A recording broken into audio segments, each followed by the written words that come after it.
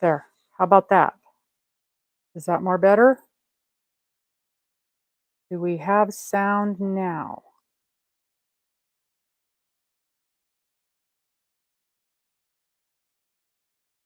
Yay! Okay. All right. So the microphone is working. And the second microphone, I couldn't even get it to turn on, so I have it charging. And hopefully by the time we're done chit-chatting, it'll be charged and ready to go. Charging, because we will need to set that up there so that you guys can hear bingo. If not, we'll have to go back to the other way. But I did like this a lot. I liked the way this worked. Okay. Oh my gosh, the other day, I don't even know what happened the other day. The video wouldn't even come on. It was like it was playing, it showed it was recording, it showed I was live, and I was chit-chatting away, and there was nothing. It was not showing up anywhere. And I was 15 minutes in, and there was nothing. So I had to shut that thing down and start it up again, and it was a mess. It was a mess, but I finally just literally just stopped it and restarted the whole thing. Okay, now I don't have there, now I've got my light. More better. So, okay, this is good. This is good. How is everybody? Oh my gosh, we've got so many people in there. Hello, Miss Linda and Paula and Suzanne and Doris. And there's Dawn and Lisa. Oh, hi, Mandy. Mateo. Hi, Angela. Angela's drinking her water. Yay. Always a good girl drinking your water, and I am not. Oh, there's Janice. Jessica's going to go watch hockey. And there's Miss Mama Gwen. All right. We've got a lot of folks in here this evening. Good, good, good. Oh, hi, Sherri. Hi, Miss Sherri. I see a lot of my knitting group is here. Hope you're doing well on your knitting. I have a couple fun things to show you. I got my blocks hooked together and I'm liking it a lot. Oh, hello, Miss Deb. Of course you can. Of course you can. You know that. Just give me your numbers right now. You know I can't add them because once I go live, I can't put anything in. But tell me what they are right now. Hi, Pamela and Dena. Oh, I should have put my slippers on. My feet are cold. Yep, just tell me what your numbers are and we will throw them up. Oh, I'll keep track of them. So everybody else, make sure you check. As always, go down and check in the description box. Make sure your numbers are there. I think I went in and added everybody's numbers from last time. I honestly have no memory. My brain is complete mush. Last week was so busy. I'm used to teaching one, maybe 2 classes a week. I taught 7 classes last week.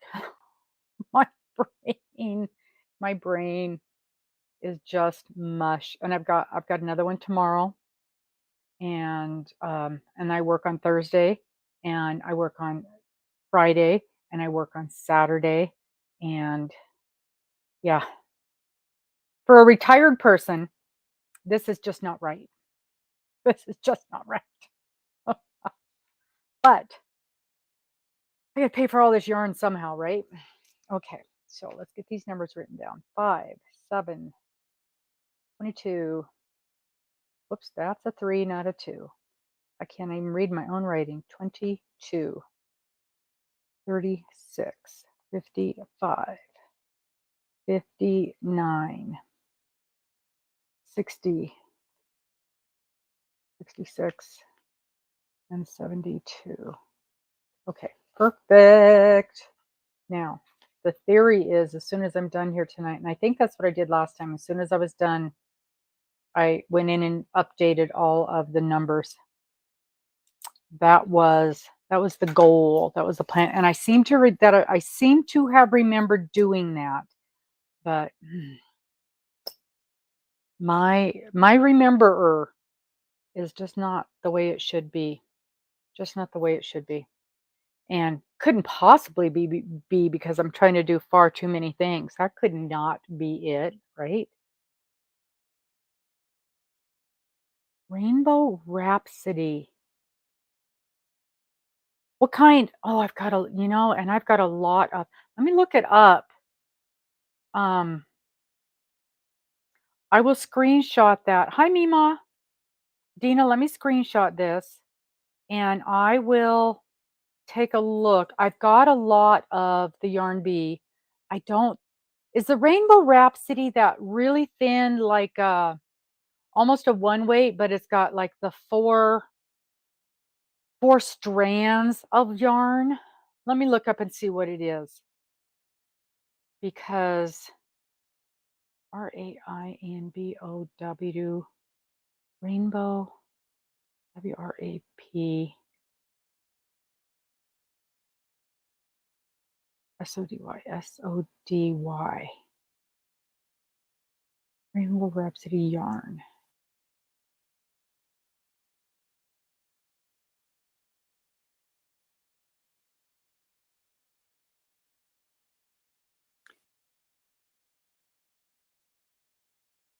Okay.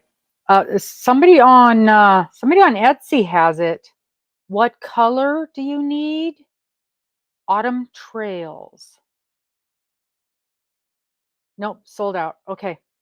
Um, yeah, this is just like the It's a Wrap from, who is it? Like, It's a Wrap, because I've got some of the It's a Wrap. That's what I was thinking of. I would be surprised if I had this because it seems like I needed something like this for a project and I didn't have any. But I will look. I can almost guarantee that I don't have it though. But somebody else might. Somebody else might. And how much are you needing?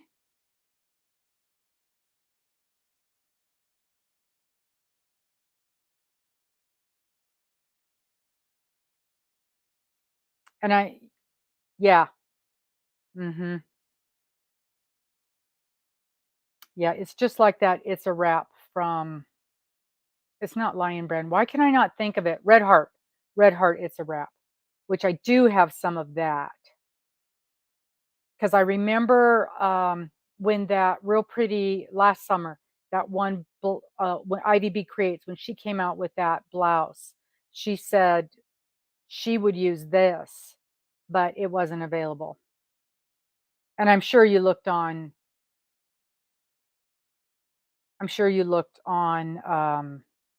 Ravelry to see if anybody on there had it.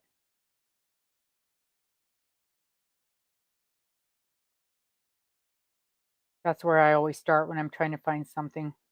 That's where I found when I needed, when I ran out of yarn that one time. That's where I got it.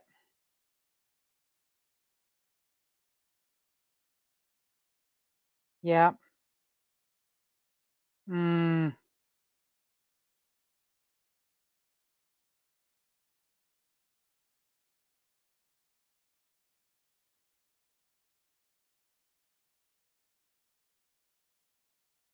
See if I can find it in here for you. Hi, Vicky. Let's see here. Yarn. And what's it called again? Yeah, you looked everywhere. You know what to do. You know all the things. You know all the things. I will take a look. Yeah, auto cucumber. I will take a look. I don't remember seeing that because I remember needing it when IVB Creates was talking about that one sweater. That's the yarn she used. But I will definitely look. And tomorrow, not tomorrow, but Wednesday when we are on Rad Girls, we'll shout it out again there as well. Hello, Miss Bridget. Oh, Miss Bridget is speaking of beautiful yarn. Miss Bridget, have you guys been looking at the stunning, stunning yarn that Miss Bridget's been making? Oh my Lord.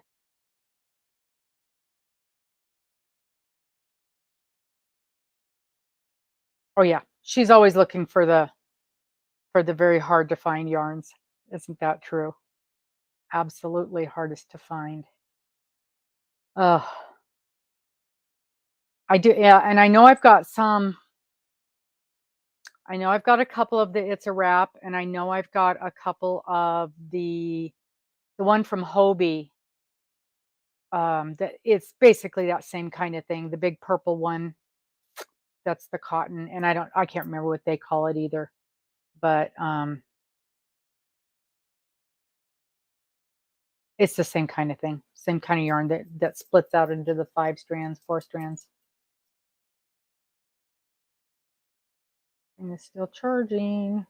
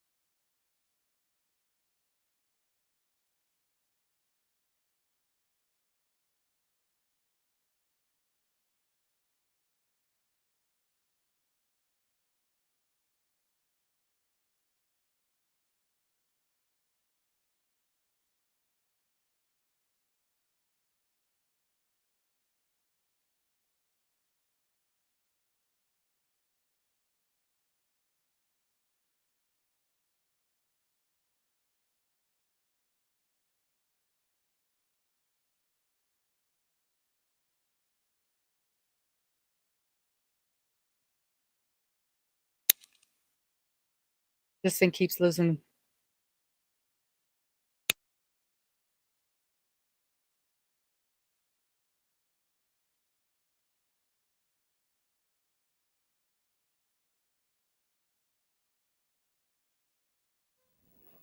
Okay. Can you hear me now?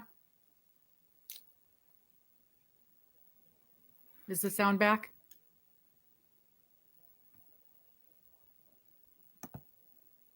Okay. I'm turning off the mic. I'm just going with the regular sound. So that means I get to shout again. So why is this thing not working? It's charged. That's annoying. Annoying. But I'll keep charging the other one. And because every time I use it, I charge it as soon as we're done so that it's charged and ready to go for the next one.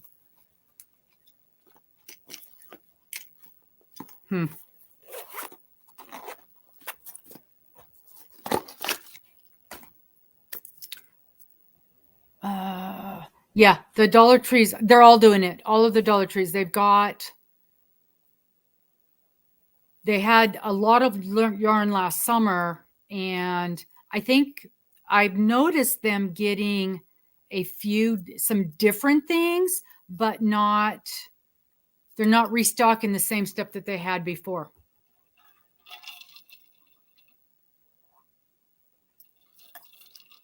You just get used to what they had and then it's gone.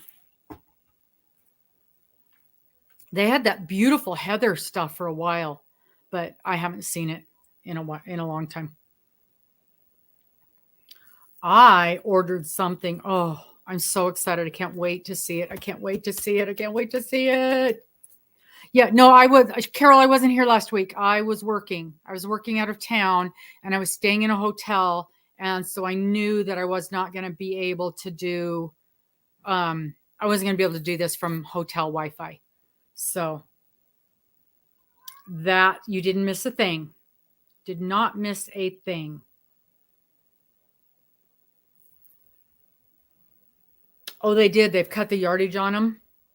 I haven't bought any from them since I was making all the frogs last summer. And that's the only thing that I was buying it for, was to make all those frogs. And then I started finding, I actually liked the yarn at Hobby Lobby. They have, I don't even know what it's called, but they've got a really nice green one at Hobby Lobby that pretty much I can find, maybe not every week, but I can get 2.5 frogs from one skein.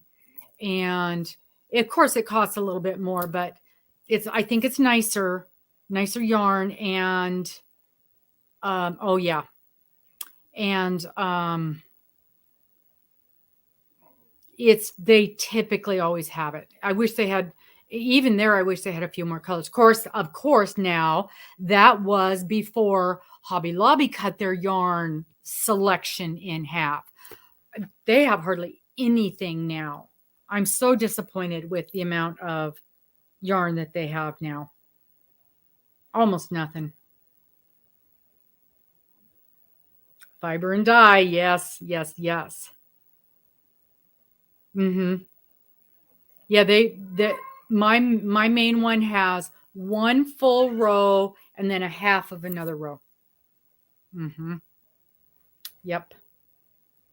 If they keep their I love this yarn, I love this chunky, and I love this cotton, which is and you know what else I really like there is their little minis. I think it's just, I love this yarn. And you get about 20 or 30 yards in it, but I love it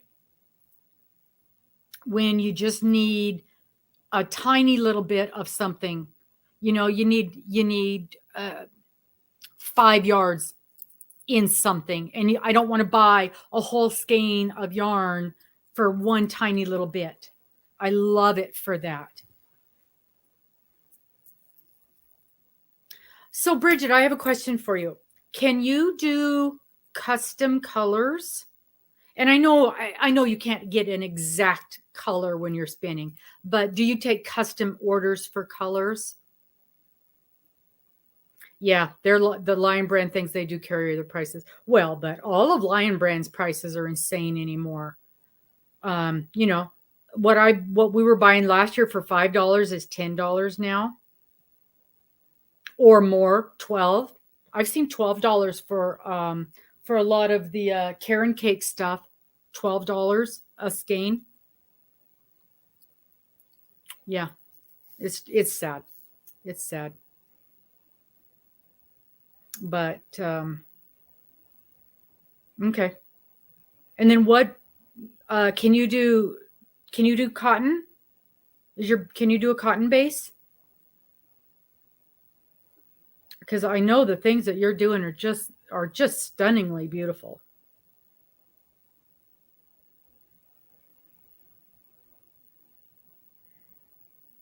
Yeah, they are. And I want to walk into a store. I want to feel the yarn and I want to look at the color variations, because sometimes I need a shade of green or a shade of blue. But it's so annoying. Or I don't, like Joanne, I don't want to wait a week and a half. I need it today. Thank you very much, Sherri. Thank you. That's the worst part of Joanne's got a good selection. And okay, has anybody heard? And there's one lady on YouTube, and she's basically hinting that Joanne's is going out of business. And I've not heard anything from anybody. And I do know that stores always are having to close down one or another of a store, just to keep things healthy. There's always a store that doesn't perform or this or that. But yes, okay. So that's just it. They're just closing down some stores, just like always. Every business always closes down some stores.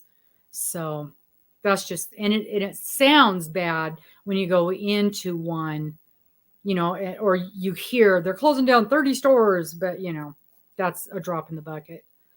But man, it seems like I don't want to say their work ethic, because that's not the right word. Yeah.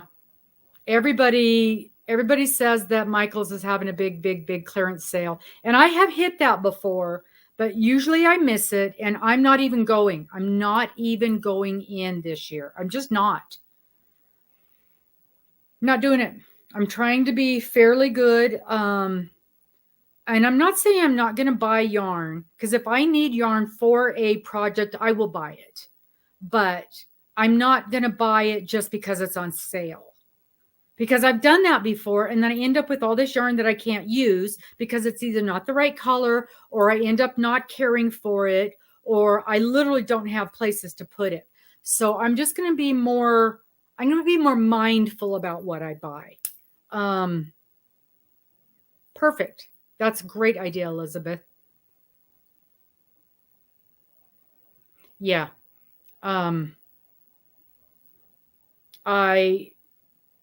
So when I'm buying yarn now, and I will use the coupons and shop the sales, but it's with a specific project in mind. And you know, when I bought that, and I really do like it, that, oh my gosh, what's it called? Oh, the Schitt's Creek yarn. I bought that when it was on sale for the $2, and I wish I had bought more of the white. I went back to get it. I had it in my cart, and I was like, and I didn't buy it, and then it was gone. And now you can't buy it at all from Lion Brand. It's not even listed there. And I really wish I'd have bought more of the white. I'm gonna be like Dena, going, does anybody have this? Because now I'm working on a project, and I'm afraid I shorted myself on the white. Yeah, that cinnamon swirl cake, that stuff is beautiful. But I don't have a project for it. I've never even touched it. And honestly, I'll be honest. Every time I have bought the Caron cakes, I have found that I'm not in love with them. Hey, Cynthia, how are you? How are you feeling?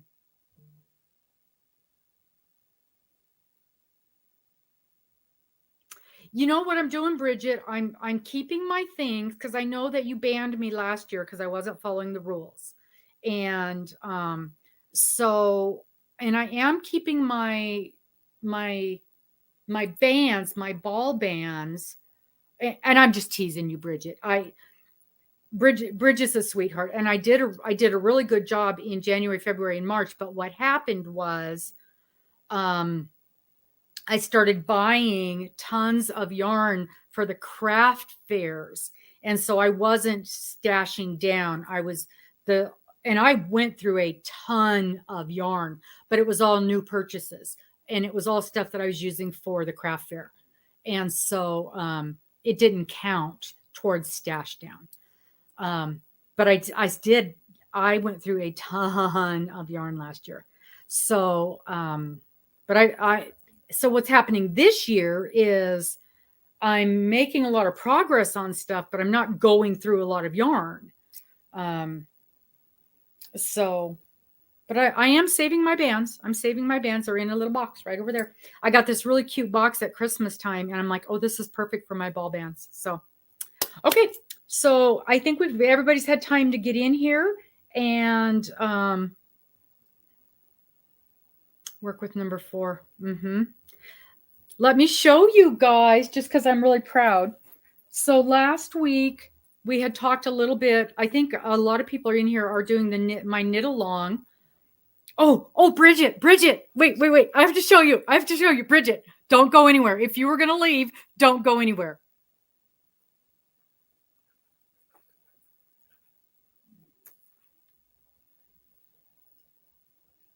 Look, Bridget, look. Are you oh so proud of me? All I have left to do is get rid of this thing. I think I got one at both ends. Yep, I got one at both ends. Are you so proud of me? Yep.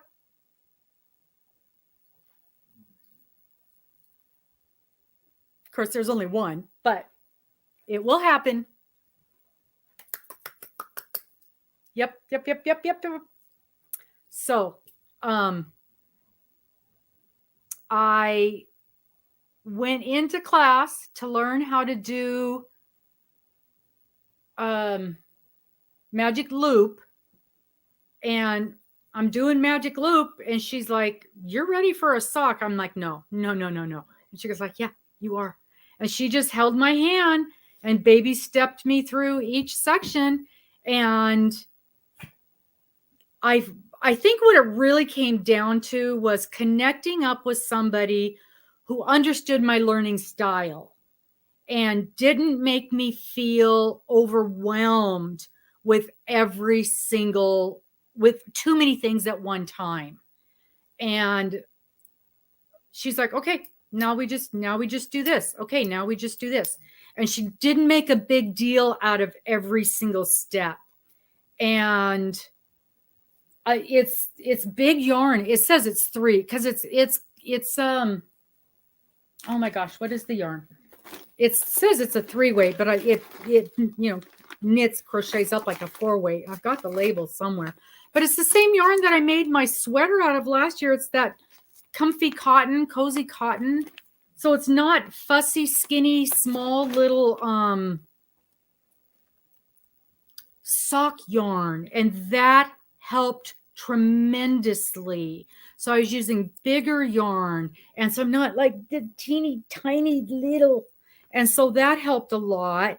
And it was like, if I made a mistake, it wasn't like the end of the world. It's not perfect. I can see a couple places where I made little mistakes, but I got to the heel, and I'm like, and she's like, "It's no big deal. We just took one row of instructions at a time, and we got to that part, and we did the next row of instructions, and it was fine. It was fine. I was so happy. And my heel looks nice. See, there's my heel. I'm so happy. And I'm excited to try some other heels, once I get done with this. The teacher is just the lady at my local knitting store. It's her dad's store. He owns it, but she's running it. And it's for Mister, and I had him try it on several times. And then yesterday we did the Kitchener, which is weird. This Kitchener thing is strange. I'm sure I messed it up. But it just kind of doesn't matter. So I'll do it all again. And the second one will be even better. So I did it. I did a sock. So now I'm very, very excited. So anyway, okay. So is bingo? Oh dear. Oh, there it is. Okay. So let's get started. Let's get the first game of bingo going. And yeah, I'm so excited. But she's just like totally laid back and just way, she's an old hippie. She lives in a school bus. Her and her husband and their 6 children live in a converted school bus. And, it's just a total chill. Nope, I don't want to leave my site. Cancel. But what I do want to do, why will that? Let me see here. It's saying I have to leave the site, so I might be leaving you. Hang on.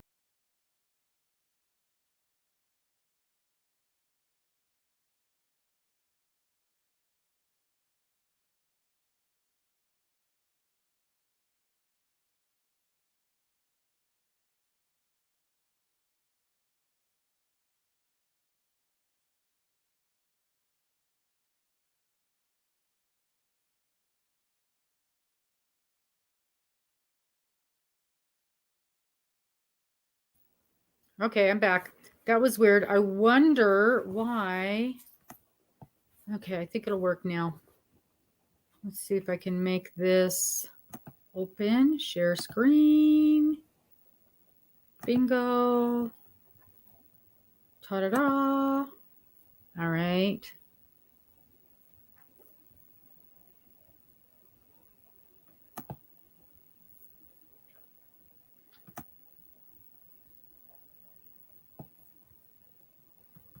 And 38.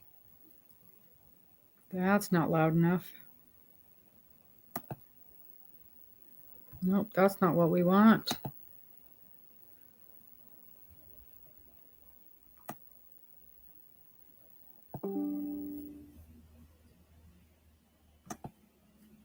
Okay.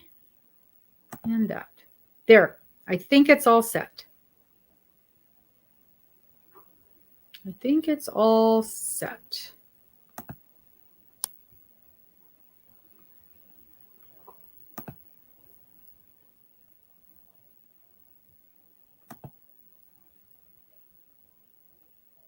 Hey, Miss Cheryl. I don't know why that message came up. I have no idea. I saw that on there and I have no idea. As soon as I saw it, I got rid of it. And so that's why I sent the little reminder to the community page.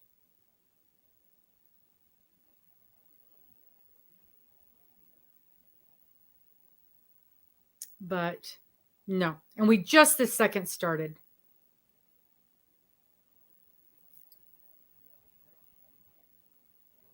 Hit resume. Okay. B15.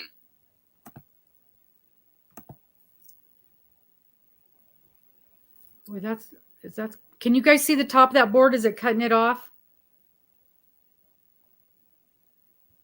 I can move it up a little bit.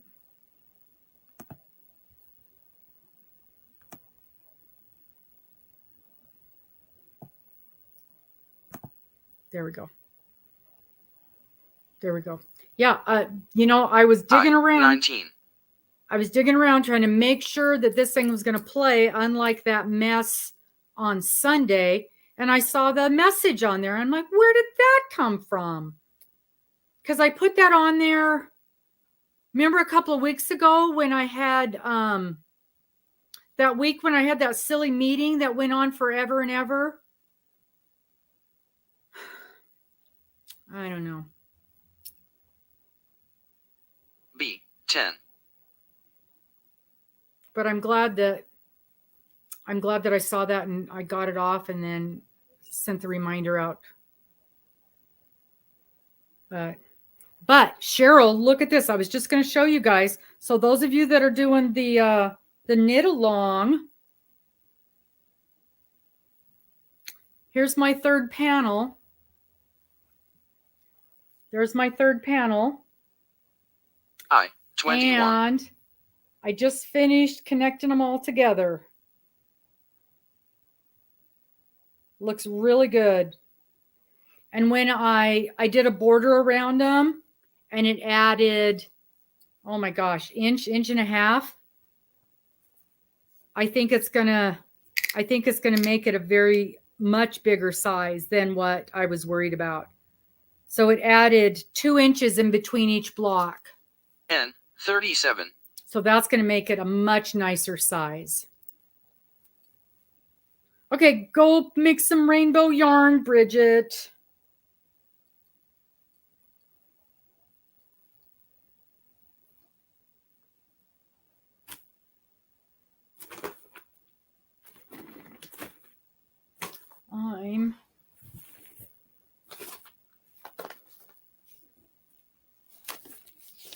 Oh, 67.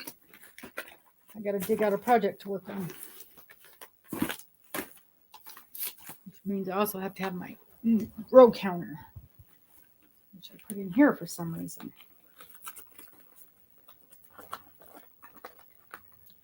I thought you were going to save that for your other thing, for your thing. That's why I didn't say anything about it the other day.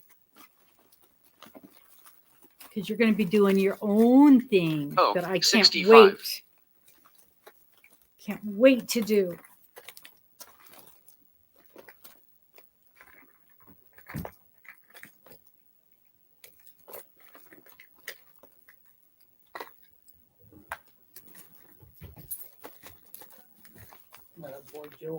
Yeah, I thought we had already decided. No, I think you should just do your own.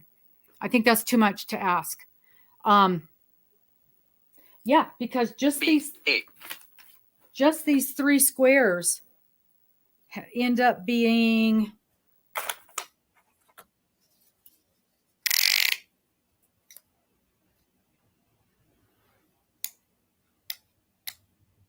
28 inches. 6, 12. So it added almost 10 inches to it by doing that border. And the border that I did was I did the single crochet, a half double crochet, and a double crochet on each of the three. And then I did a single crochet to connect them together. And when it's all done, then of course we'll do another border. Hi, Steve. So I think that's going to be plenty. So this is going to have another 2 more squares on this part. So that'll give it another roughly 18, 19 more inches. Oh, 73. Definitely larger squares. And it's going to depend, Cheryl, it's going to depend on how many blocks you want to create. So like this was 30 blocks. If you did 8 inches,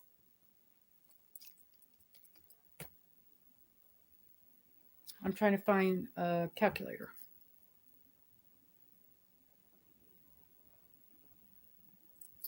$30 times, let's see. 3, B, 8, 11. 5 times 8. See, that would be 40 by, that would be 40 by 48. That would be a nice size. And then if you did a little bit of a border at all.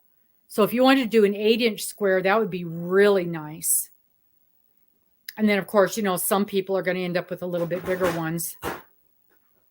But if you don't want to do 30 blocks, if that's too many, 60. then we could do a 12-inch. 30 blocks seems like a lot to come up with, but I don't know. 8-inch squares in 4 weight, In case you guys are wondering, is it okay if I tell people, Cheryl? Or is it too early?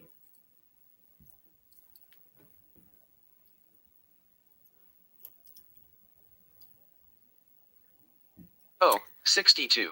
Miss Cheryl is having so much fun with my knit along and helping me. She has decided she is going to create her own. So she is in the process of developing the actual blocks. So not like me where I go take somebody else's. She's creating the blocks and creating her very own. Oh my God. So she's almost 71. Up to 50 squares already. And, you know, that would be nice if people could have, you know, if maybe people want options. You know, it would be fun, Cheryl. And I don't know if this is a possibility. Can you do some in crochet and some in knit so that more people could participate? Because I know a lot of people in here don't crochet or don't knit. B, 13. So, yeah, so she's picking out her her patterns now, and they'll have to be tested. So how exciting is that?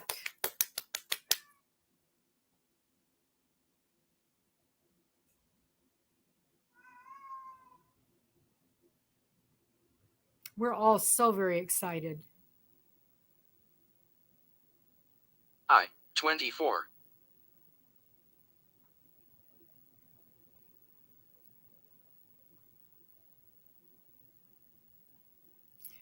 And they can be easier. You know, there's so many stitch books out there.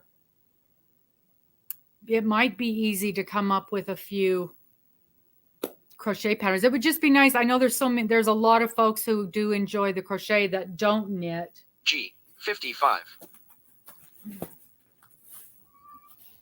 And she's probably thinking towards late summer, fall. Because like I said, she's got to design these, get them together. Yes. Kitten is wanting a boyfriend. Oh, bingo, Suzanne.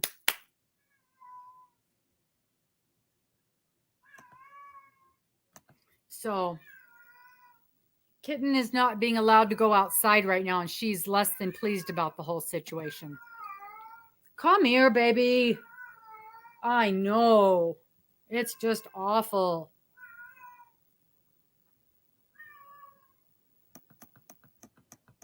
Oh, it was Sherri. Oh, sorry, Sherri. I saw the other one first, but it's Sherri that bingoed first. I know, poor thing. It's just awful. Oh, I know. Come tell Grandma all about it. Come tell Grandma all about it.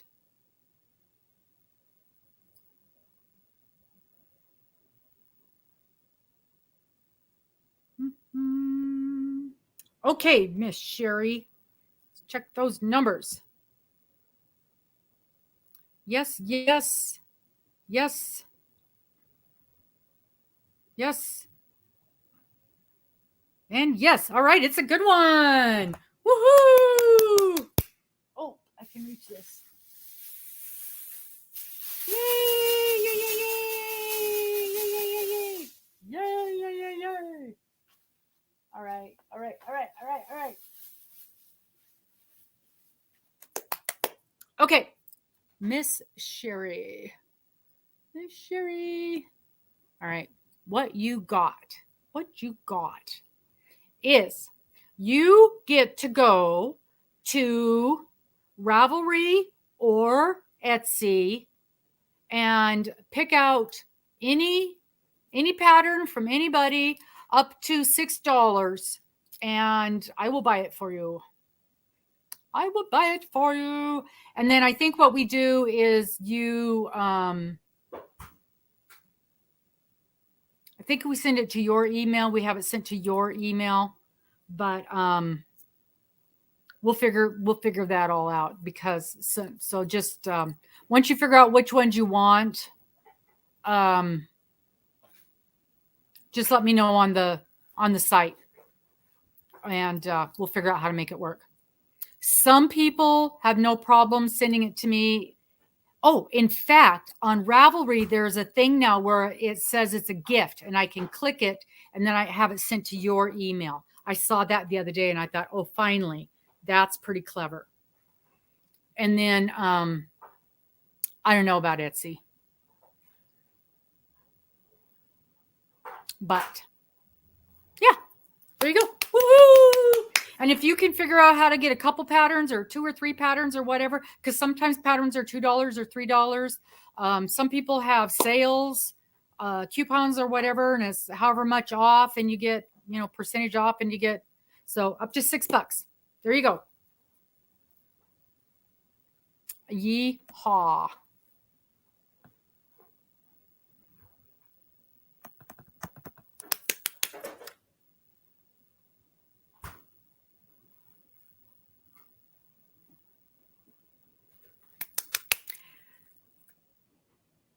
Oh, yeah, I do know you. You'll figure that right out.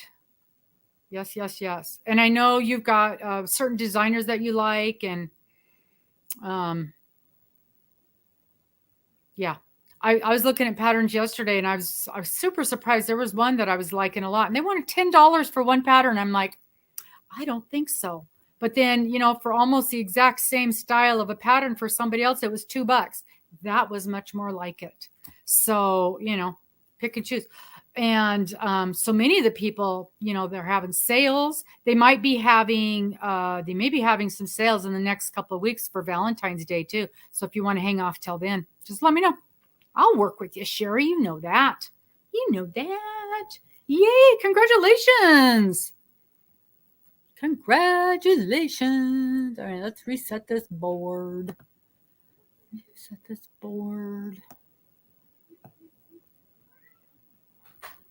She is just going nuts. Could you hear her? Did you go out to the chickens? Yeah. She was screaming. They could hear her on the bingo. Everybody could hear the cat screaming. They're like, what are you doing to that poor kitty? The kitty wanted to come out and see the chickens. Come out and see the chickens. Yeah, she doesn't get to see the chickens right now either. B, 12. Yeah, I would never buy a 10. I'd have to really like something to buy a $10 pattern. And or sometimes I have bought a book where you got like 6 or 8 patterns for $10. So I have done that.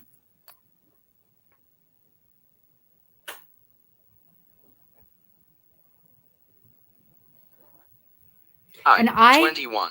I know people like Etsy, and I love Etsy, but I don't like buying patterns from Etsy because they're too hard to access once you buy them. And I don't like that. So even I like to look through Etsy for patterns, but then I go to Ravelry and see if I can buy it from there. And you know what else? I recently found an easy way to look for patterns on Ravelry. If you have a designer that you want to look at, and usually there will be a link to their shop, you hit that link and all their patterns come up in a row. And then you can look off to the side, and sometimes it'll show if they've got free ones, and it'll show if you already have some in your, if they're already in your whatever, and whatever they call that in your library. And you can see what the prices are real quick. Then you don't have to click through each one of them to look at them. G54.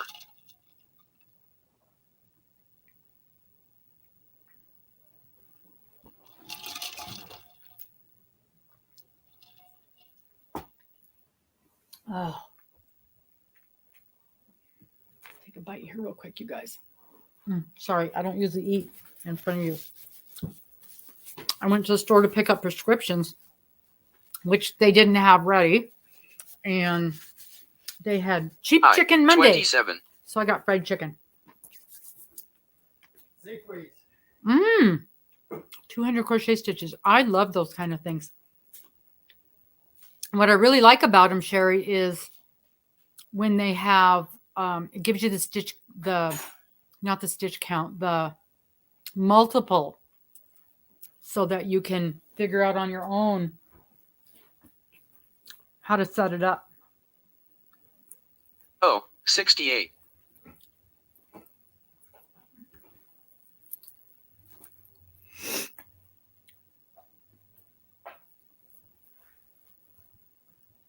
Ooh, almost dropped that. That would not be good. That would not be good. Oh, I heard from Dana today. I don't think it's a big secret. 74. I don't think it's a big secret, but I think it sounds like the Yarny Social is for sure going to be a go this year. She wasn't sure, but it sounds like it is. So that's cool.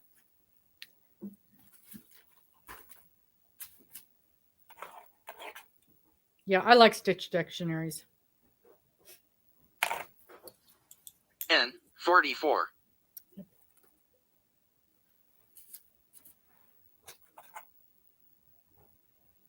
Great.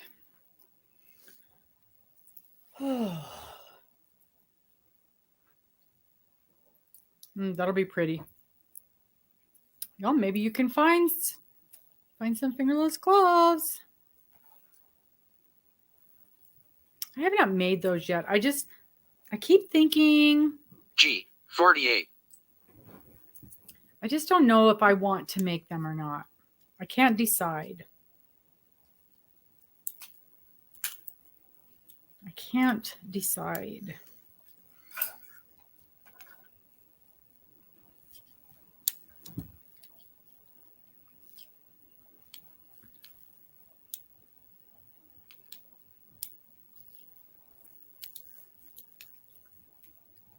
N37.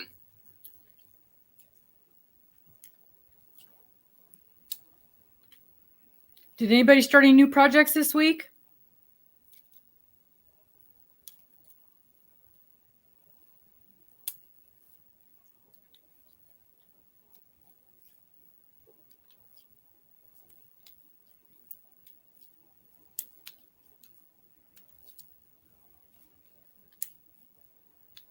I25.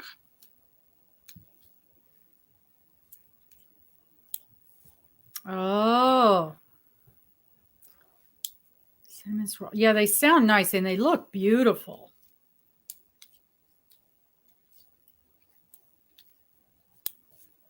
Oh, you're doing ones, Cal?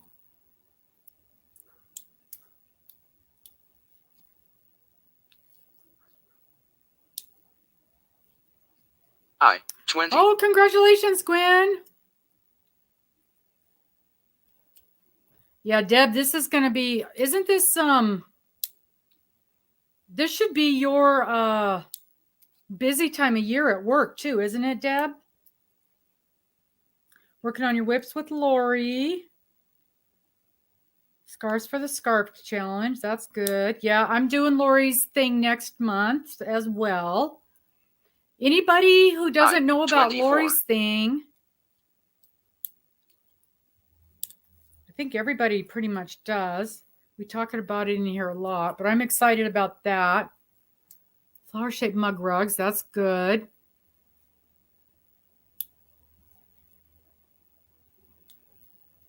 So that, oh, good. That 43. the place that I work for on Saturdays, well, I'll tell you about that at the break. 50 heart washcloths. Wow. So, what is, I haven't heard about ones, Cal. I wouldn't have done it anyway, just because I've got too much going on. Yeah. That's what I spent today doing, was trying to get my financials together. And I found out I'm going to have to pay taxes. I'm going to have to pay state taxes for the first. I've been doing my company for over 20 years, almost 30 years. Well, almost 30 years. And this will be the first time I've ever had to pay state income taxes on it. Not income tax, state B&O taxes, because of the amount of money I made on it this year.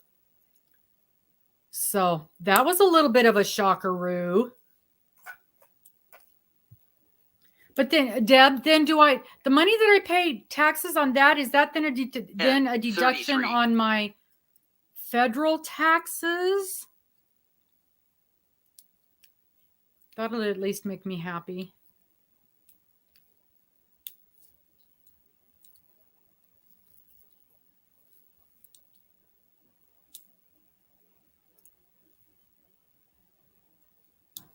And I still haven't got, I'm still waiting on a 1099. So. Oh, 69. Getting all the other things up together and ready to go.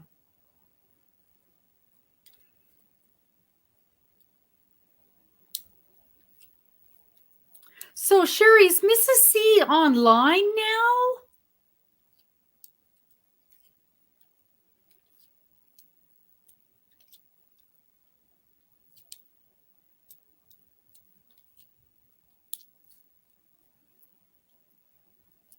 Oh, 71. Hey, Sherri.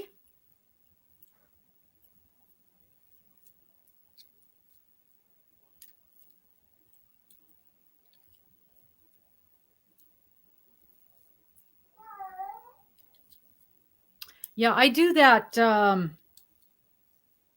Okay, I hope so, Dad, because like I said, this is the first time I've ever had to pay it. Oh, okay. I'll have to look for that. B, 14.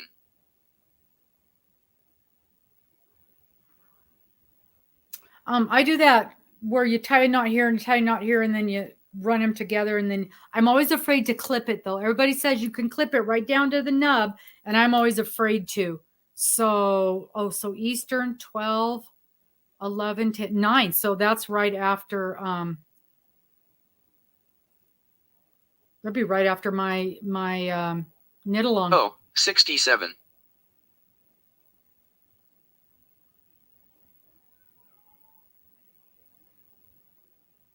No, Elizabeth, but it's a B&O tax, business and occupation tax. And I made enough this year that I'm over the limit to where I'm going to have to pay. Normally I am not, but I had a couple of, I picked up a couple of big companies this year. And 61. I've been busy this year. It's been a busy year for me. Yep, I do the same thing then too, Sherri.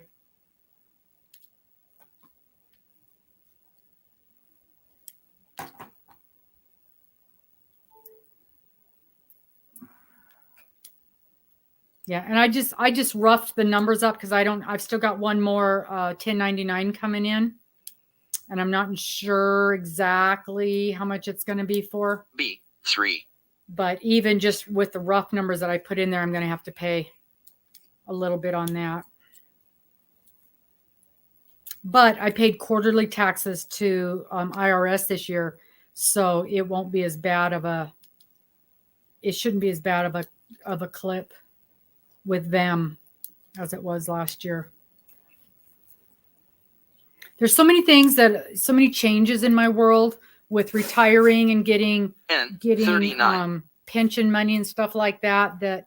That stuff is all taxable, but they don't take taxes out of it. So I don't know.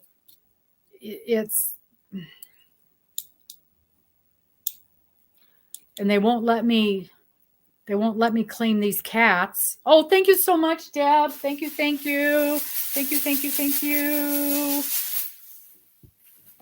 So just trying to figure all this stuff out. N36.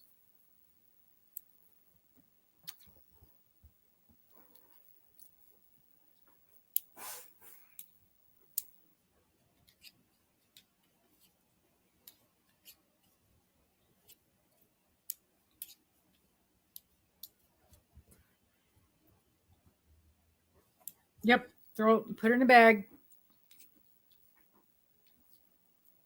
Use it for stuffing. G50.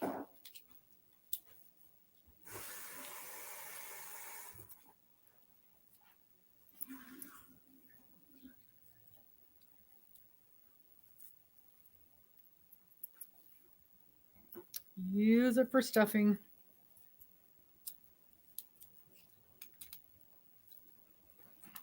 All that kind of stuff.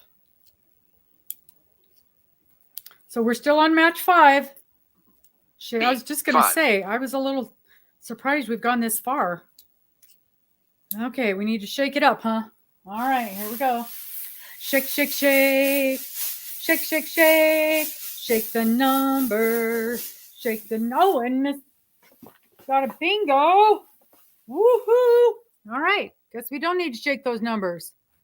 Let's stop that. Pause. Okay, Gwen got a bingo. Bingo, bingo. Okay.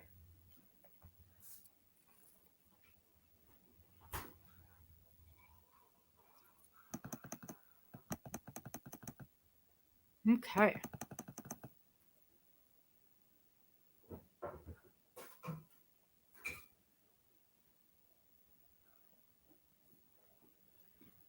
I can't remember if I've got you listed under Mama or just Gwen. Yep, Mama Gwen. Okay. Yeah. 5, 14, 23. Nope. 33.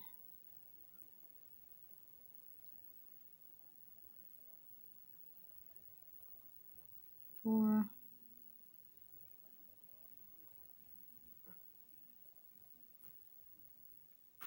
All right, it's a good one. It's a good one. Yay, yay, yay, yay, yay. Oh, Kitty thinks that's hers. Do you think this is for you? Yeah, you think this is for you? You're going to come up here and get it? She's going to come up here and get it. I don't like weaving in ends, but so I'm trying my best to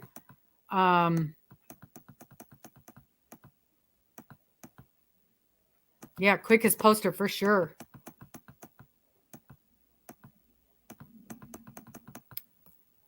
To only have them in certain spots, but and then I try to crochet over the ends.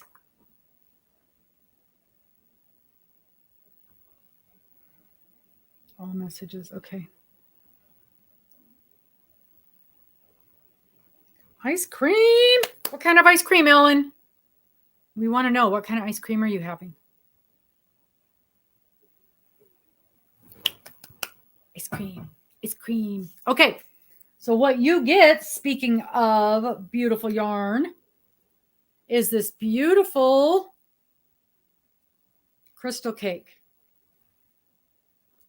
And this is my last one. Let me make this big so you can see it.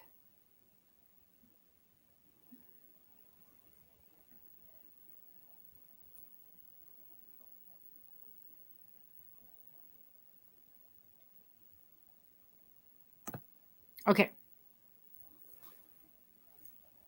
Beautiful. Pretty, pretty, pretty. This is, of course, your inspirations. It is the Karen Crystal Cake, limited time, limited edition. It is called Hummingbird, and it is purples and blues and burgundies, and it's got silver shot through the whole thing. Sparkles. Yep, silver sparkles. I don't think so, Mama Gwen. Let me double check. Your address hasn't changed, right? If my thing is not dead, nope, it's not dead. Let me just double check. The only thing I always just worry about people's addresses. Let me just, okay, this is going to pop right up. Log in.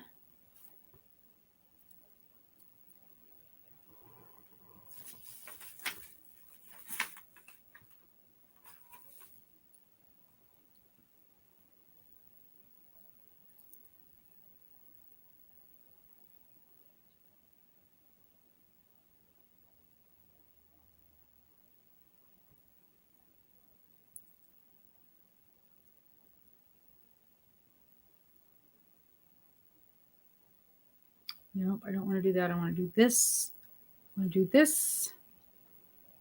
And I want to do this. GWEN. On Olive Street, correct?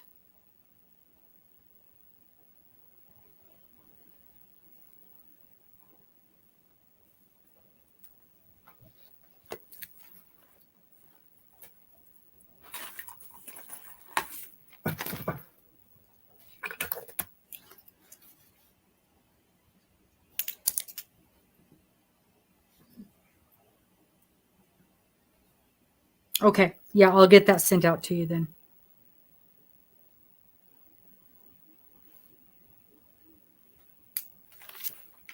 Might even get it done tomorrow.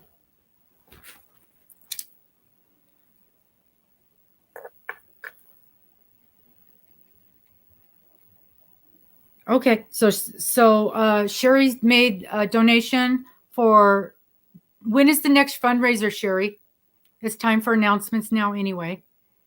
When is the next fundraiser? DiGo's channel. Do you have a link to that? And a project bag.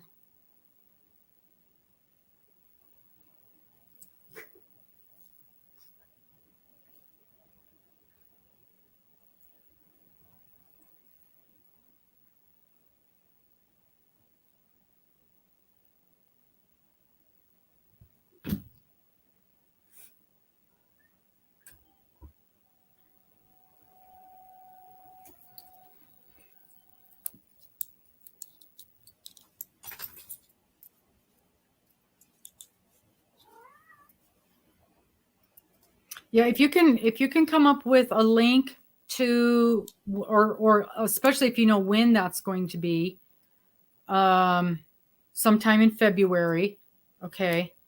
But if you don't know when it's going to be, sometime in February, then we can keep an eye out for that. I know. Okay.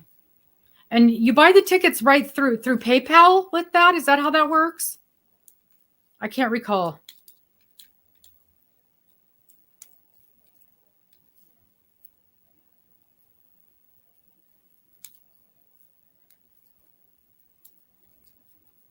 if you've got any more information about that, that'd be great.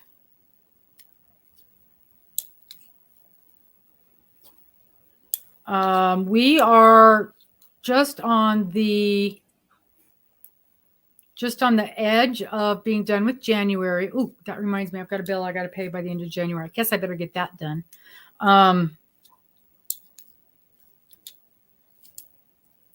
So in theory, we are moving on to the next thing for Dana, which is we're going to start doing the squares.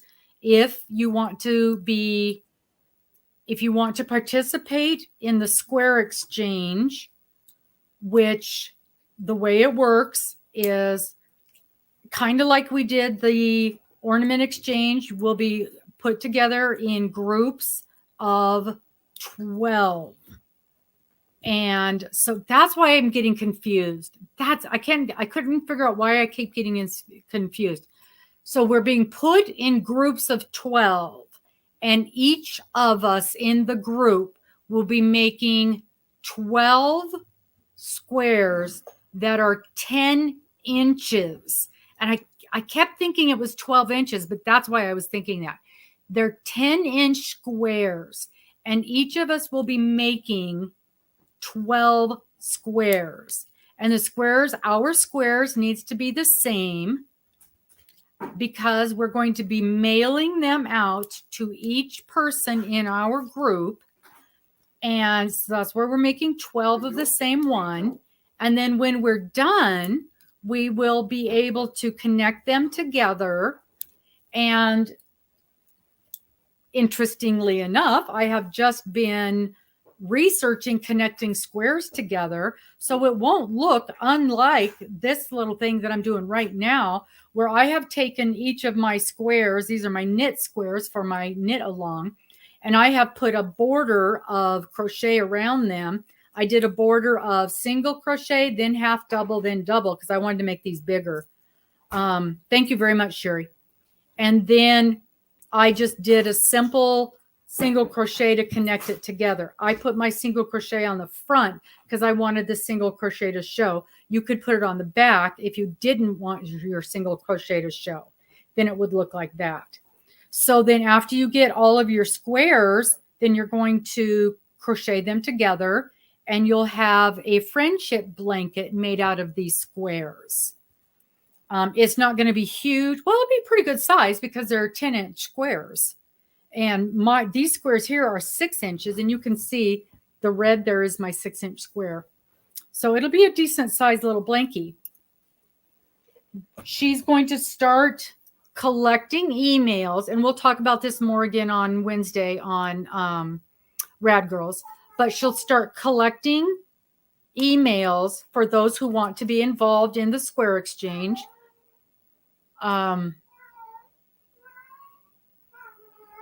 March? Yeah, the beginning of March. I'm going to start making, I should have already started making my squares, but I got a few too many things going on. There's a surprise. I do have my pattern picked out though. And so the beginning of next month, she will start collecting emails and pairing up groups. Every group has to have at least 12 people in it, obviously. We can't have a partial group. You have to commit to doing this. And we did check with the post office. Hello, sweetheart. Oh, no. There you go. Sorry.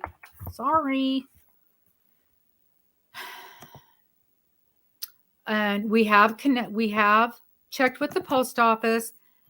Cost to mail them out in individual envelopes will be somewhere in the neighborhood $30-ish, $32, $35 total. Hey, you want to come sit in my lap? She's so upset because she doesn't fit inside the knitting machine anymore. I know. I know. It's just so sad. You're such a big grown up girl anymore. Yeah. Yeah. She does. Well, I wouldn't mind if she was the star. I know. I understand completely, Doris, but that's why we are getting the information out there so that you know what the commitment is and you understand, because we just don't want you, if this isn't feasible for you, don't commit.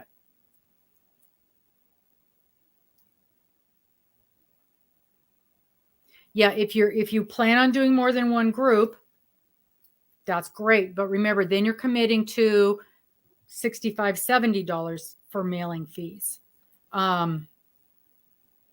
Yeah, that's Topaz, and Topaz is half Maine Coon, so that's why she's so fluffy. That's why her tail is this big. She's not even a year old. I can't recall, but she's born just about sometime in March, so she's getting close to being a year old. U.S. only, because of the debacle we had with the mailing in Canada with the Christmas ornaments. We don't want any of that. Yes, she's beautiful. And she's very fluffy. And she adores Joe Dog. By the way, those of you who were on the live with us on Sunday when Joe had his seizure, I did get an appointment for him with the vet. He's going in on Thursday morning. So he is going in for that. I know. Yes, she's got, we've got to call in to the vet to get her spayed. I'll tell you what, I've always had my animals spayed neutered. Always, always, always. I was blown away when I found out what the vets charge for that. It was like $800 to $900. And I'm like, no, that can't be right. That can't be right. Let me call my vet. So I called my vet and it was $400 to $800. And I'm like, what? So now we've got to call in to the local animal shelter type thing, and they run clinics. So we're waiting for a call back from them to get an appointment. Right? And I'm like, growing up, we would get our animal. It was like $50, maybe $100. No wonder people don't get it done. I couldn't believe it. Couldn't believe it.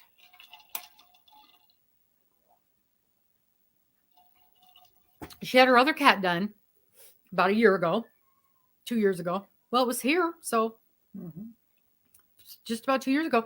And I knew it was a lot, but I thought it was because it was an older cat. And they did say because she was an older cat, that's part of why it costs more. But this one is still basically a kitten. Yeah, that's what I figured, about $200.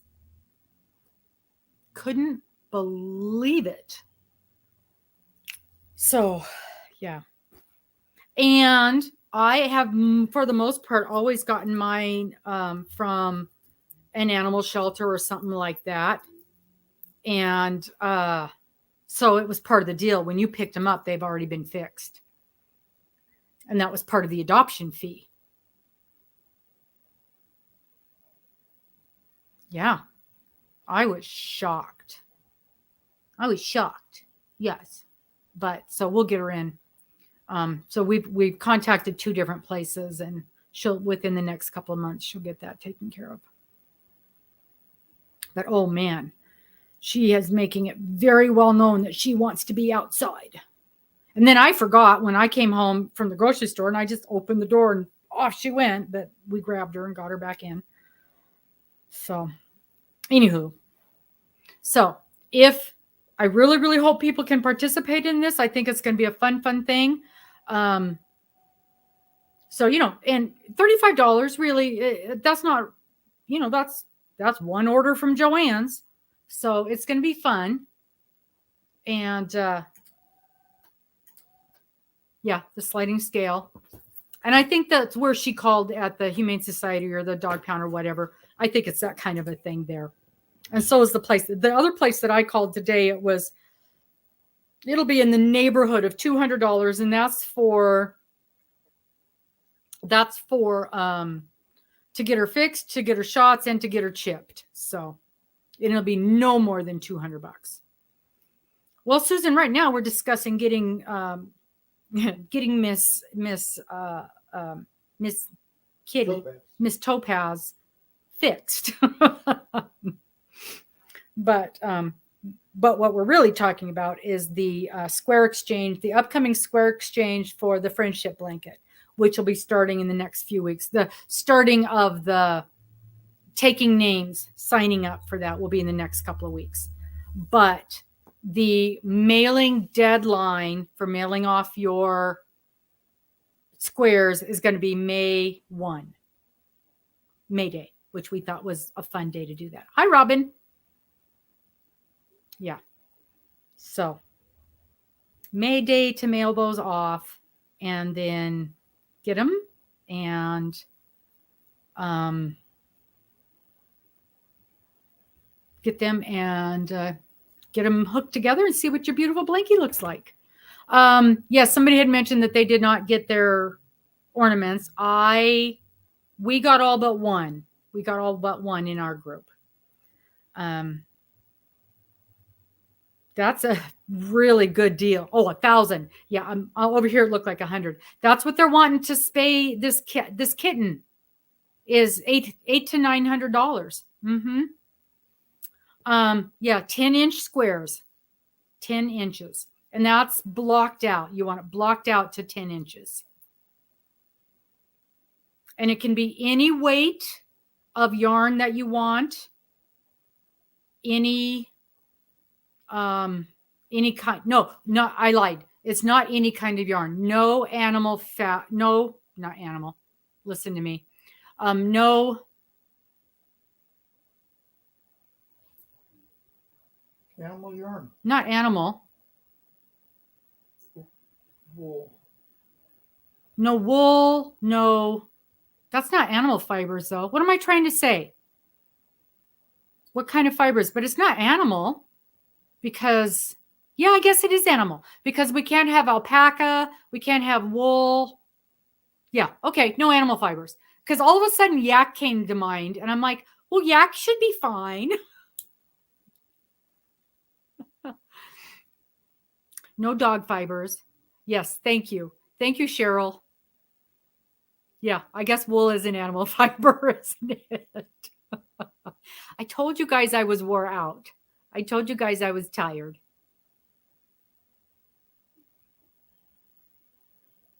I'm not doing a BOD blanket because it disgusts me how much those go for. It absolutely disgusts me, the amount of money that those go for.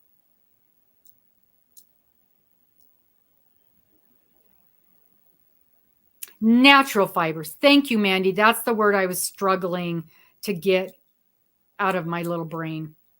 Cotton, acrylic, bamboo is fine. Linen is fine. All of those kinds of things. Yeah, it's a feeding frenzy over there, Dena, when BOD has her thing.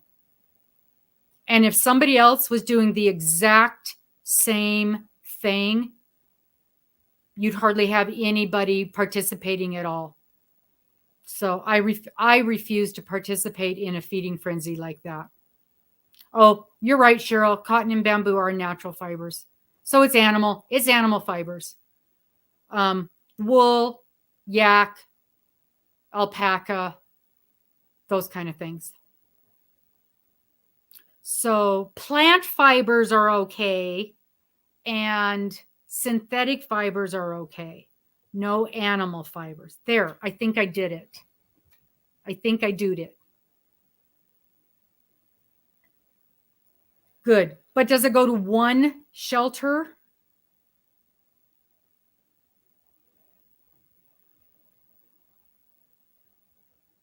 Yes, I think I did it right that time. And, you know, I finally, the other day, I was really surprised with the Boggy Creek stuff. I was like, what is the big deal about Boggy Creek? What is the big deal? I mean, really. And Then the other day, I actually saw a thing about what Boggy Creek is. And I'm like, oh, okay. Oh, and Joe just threw up again. You got a towel over there? No, I don't have one either. I was really impressed with what Boggy Creek is. And we have a camp here right by us that is almost the exact same thing, but it's right back down to the same thing. Boggy Creek gets the advertising. They've got big name celebrities touting Boggy Creek, and I'll bet you lots of communities have the exact, yes. And we've got the exact same thing here in town for kids with diabetes and kids with cancer. And you never hear a thing about it. Mm-hmm. Yes, Tammy, that's the one where the kids go to camp and keep the blankets. Mm-hmm. It's not terminally ill kids. They aren't terminally ill. They have cancer. It's kids with cancer. And that is why when Dana came up with her little thing, it was find something local and give. Everything doesn't have to go to one place that's clear across the country. Find something local and give. Because every community has something similar. We've got a friend of mine's daughter. She went to this camp for kids with diabetes. And it's the same kind of a deal. It's the same kind of a setup where these kids with diabetes can't go to camp, regular camps, because they've got to have the nurses on staff and the doctors on staff and the people that know how to deal with all this stuff. And then as she got older, she became a camp counselor and worked at this camp. So yeah. Mm-hmm. The Down syndrome and the different challenges and we've got the camp where the kids go that from the cancer center go to these things. So take a look around in your own community. I love supporting, but I didn't really understand what's the big deal about Boggy Creek until I saw this little 5-minute video the other day. I'm like, oh, I see. But yeah, I was just wondering what it was about. Excellent. Beautiful. That's exactly it, Gwen. That's what we're looking for. Find a place to reach out in your own community where you can give. And that's what we did. Here's your handful of hats. Here's your handful of scarves. And we did it at I don't want to say pop-up because that's exactly what it was. It was a pop-up medical clinic downtown for the homeless. Yeah. That's perfect. That's exactly what we want to see. I love something like Boggy Creek, but I also don't want to feel like I have to make a blanket and then pay for shipping to send it across the country when I got something 5 minutes away that I can participate in. And it doesn't get participated in because they don't have nationwide notoriety. That's amazing, Gwen. That's amazing. And then you do that all right in your own community, or are you mailing that stuff off somewhere?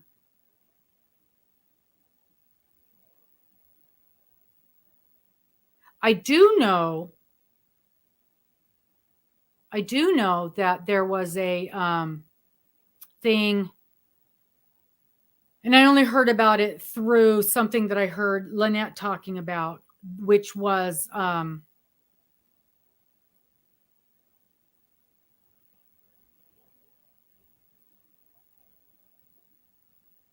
Boggy Creek blankets. They had, you could buy Impeccable. Yeah, I bought Impeccable last year for $2. or 2 years ago for $2 on their clearance. They had a special where if you got a certain box and a label, and then you could mail, however many blankets you could put in the box for $24. Mm-hmm. Yeah, that's wonderful. And that's what we like to see. That's the kind of thing. That's what Dena's talking about is, giving close to home. Giving close to home. So anyway, that was the thing. That's the blanket. That's the friendship blanket that we're talking about. That's the next thing that's going on, that we're doing as our little group. Yeah, the stupid specific shipping. And I can't imagine shipping blankets from Washington to Florida.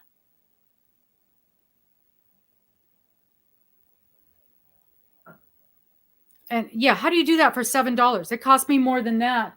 It's going to cost me more than that to send this.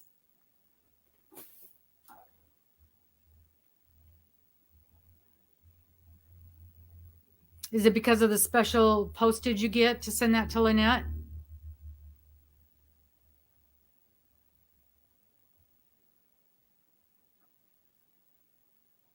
Because I think they do have some kind of deal for the special postage, which is wonderful. Yeah, local VA. We've got a local VA that we do stuff for. Oh, you're in New Hampshire. New Hampshire to Ohio. That's not far. Yeah, there you go. $98. Mm-hmm. Mm-hmm. Yeah, I use Pirate Ship for everything.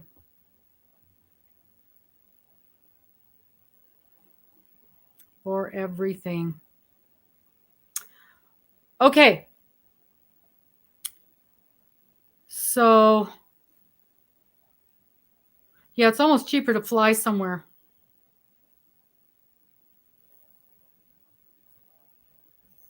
And when you're doing something heavy or big, bulky like that, you want to check with UPS and see, check with ground shipping for things like that too.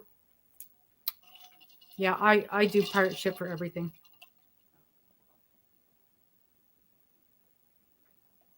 Walker bags. Yes. Walker bags. Because there's no place to put all their junk. Yep, you are right.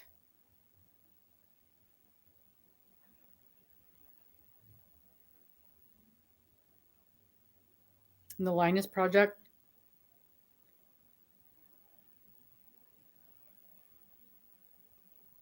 Okay, so I have an announcement that nobody's going to be happy about.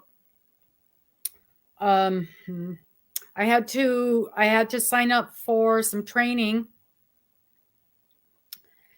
and it is a 12-week class, and it is on Monday nights, and it is the only time they do it. I have nothing to say about when it happens. Normally if it's my little group or if it's my boss at the shop, I can go, nope, not on Mondays, not on Mondays, not on Mondays, but this isn't that kind of a deal. So for this class, I asked them, is there any other classes? Is there any other times? And my only choices were, yep, you can do it at 4:30 or you can do it at 5:30. And I'm like, okay. I know.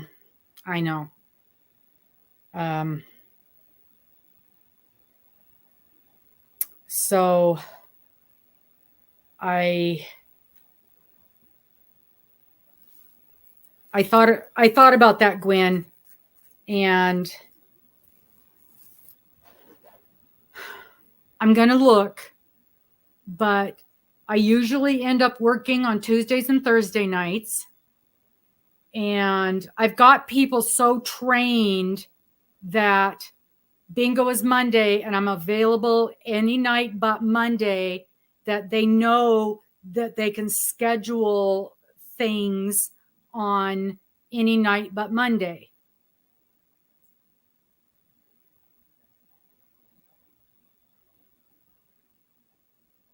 I will, and that's what I'm going to do. I'm going to try to see if I can figure out a different, and then I've also, you know, when I started this, I also was trying to work it around other lives and other things going on.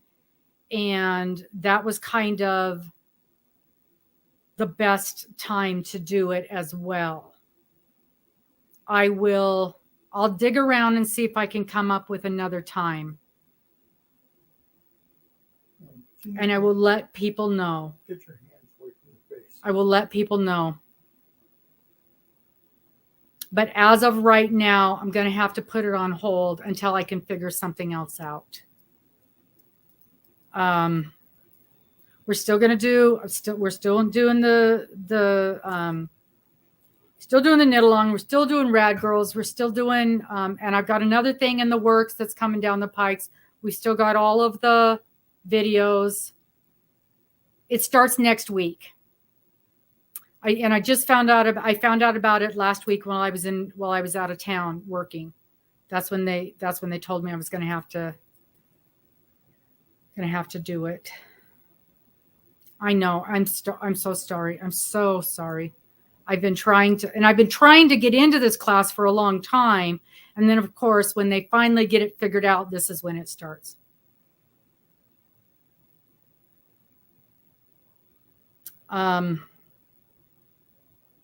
Yeah.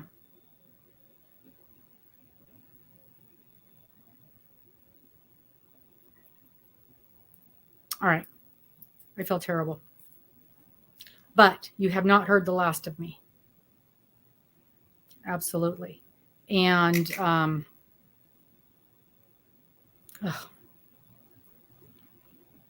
hope that we will be able to, I hope I can figure something out.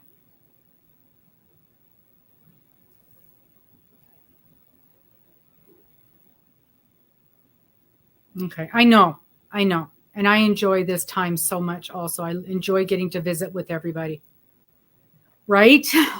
Right, Sherri? Okay. And I will try to learn a lot.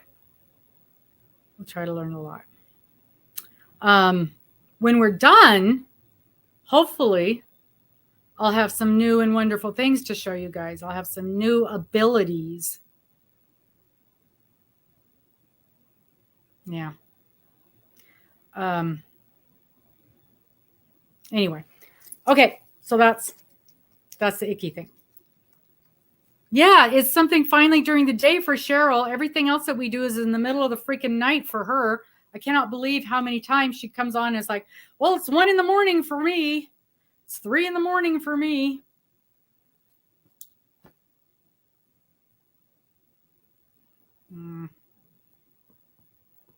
Work. It's work stuff, Dena.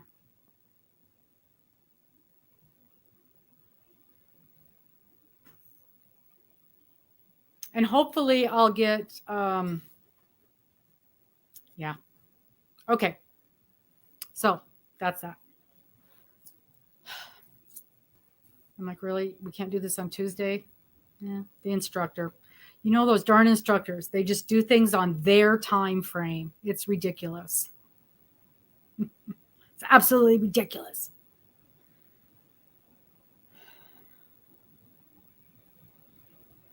I know. I'm so excited, Cheryl. I am so excited that Miss Cheryl is going to be putting together her own knit along, and we're going to be supporting her even if we don't knit, and she's not going to do it at 1 a.m. So it'll be an evening event like this, and we'll be supporting her even if we don't knit, because she's going to need our support. Take your place for 10 weeks. We're going to need, she's not ready. She's not ready. She's just now designing it. She's designing the whole thing from scratch. Unlike me that just copies other people's stuff. She's actually creating it and designing everything from scratch. You guys won't forget me, will you? You'll still love me?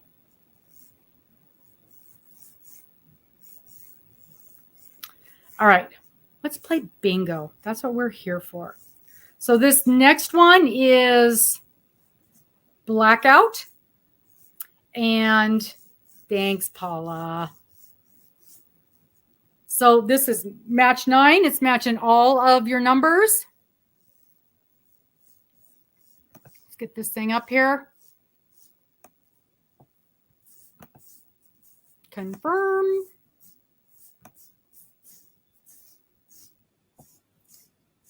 Start the game. B8. And present. Whoops, I did not do it. Do it again. Share screen. Bingo. See, I never changed my glasses, so I can't see what's going on. There, now you can see it. Okay. Right? Miss Cheryl, this started. That's how every one of my things start, Cheryl.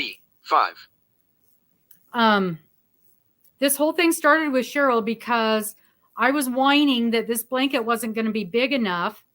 And so she's like, well, let's just find a couple extra squares to throw into it.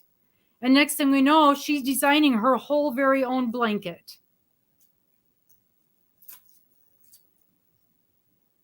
Yeah, but Elizabeth, I'll tell you what, I've seen some things that people have followed instructions and they're not really that beautiful. 24. A lot of like this blanket I'm working on here is not going to be beautiful, but it'll be done. And that's really, at this point, my goal is just to be done. It'll be warm and it'll be done.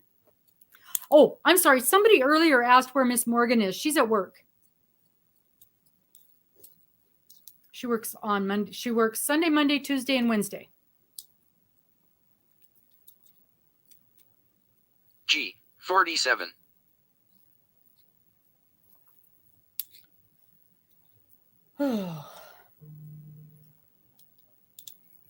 Oh, Sandra, this one's a mess. This one is a mess. There's so many mistakes in it.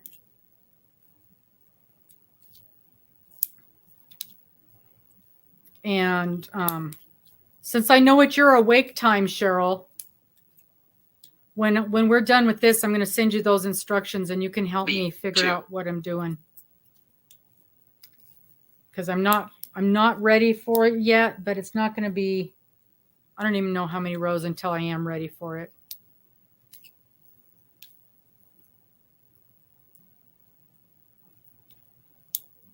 It's full of my hair.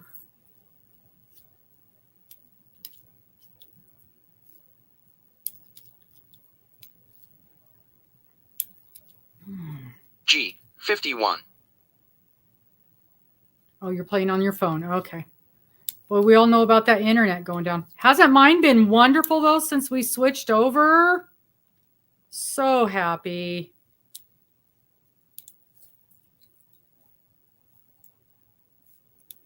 So happy. It's been so much better. Yes, they are definitely design features. That's for sure. There's nobody blanket on the face of the earth that's going to look like this thing. I27.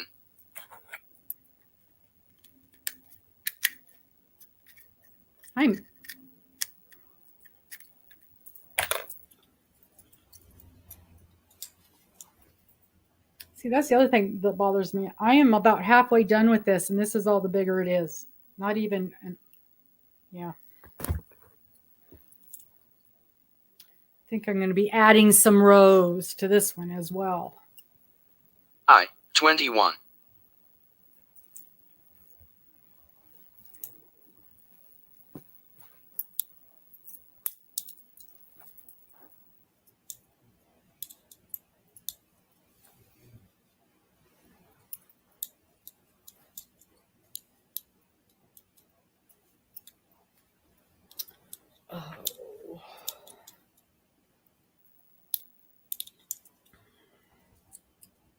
B4. B4. B4.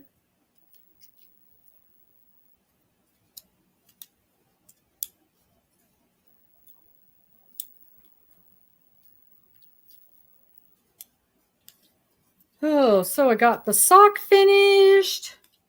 I'm caught up on my knit along, although I'm going to start the next block, so I am ahead of the game on I, it. 17. And this particular one, oh Lord, really? Yeah, that would be very difficult. That would be hard, Sherri.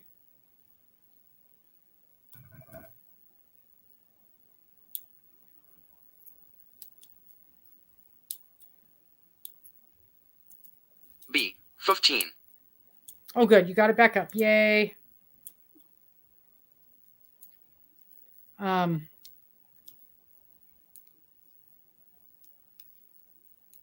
could do a couple rows on, I need to do a couple more rows on my Christmas stocking. I'll tell you what, it is so hard when I work on that though. It just hates. Yeah, you guys still go on that bingo site and interact with everybody and share your makes and 16. share your things on there. It's just a great way to interact. That messenger board is a fun place to interact with people.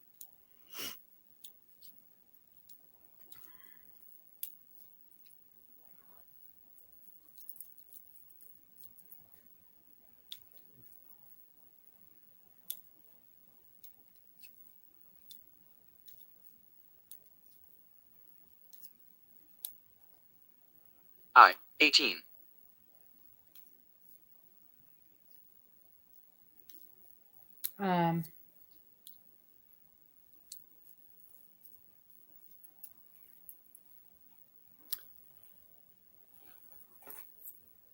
It's the messenger. It's RWR bingo mess on the messenger board. Sherri will put the link up here again. Did we finally get that figured out? What the problem was? That one poor lady, she was going nuts. 53. And you're right. I don't see it.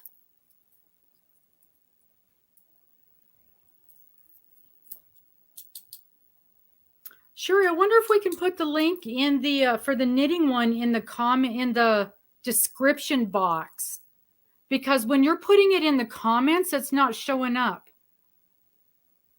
and I don't know why. Because I can see it on my end, but when I go in and look in the comments, they're not there. 9.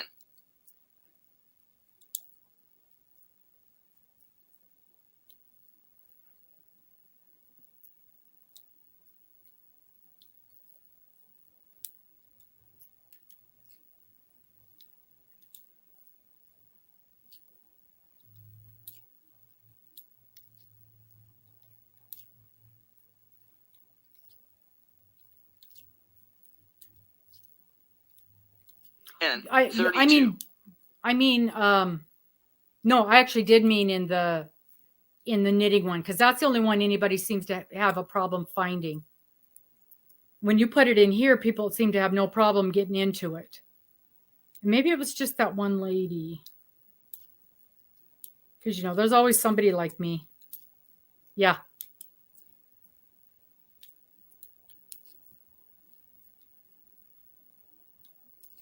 I, 26.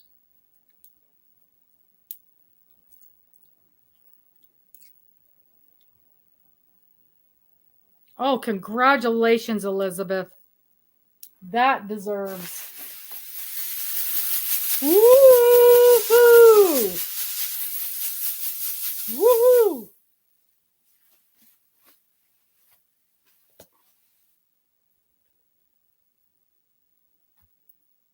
And 31.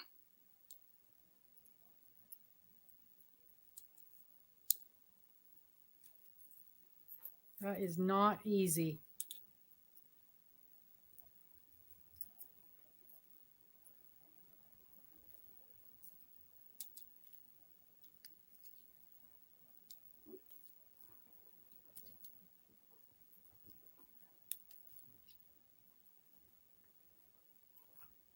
And 37.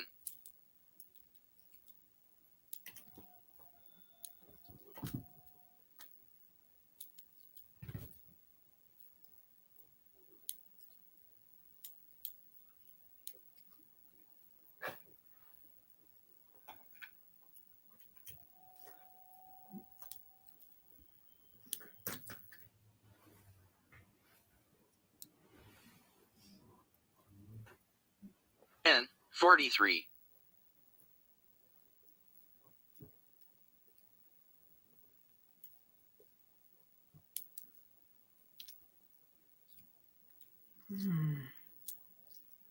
I found some really cute hat patterns I want to make. And I'm not a big hat person as far as wearing them, but I do like making them.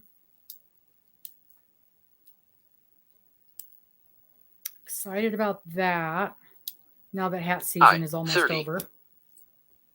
Okay.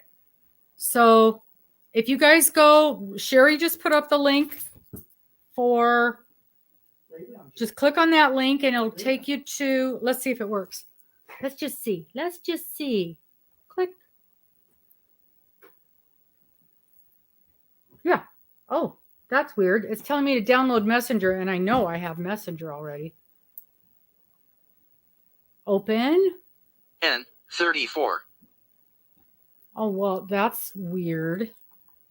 Oh, no, it took me to the last chat that I did.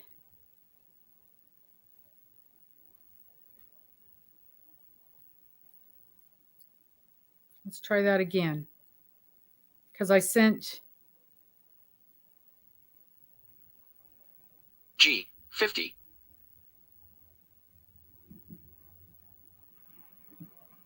RWR bingo. Okay. 16 members. It's telling me I have to download Messenger. Open. Probably because I already have. Yeah. So then RWR bingo is right there. Okay. 14. Okay. So yeah, it took me to Messenger, and then from Messenger, probably because I already have RWR. So maybe if somebody doesn't, so somebody who does not have already have that in here, could you please try that and see if it takes you to it? Who was just asking about it? G56. So Paula, it's just like our knitting messenger group, but it's one for bingo.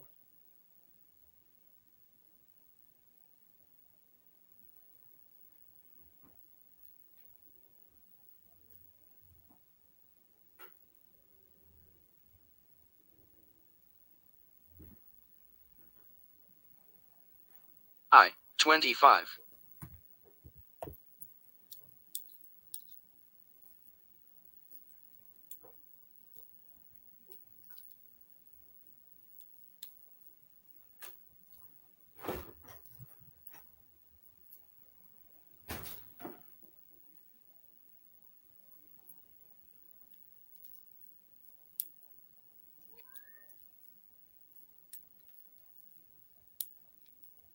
O71. Update messenger.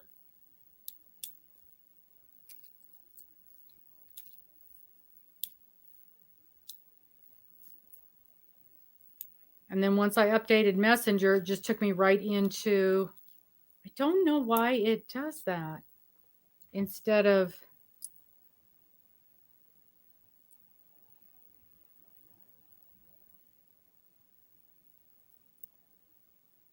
I-29.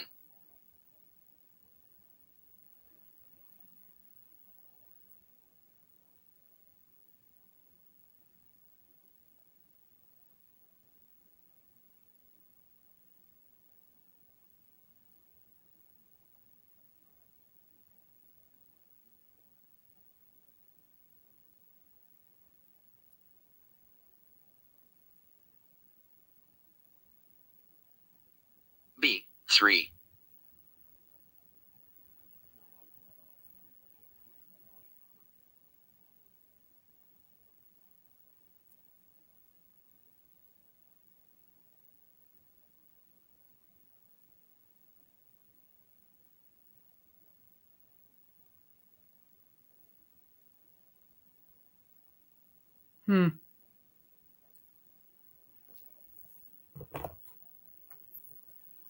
69.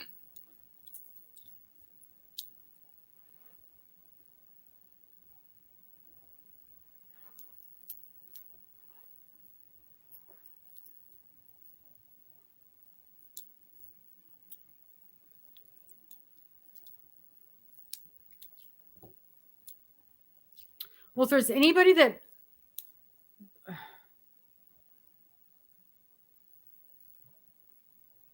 Oh, 63.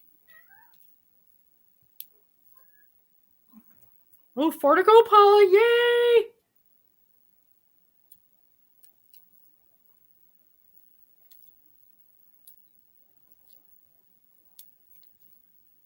Sherri, if we send them a specific invite, can they get in?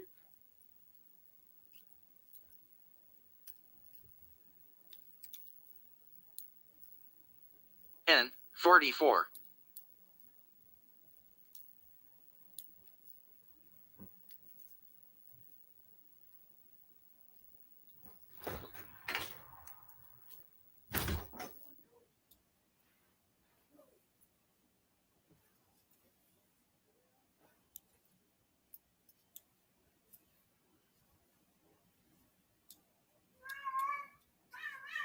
What? Oh, I know, it's so I, bad. 22. I know that puppy gets to go out and you can't.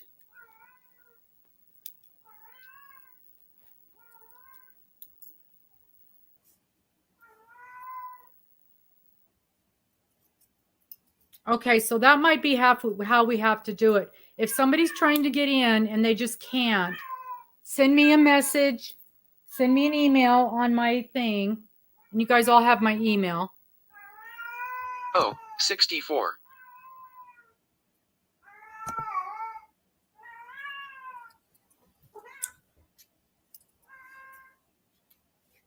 You can, and you know, if you're trying to get in and you can't, you can always leave me you can always leave a comment in any one of my videos.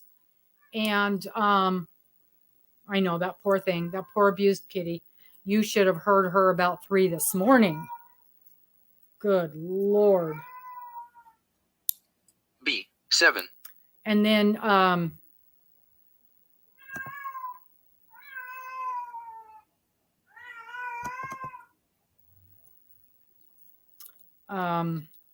we'll connect you up with Sherri and get you in there. Or actually, I probably I can do it too. Sherri will have to teach me. Oh, what? Come here. Come here. N, 33.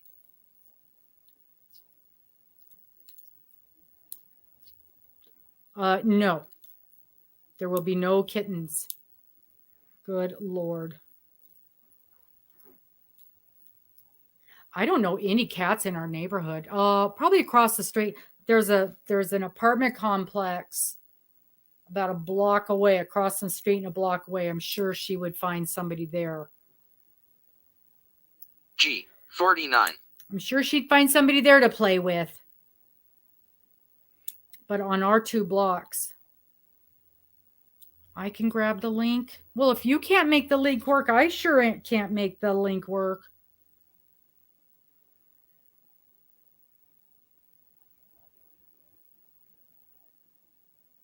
Oh, there's people getting in. Elizabeth is in. Dena's in. G, 58. Add.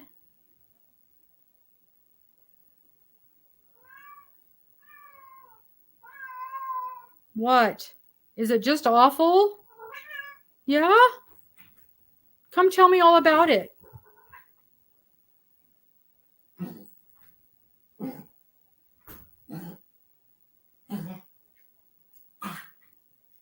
G, 54. Oh, here's invite link is on.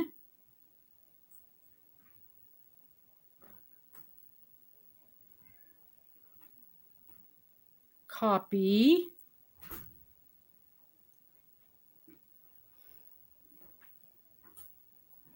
The gate was open.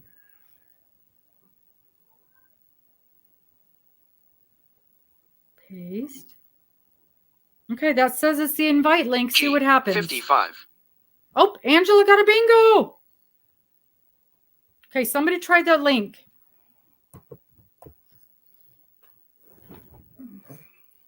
Yeah, she was telling you all about it while you were outside. Well, the gate was open. Joe went out and down the street. What gate? That gate, Oh, the only gate we got. well, I didn't close it. Oh, you don't. Okay, this is Oh, blackout. 65. Are you back? Are you back over here to cause trouble? Everybody's saying hello to you.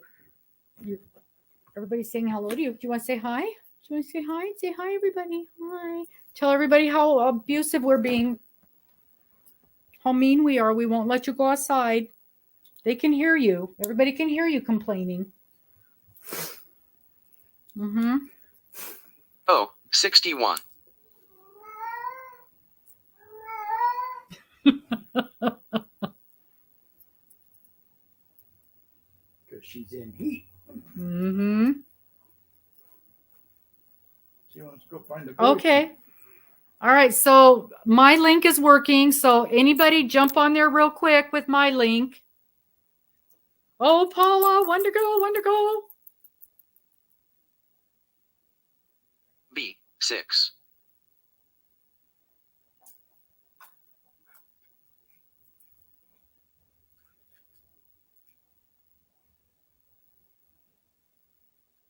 Yeah, so anybody who wants to join, pop on there with my link real quick.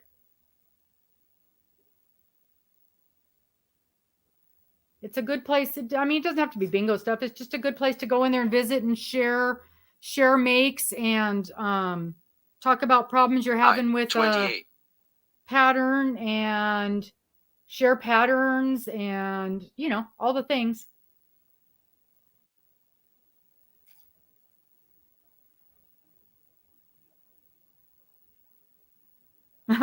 No, that's fine, Paula. That, you know, that's silly Nightbot.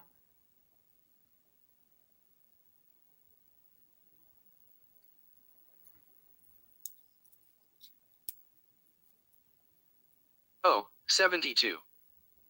The new, my link did, Mama Gwen?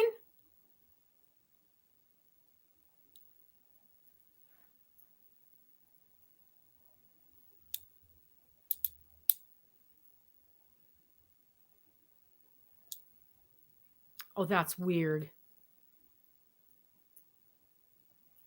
So can you look up that account N, and 40. request to join?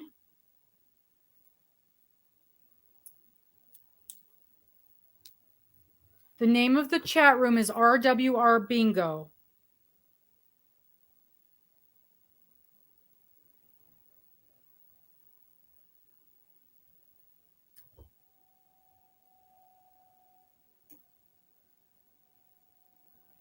And it's got a B, 11. It's got a little thingy on there that looks like a bingo board. I'll bring it up again when we're done. Well, maybe I can. Oh, here, what's your name on there? And I'll search for you, Gwen. GWE. Is it Gwen Pollock?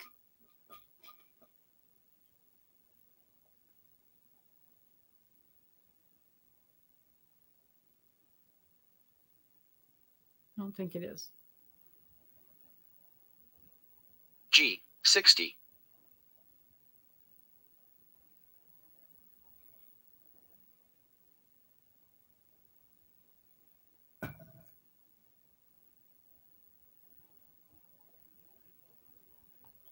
Okay. GWEND OL Gwendolyn N, 39. BEST.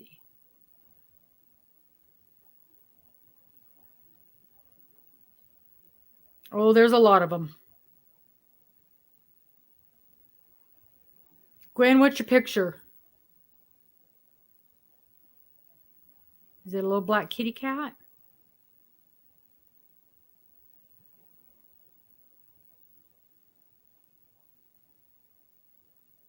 G. 59.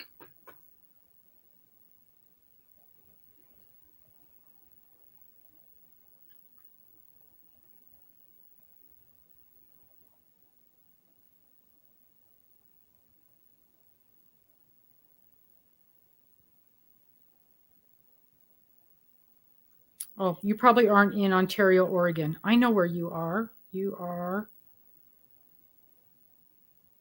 You. O. 62. Oh, okay. That's so funny because that's what I studied.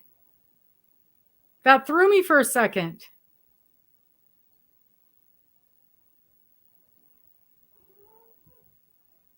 Okay.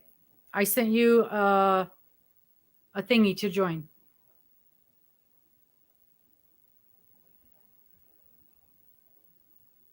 O. 68.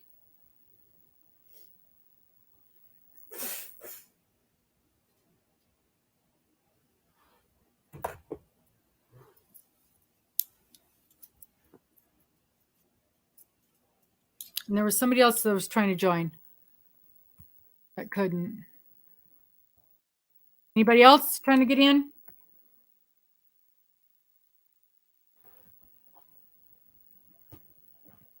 I. 23.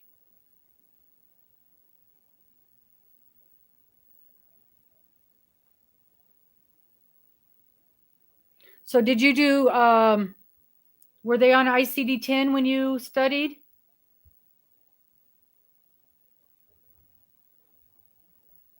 Sandra Tanner. Sandra.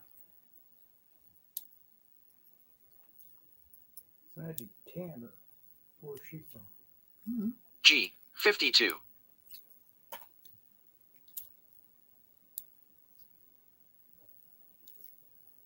Christy used to have a friend.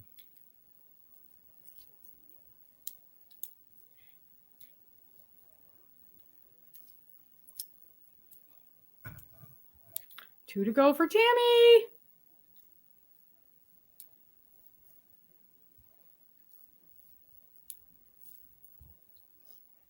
O. 75.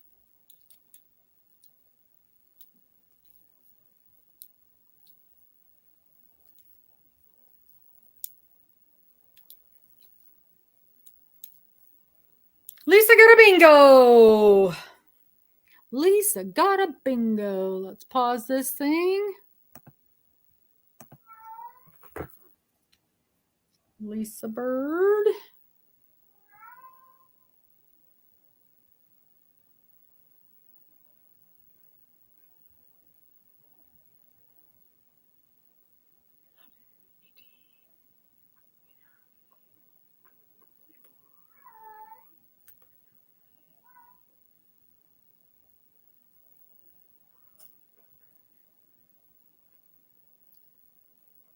Perfect. Perfect.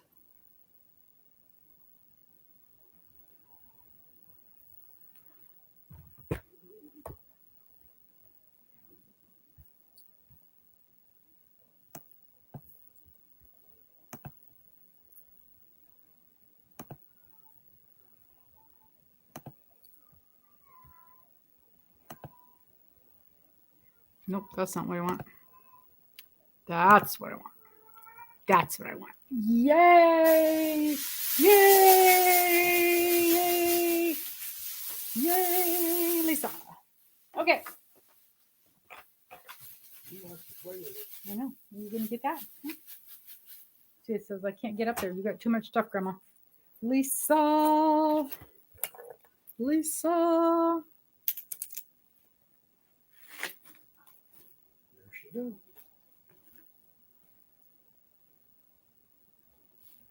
She's gonna eat your food. No. No, you can't have that. Lisa Bird, have I sent you anything recently? Have I mailed you anything? No.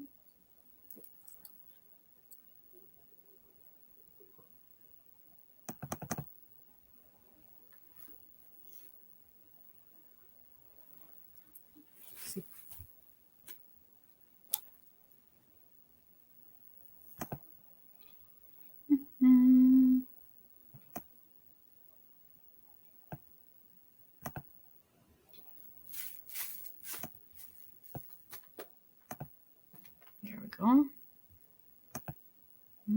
Hey. Oh, okay. All right. So send me your mailing address. Where'd you go? Where'd you go, Trouble? Yeah. Yeah. Say hi, everybody. Everybody's looking at you. Everybody's looking at you. Everybody's looking at you. They want to see what they won. You want to show them? Yeah. Do you want to show? Why don't you go see Grandpa? Yep. Go see Grandpa. Oh, yeah. Okay. Go see Joe. Okay. What you have won, I know she's beautiful, is Crochet World Magazine. This, as you can see, never opened, still in the bag. Probably with, actually I might open it and take this out because I bet you this is mailing information for me. So I might slit the top and take that stuff out of it. But this is the not the December issue, but the one right before that. So the fall. This is the fall issue of Crochet World Magazine, and it says it's got warm and wonderful cozy projects for cool nights. 30 beautiful designs for beginners and experts. And normally you would see me open these and go through all the beautiful stuff that's in there. Oh, that looks pretty. Oh man. It's got one of those hooded cozy things, you know, like a sweatshirt type thingies. Oh, Susan, you didn't get the email from me. I sent you an email. You're supposed to contact me.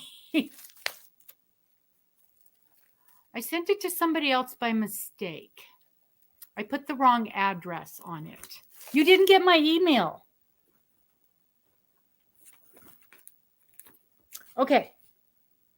I need you to email. Check your email. It must have gone to junk mail. I'm glad you said something because I had forgotten about it. But I sent you an email with some options and on how to handle it.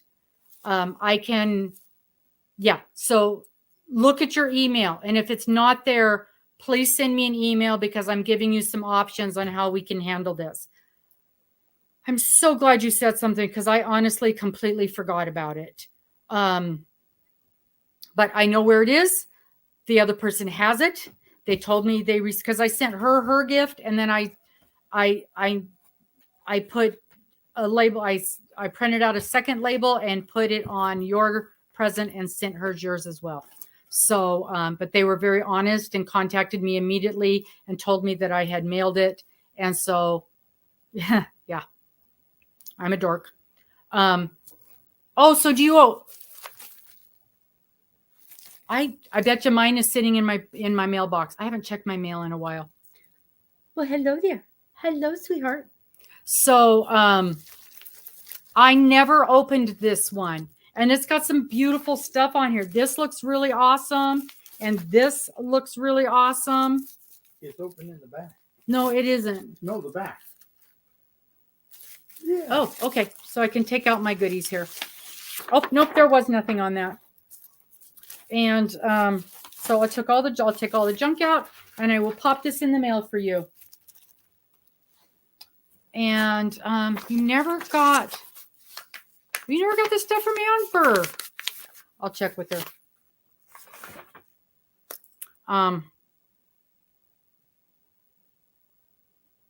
So that's a really good. I love the Crochet World magazines. I really, really do. I never make anything out of them, but I really do like them. And I always say I'm going to make something out of them. I wonder what else is in here. See, I shouldn't look because now I'll go, oh man. So Susan, please send me an email and I will, I'll respond to you with the options that I have for you. Okay, Vicki, do the same thing. Yay, Bridget. Yay, Bridget. Let me look real quick here. I know, Sherri. I'm so jelly. There's a couple of things in there that I would love to have. But okay, so Vicki, Let me go over here and see if I can send you an invite. Bahamas. But I have to be Increase of in. murders. I have to be in the thing first. Now I got to get back to it. Okay, go over here. I have to go over here. I have to go in here. That's the thing. We have to find you. Again, you have no sound from me?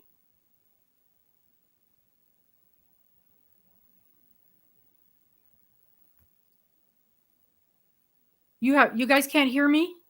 Me? I don't know why you couldn't find me, hear me. The cat's laying on your speaker. Okay. So this is what it looks like. Okay. So if you go look this up, RWR Bingo, in Messenger, you should be able to just go look that up in Messenger and then send a request. Send a Messenger request. That's going to be the easiest way to find it. And it's got that little bingo doohickey on there. The other way is I can try to find you and send you a request. But like if there's a bunch of people with your name, then I have no idea which one to send the request to. So she's going to try and find Vicky.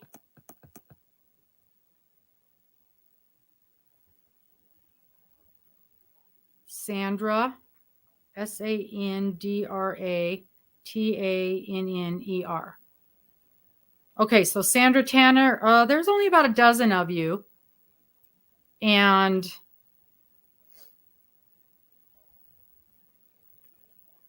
Sandra, what does your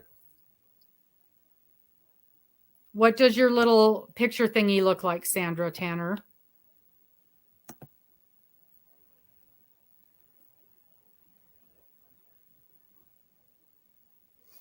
Do you live in Zurich, Switzerland? I'm assuming that one's not you. There's a lady with sunglasses on. There's a lady with her honey. There's a lady with, I have no idea what that is.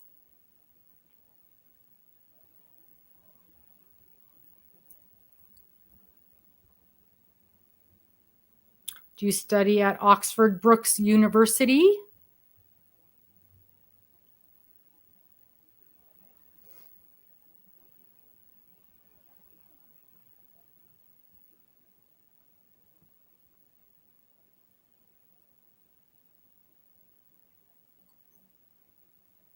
Whoops, and now I've lost it.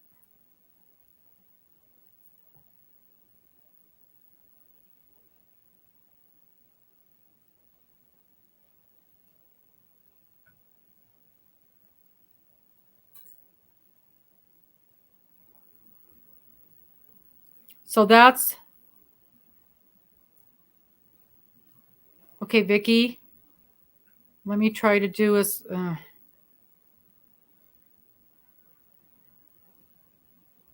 let me try to do a search for Vicky. Vicky, what's your last name?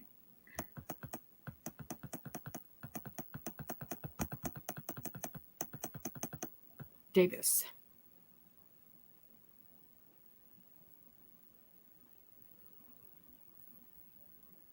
That's weird.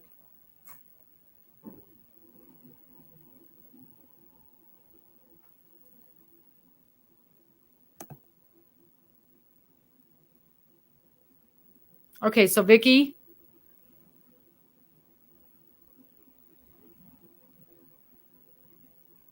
Give me a clue what your picture looks like, or it says on here where you work or where you live, something like that. Give me a clue which one of these you are, and then I can send the request thing to you.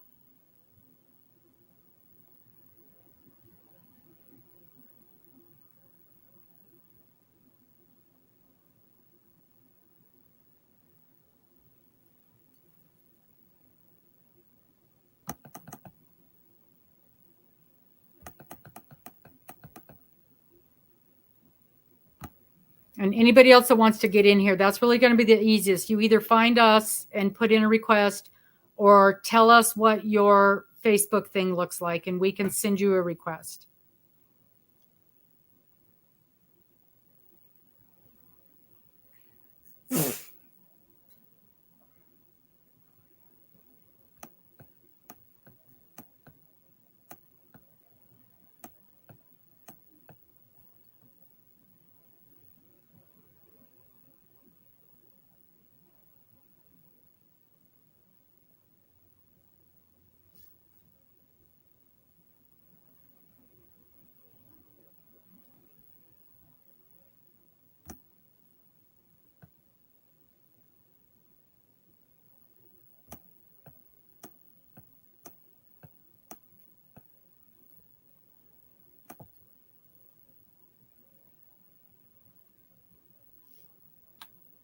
But that's how that works.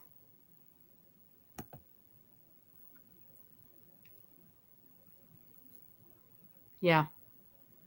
That's why I said, unless we know what their thing looks like. Yeah, with the same picture.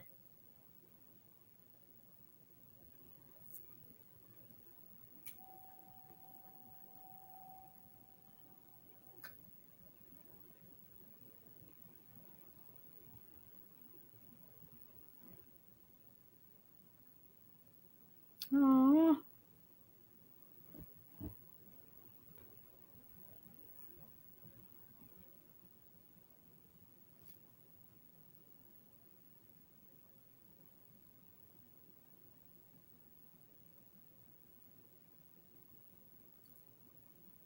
And then if you guys know someone else that wants to, you can send, show them how to get there. Yay. Oh, good. Okay, so, just as long as we got a few people in here, we're really strict about things like we do not play the Temu game in here. We don't want it filled up with that stuff. And we don't do any politics in here. And oh my God, look at that beautiful yarn. I think that's kind of pretty much the only thing we've had to slap anybody's fingers about.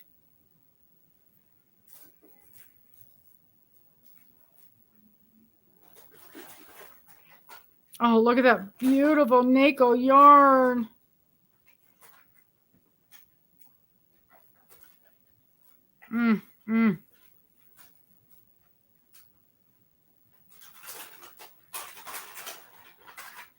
What is that gorgeous stuff? Good night. We'll talk to you guys on Wednesday.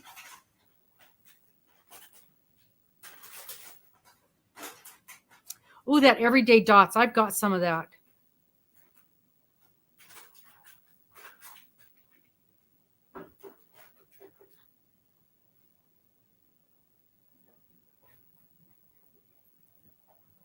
Bye-bye.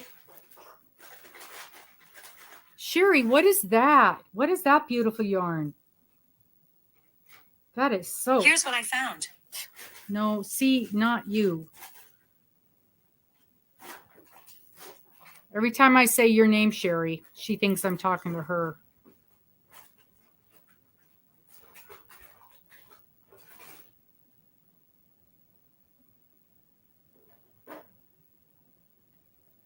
I've got some of that Big Summer Nights. Yeah, the cotton cake. I think that's what that is. Oh, God, that's beautiful.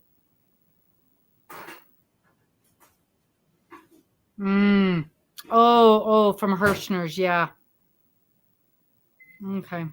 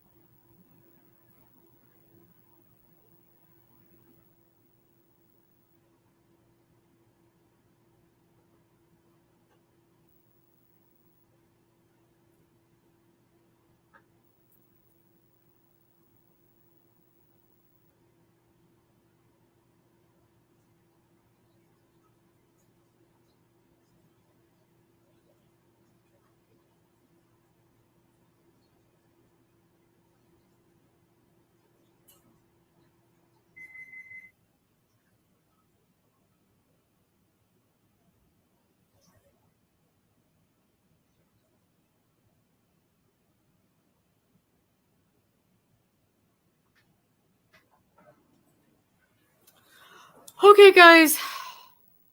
What? Oh yeah. The NACO, I got NACO in something else. I haven't used it yet. It's so pretty. What did it come in? Oh, it was in my mystery bag that I got from Aberdeen Wools. You got a lot of cotton cakes in that. It's so pretty. But yeah, you could add it to, you could put it in with something else. I don't know.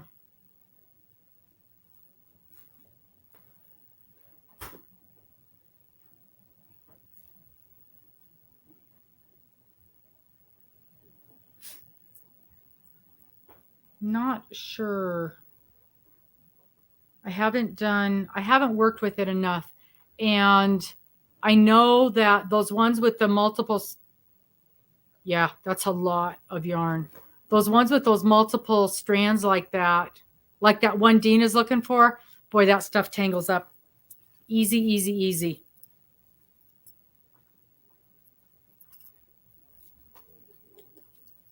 Yeah, I saw those millions and it took everything in my power not to order it, but I've already got some and I haven't used it.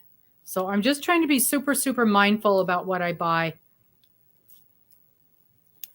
And I'm going through my stuff right now and trying to make a list on Ravelry, because you can do that. You can make an inventory on there and keep.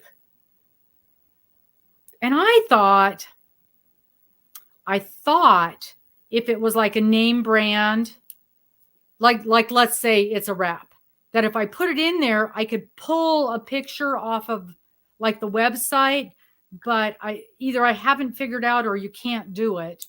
So I still have to take a picture of the stuff and then upload the picture. And I don't like doing that.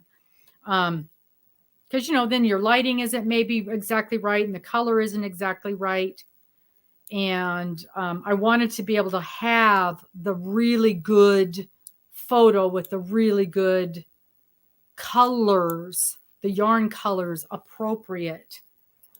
And then now I'm not getting the good colors. And I thought there was a way to do that and get like stock photos. Yeah, it just is, Cheryl. It just tangles.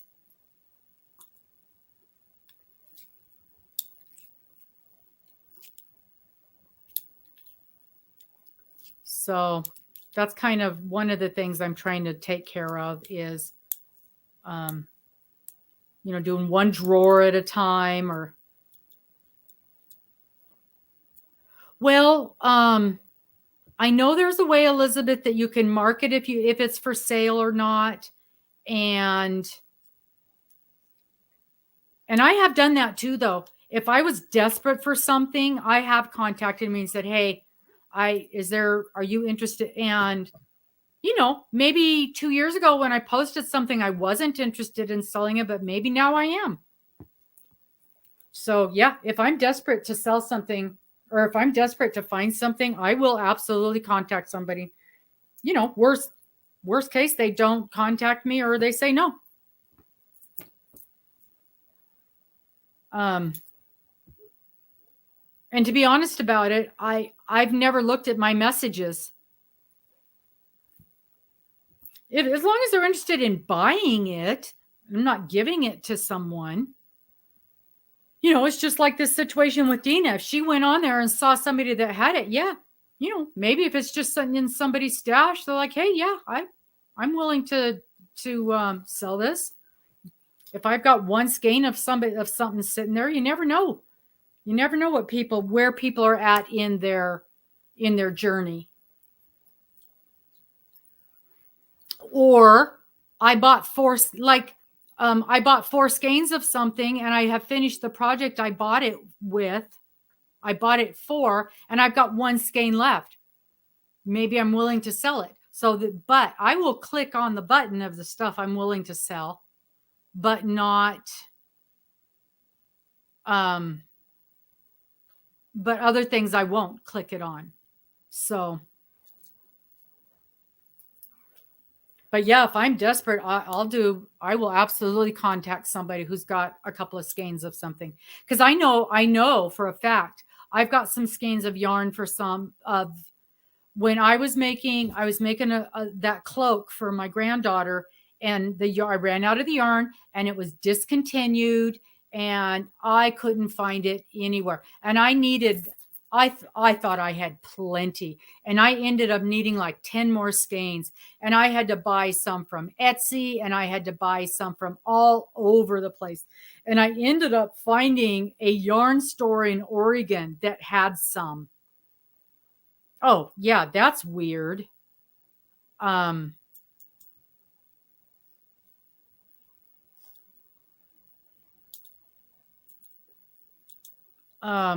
is weird. Yeah, definitely. There's a place on there that says in your stash only, or there's a way to mark it available. And I'll bet you there's a place on Ravelry where you can report that person. That's just my guess. Vicky.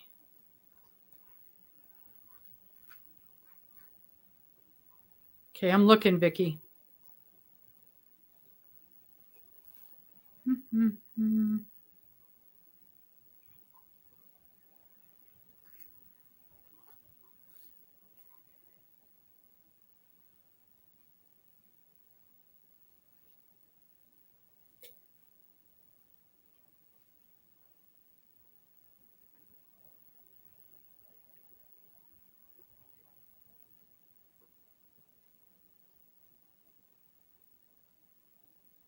Yeah, Vicky from Ohio.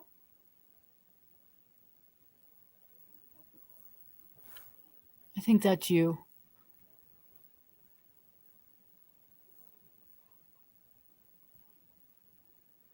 I'm going to click on it. Worst case, it's somebody else and they'll yell at me.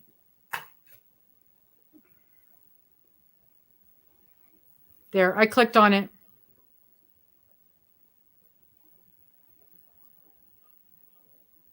Yeah. And it ended up being, it was funny because, and I didn't know this was a thing either on Ravelry. It actually gave that and I don't even know if I could find it again, but it wasn't in people's stash, but underneath somehow it gave me a list of places I could find it, because they're the ones that told me which yarn store had it listed that they had it available. And it was a discontinued yarn.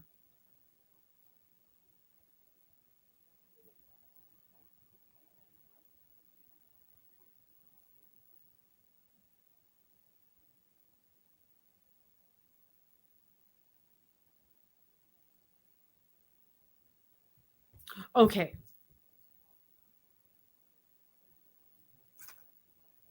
I got it. Okay.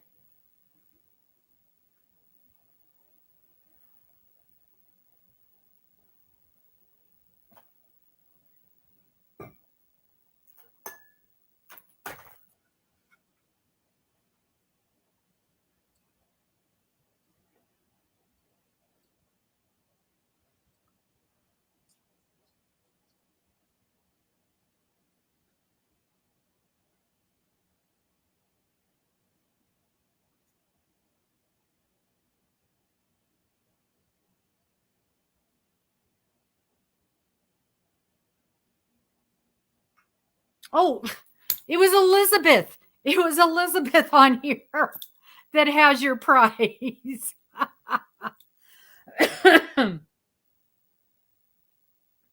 So funny. Yeah. So I sent your prize to Elizabeth.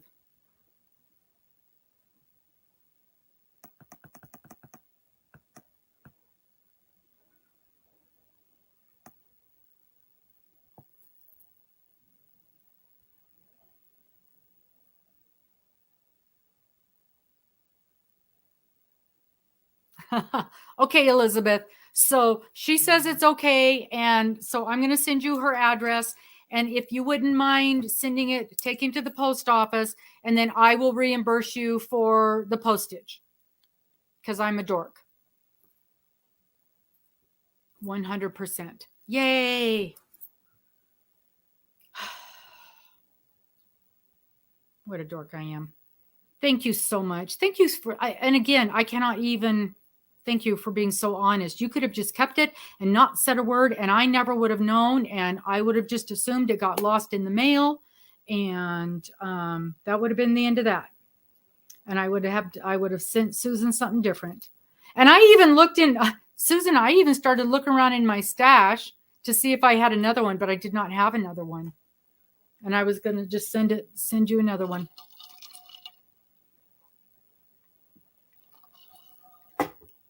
I have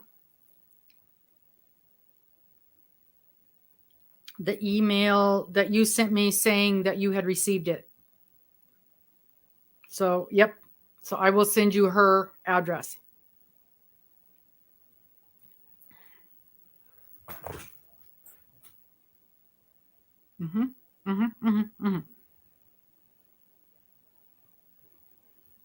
Okay. And Elizabeth, do you have PayPal or Venmo or any of those magical sending money to other people kind of things so I can send you what the postage is?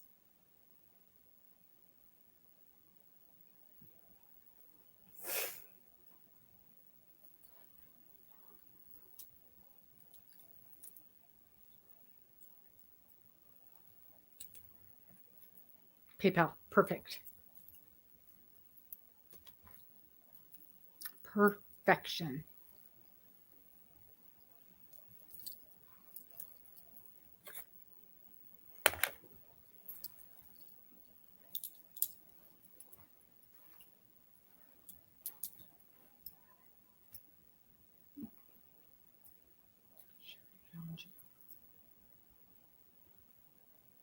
Yeah, she is a good person, right?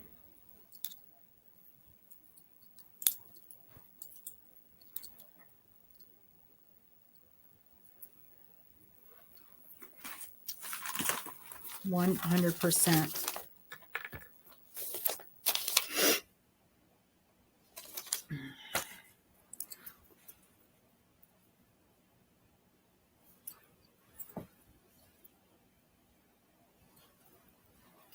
Yep. So we'll get this. You'll get your little thingy. For once, I didn't forget. I just messed it up. And thankfully, we've got honest people in here. And oh, you're so sweet. So sweet. Yep. And then, yeah. And then you just let me know. Exactly. Yeah. You just let me know what it costs and I'll PayPal that over to you. And then, so we'll get that over to you, Susan. And,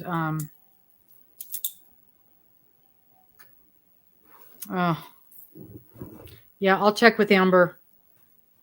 I'll see if I can call her tomorrow. I'll see if I can get a hold of her tomorrow and see what's going on with that.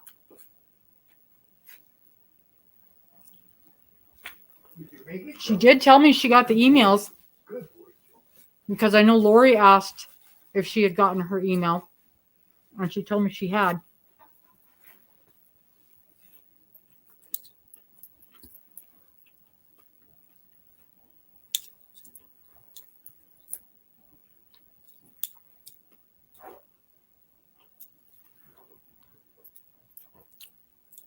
Oh no, poor little guy.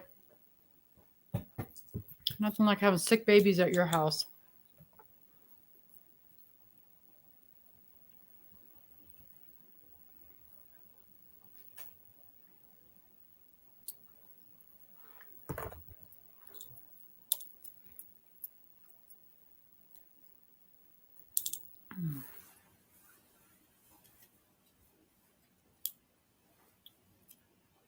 That's no fun.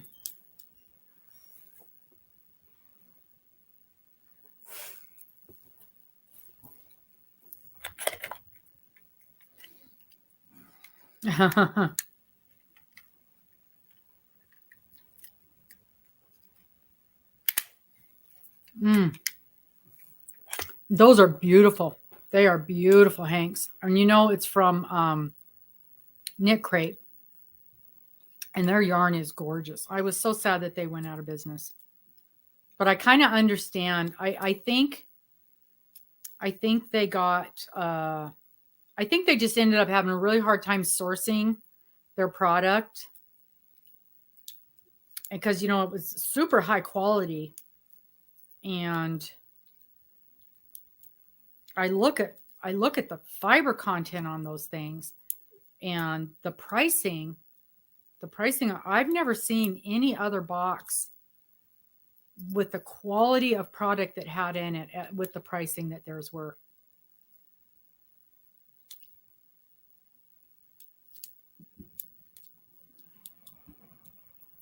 So I'm so sorry that your little guy's not feeling good.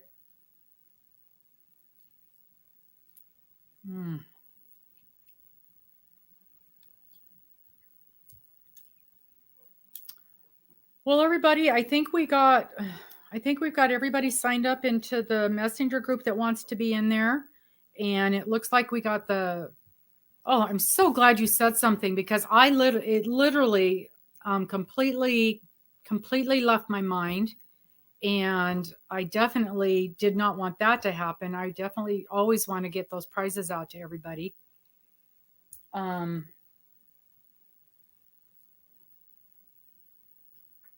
Yeah. And I've been there. I've won giveaways and never saw the stuff. Oh, really?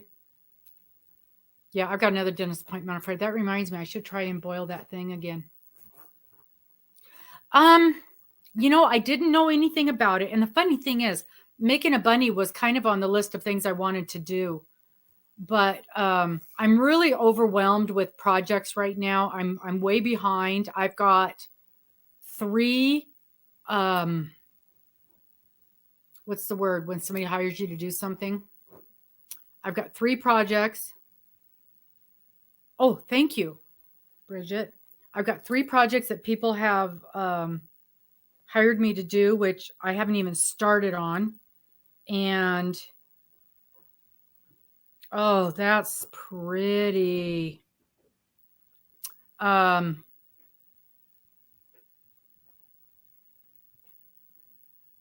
Neat. Oh, I love that. I love how your yarn looks marled. Commission. Thank you, Elizabeth. I think that marled yarn is actually just really beautiful.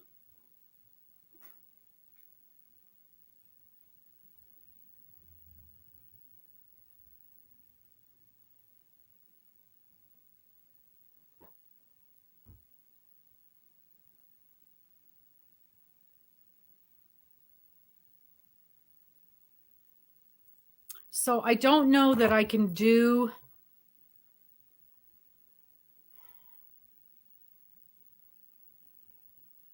I know I can't do a somebody right now. I know I can't. Which makes me sad, because if I'd have known it was coming up, I probably wouldn't have committed to the other things that I have just recently committed to. But you can't do everything, right? Even though we want to do all the things. And it just occurred to me that it's now the end of January, and I've got craft shows. I have craft shows in March and April. So I've got 1 month to get ready for craft shows, which means I need to discuss with Mr. We want to do some different displays. So we need to get talking about that. But it's been way too cold for him to be working on that stuff anyway. So I don't know.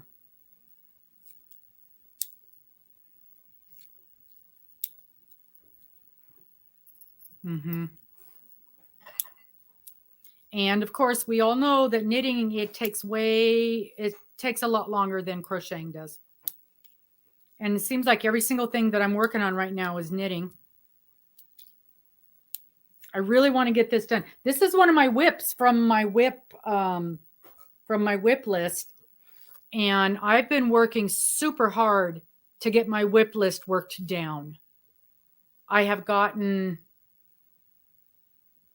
I think this is my third thing off of my whip list.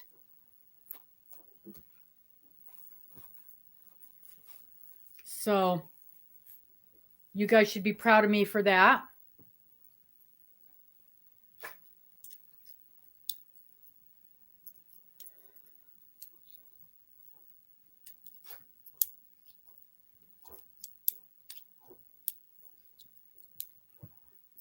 Oh, I always have too many things going at the same time. Always, always, always.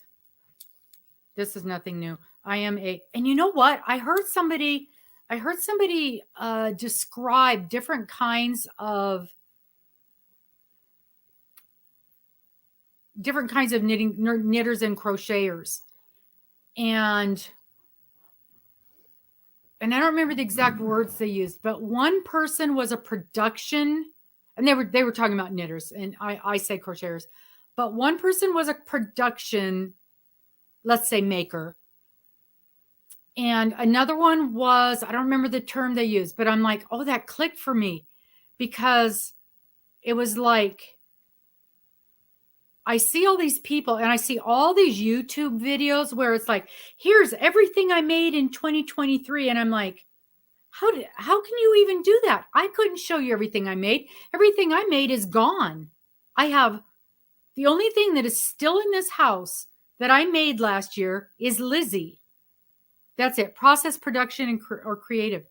Everything that I made in my house last year is Lizzie. And Lizzie will never leave my house because Lizzie is an heirloom for me. And then this shawl, which was made from the leftovers from Lizzie. And everything else is gone. And that's when it clicked to me. I am a production process. I am a production maker, because I am always, always, always working on multiple things. And the second they're done, they're gone. And I go, oh, I love that. That'd be perfect for so-and-so. And I make it and it's gone. So for me, it's the process of making it. It's the doing that makes me happy. It's the idea. It's the working up the details. It's the, what yarn do I need? It's the, what pattern do I need? And as soon as I'm done with that, I don't ever want to make another one. You know, I will never make another one of these blankets. I will never, possibly Lizzie, because I really, really enjoyed making Lizzie. Sophie's Universe, you know, Miss Amber, she's like, I'm going to make 12 of these. That makes my head explode. But yeah. So I am a process maker. And this blanket, here's another blanket that will never leave my house, but this is my temperature blanket. So that's a different kind of an animal. That's a different kind of thing. And now I'm doing a few things differently than normal for me. I made that Darla sweater, my first sweater. I never would have done that if Darla wouldn't have named, if we hadn't have, in our interview, in the live, Darla would not have named that for me, my first sweater, because then I was required to make that sweater. I have another sweater in my whip pile that I'm considering, because I love the yarn. And remember a couple of weeks ago in Bingo, they were talking about that new sweater that Bod had designed. I fell in love with that. And I'm actually now, because I was on the fence about whether or not to continue with that one sweater. I'm leaning towards ripping that out and making that Bod sweater with that yarn, because I love the yarn. And I actually really like that Bod sweater. So I'm thinking about making that for me. But I made those slippers the other day, immediately gave them to Morgan. I'm making these socks. They're for Mister. I would make socks for me 100%. So I'm a production But when I saw that the other day, it made sense. I like to make things, give them to somebody else, and then start something else, or, making 45 other things at the same time for someone else. But on my list this year, and it was a lot of them are rollovers from last year, I have multiple, and they're mostly blankets, which I will be keeping for me. But I, again, almost consider them heirloom pieces. If I ever get done with Sophie, if I ever get done with the fruit garden, if I ever get that mosaic, what's that cow with the red cow with the hair in his eyes that I love? Oh, the yak? It's not a yak. The Highland something, those red cows, the Highland whatever cow. I've got a pattern for that that's on my list. That will be for me. But other than that, man, the second I make something, it's for somebody else. So yeah, once I saw that, I was really surprised when I saw that breakdown in that description that, yeah, I'm a process maker. So, but when I saw those hats, I saw these hats. Do you guys want to see the hat that I want to make? I gotta find it.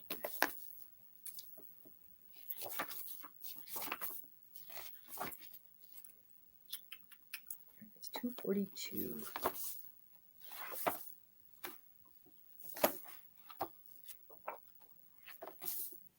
The best picture of it. This one is knit. I am on such a knitting jag right now. Look at that. Isn't that beautiful with the whale on there? It's color work, and it's stranded color work. And part of the reason I want that is because stranded color work is one of the things that I wanted to learn in these knitting classes. And, we're going on the cruise next year. You guys need to come with us. So we're going on that cruise next year to Alaska. And then I saw that hat and I told my knitting lady, I'm like, can I make this? She goes, yes. That's the funniest thing. She never says, oh, that might be too hard for you. She's like, we can do this. She's very positive. She said that'd be a really good first. And, it's not my first because I keep test knitting those hats for Connie and not doing a very good job. So I'd like to be able to actually do one and learn the right way to do it. So that's going to be my next project. When I finish this other sock, that's going to be my next project for knitting class. Oh, thank you for your confidence, Steve. I know, I sort of know how to do it. I know the process. I can't do it well. And so my hats always end up all scrunched up. So, and then Cheryl, what was the name of that procedure we talked about? Ladder.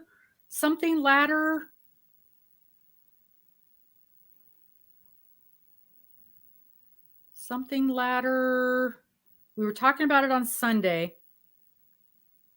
It was called ladder back jacquard. Yeah. And that was a way of doing stranded color work when there's quite a distance in between your colors. So that was, one way. But it doesn't look like this particular one. There's quite a bit of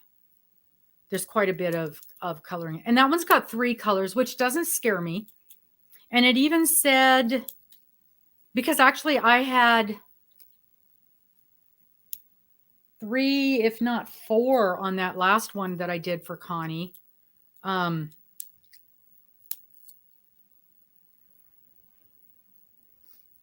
And it even said on there that if you were afraid to do 3 at one time, there were some spots where you could do, what do they call that? Where you go back and it's like you almost not cross stitching, but you go back and do the design over the top when it's finished. They've got a word for it. And I told her, no, I don't want to do that. I want to learn to do the 3-color. And there was a couple of times, there was a couple patterns where they did that as a design element to duplicate stitch. Yeah, they did that duplicate stitch to make something pop.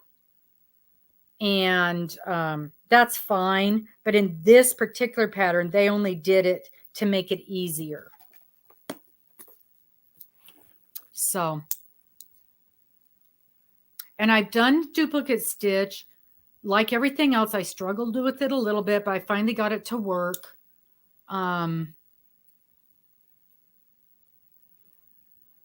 First color work is 5 colors. Yeah.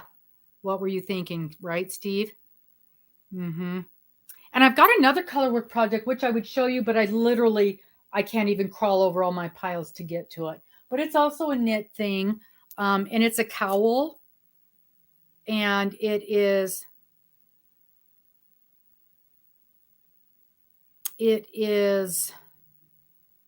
2 colors. It's 2 colors. And you put one color in one hand and one in the other, and you're knitting like this. It's beautiful, and I really like it. And I have not touched it since I started it last fall. I picked it up when we went to Dena's retreat last year, the Northwest Yarny Social. And at that point, I hadn't knit in a year. And so to pick that up and do it was a bit of a challenge. I feel like I could, especially if I took that to knitting class with me, it wouldn't take me more than a few minutes to get the rhythm of that again. And that's something else that I want to get finished this year because it's beautiful. It is beautiful. Yeah, I couldn't imagine 5. Wowza. Steve, you crochet as well as knit?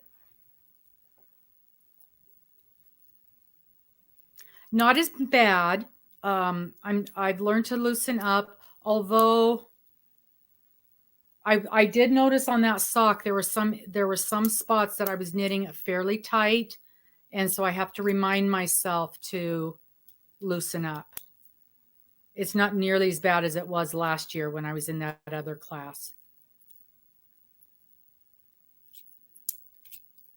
And I think that's also the reason why I was happy that I wasn't using that size 1 yarn. Oh, and you weave as well. That's something Morgan wants to learn. I can kind of tell she's sort of done with crochet right now. And she's super excited about this, this drop spindle class. Her dad and I both got her the same Christmas present. So I had to return mine. And so then I paid for this drop spindle class for her Christmas present. And I bought her the drop spindle for Christmas. And then, oh, good. Oh, that's good, Cheryl. That's good to know. And then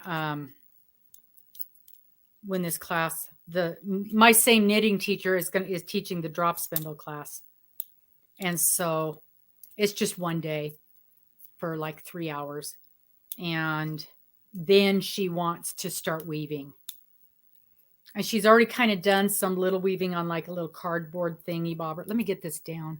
Get this banner down. I forget that it's up there sometimes. That's better.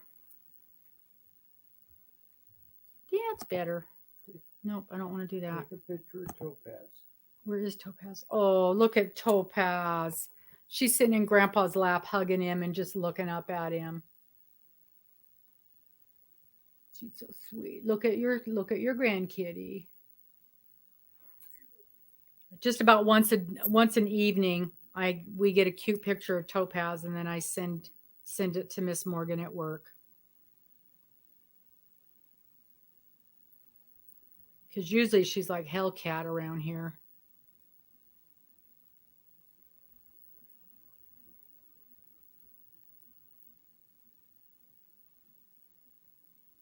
there.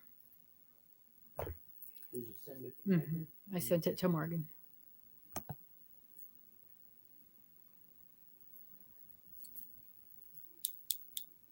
Yeah, so I don't know if she's gonna fall more into wanting to spin or wanting to weave.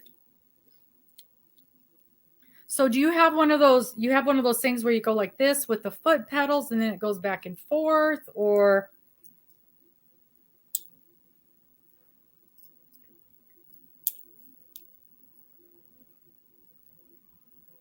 I always thought I wanted to spin, and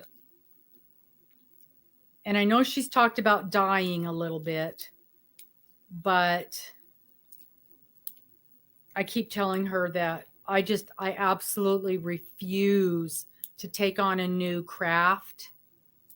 We don't have the room. We don't have the space for it. And I mean, I don't have the space for the yarn things that I have here. And I don't have the money. Oh, hi, Sally. Yeah. And Sally, we're just chit-chatting now. We're just solving all the world's problems. 8-petal floor loom. That sounds really fun. I think that's what she would like. Something like that. At Christmas time, when I went in to get her drop spindle, they had a couple looms like that. I think that they're one of those places where people buy new ones and, you know, then maybe sell their older ones. Yeah, this is the after party. This is the after party. Is it? So it's a lot of work.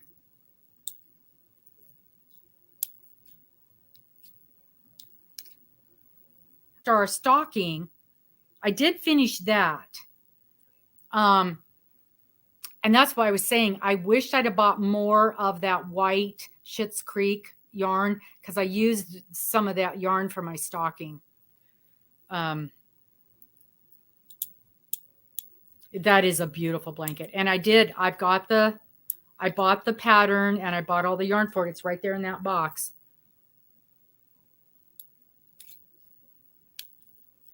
He'll be right back.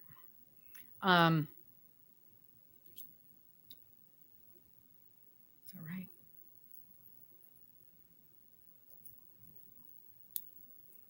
And Sally, you weren't here when I let people know bingo is canceled for about 12 weeks.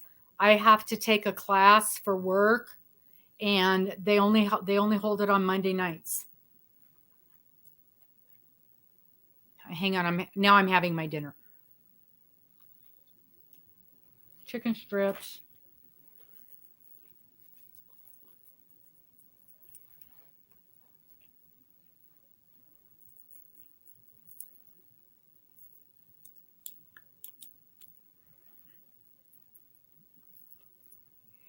Sally, did you get signed up? Are you in the RWR Bingo Messenger group?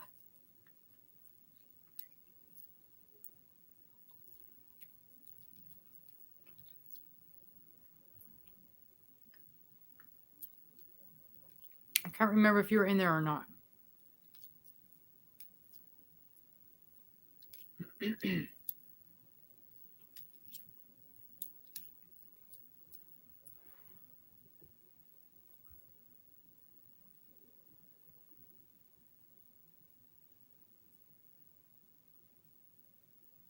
Let me see if I can. I'm going to put the link in. Some people can connect with the link and some people can't. So I'll try again. I'll post the link again. Oh, that's beautiful, Sherri. That cinnamon squirrel. So let me see if it'll let me post the link. Invite link. Copy. It's working for some people and other people it isn't. Paste. Okay. See if you can get there from that link.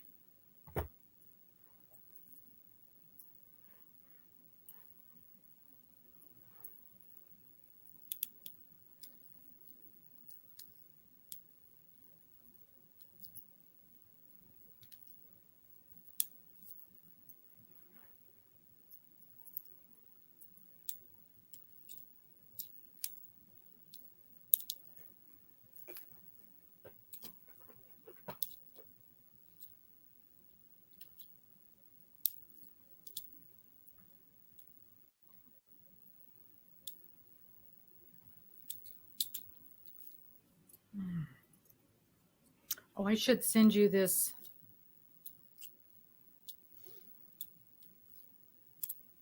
Okay. Okay, Cheryl. I'm going to grab that other set of instructions and you can help walk me through it and see if this is going to work. Because I got to count my stitches again too. Oops.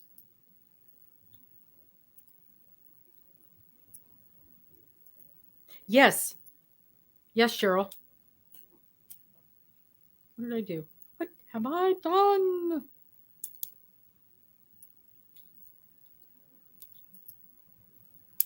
Do you have those instructions?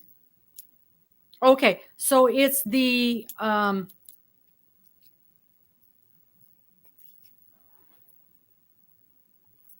let me flip this around. Ugh.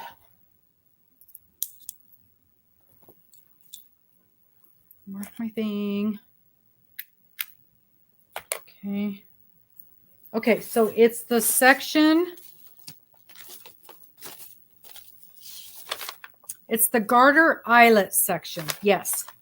So what I did though was, remember, I increased the number of stitches that I put on. So I don't know if I need to do something different. So let me tell you what I did. Let me tell you how many stitches I have, and you tell me if I've screwed some, if it's going to work.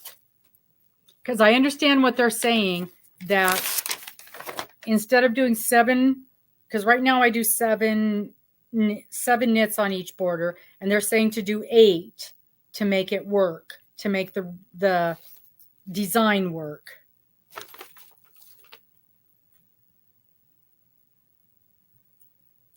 Okay, yes, if you can look for the bingo chat, and it's just RWR bingo. See if you can do that, Sally. See if you can find us that way. So let me count my stitches, Cheryl. So 7, 14.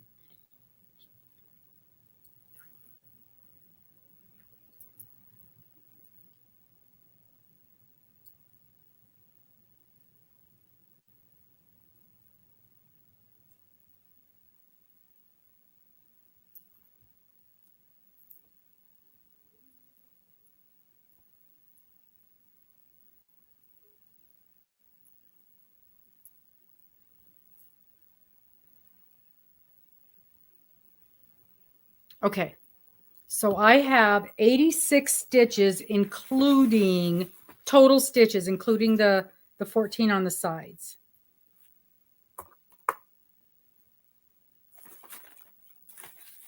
So it's telling me I need 8 on each side, which would then give me 16. So then that would leave me with 70 stitches. And if I had the original number of cast-ons, it would have been 82. And then it would have been minus 16. 82 minus 16.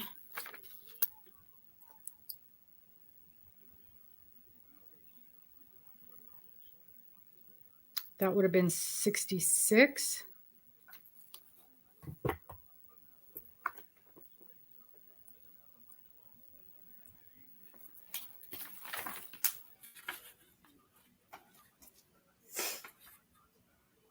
Yeah, so I basically have 4 more stitches. I have 4 more stitches than the original cast on.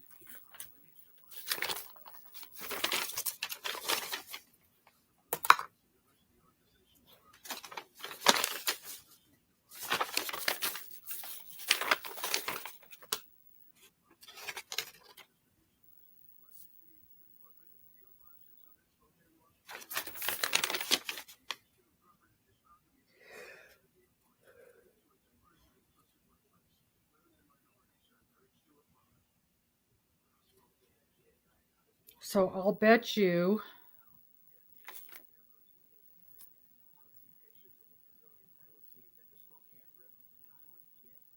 what is 82?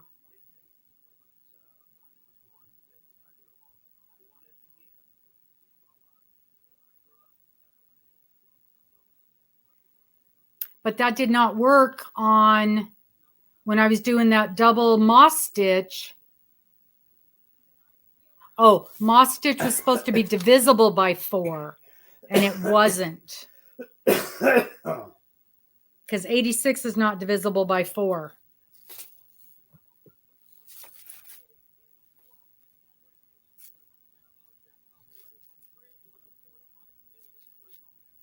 Yeah, that's what was the problem with the moss stitch. So I think this thing just has to be, I think it just needed to be an even number of stitches, this row. Because if it was 82 minus 14, no, it would have been 68. So that would have been even. Yarn over, knit 2 together. So then that would be,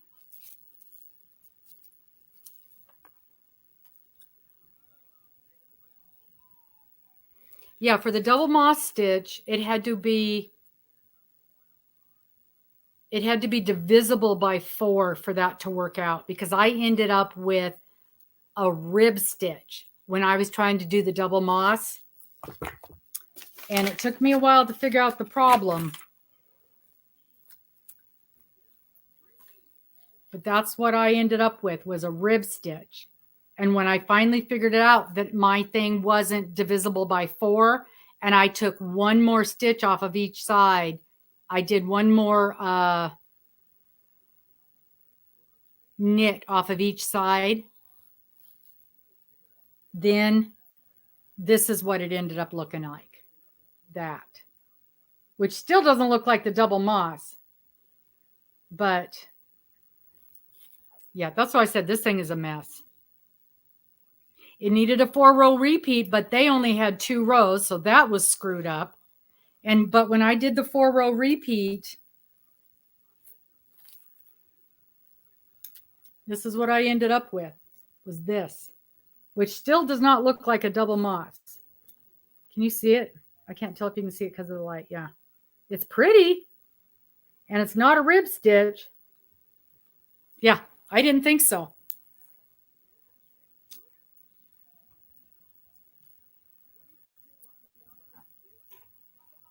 But it's got to be because so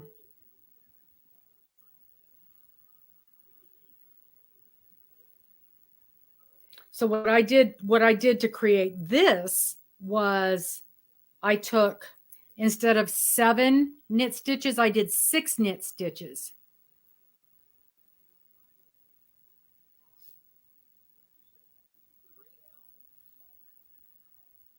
It wasn't divisible by 4. It said you had to add the number of stitches divisible by 4, and the 82 isn't divisible, or 86 wasn't divisible by 4. 82 is.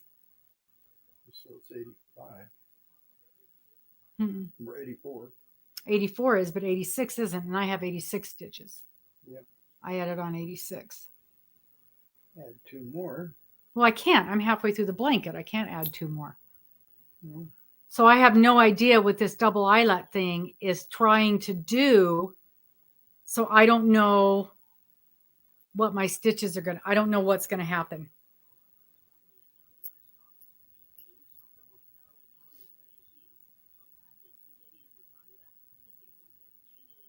I wonder if, let's see. Okay, so what are they calling this thing? Garter eyelet section.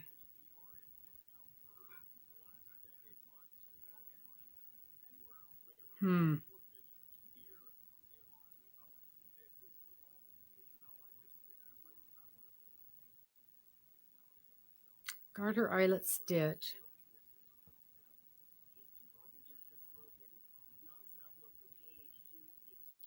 Oh, that's pretty.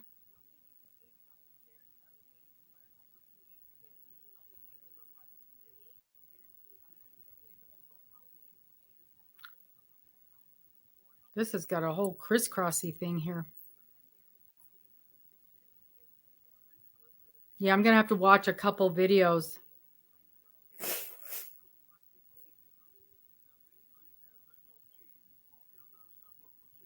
And see what the repeat is.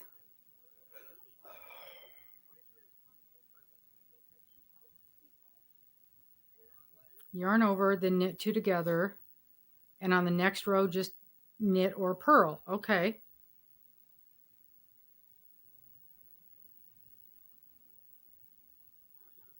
So it looks like that. 72 is divisible by 4.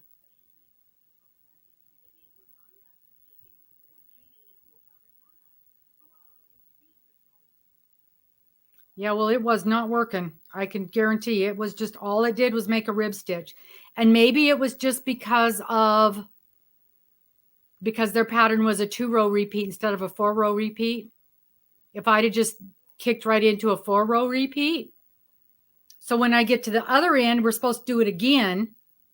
So should I just do a 4-row repeat then and not worry about...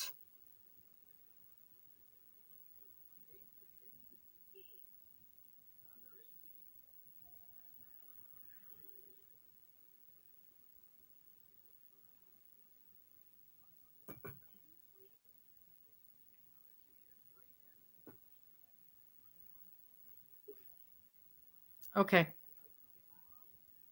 So I'll just do my seven knits and do the 4-row repeat in the middle, and then it should work out. Okay.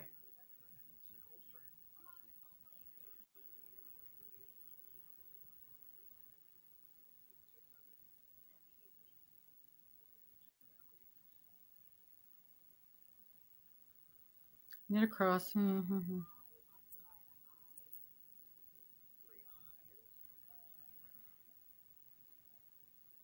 So I wonder why they've got us doing 8 stitches instead of 7.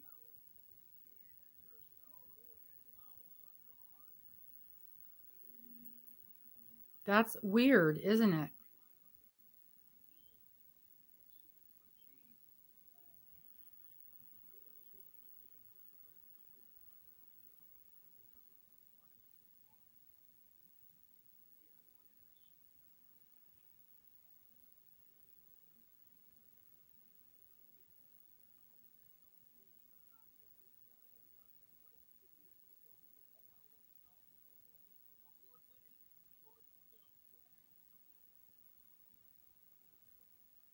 Oh, so the eyelet isn't on the border.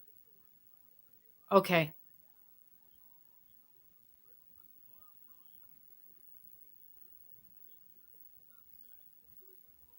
So I do want to do 8. So I'm going to knit 8 and then start the doohickey.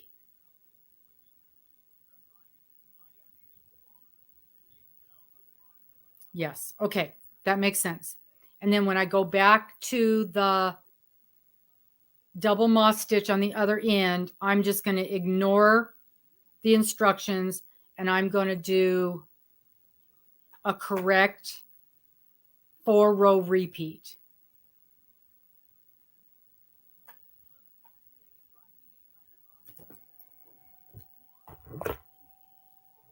How proud are you of me that I knew that was wrong and I knew the right way to do it? Because you taught me.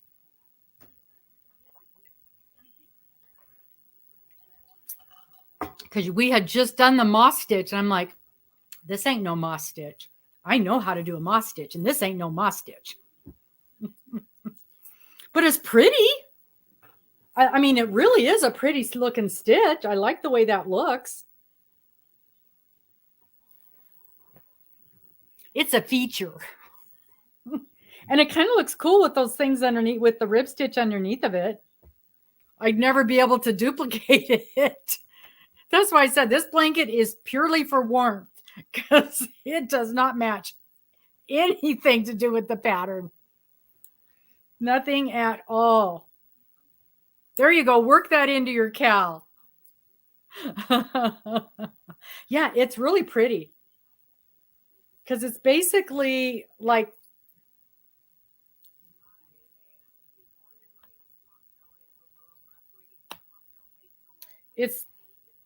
it's like half of a rib. It's two knits, 2 purls, 2 knits, 2 purls. And then you flip it. It's like the moss. I know exactly what it is.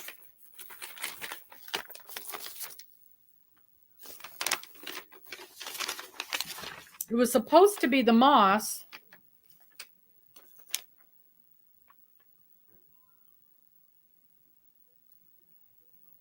What the heck did I do? I know what I did. I know what I did.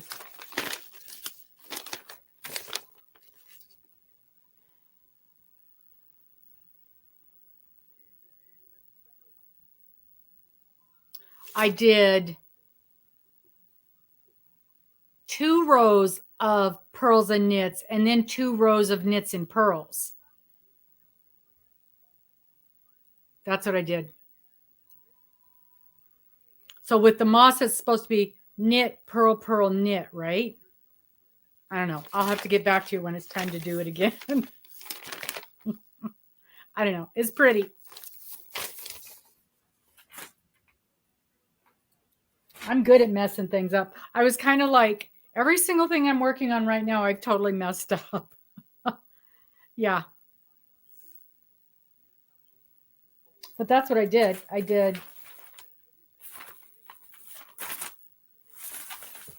Because I was trying to figure it out. It was so. Yeah, I did purl knit and then I did knit purl. So I did 2 rows of a purl knit and then 2 rows of a knit purl. But I think because I had 7 knits, no, I had 6 knits on each end. So my numbers weren't even. That's how they ended up. They ended up sort of like a column instead of like that.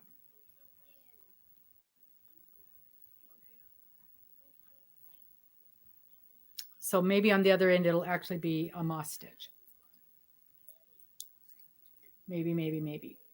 Maybe that's what'll happen.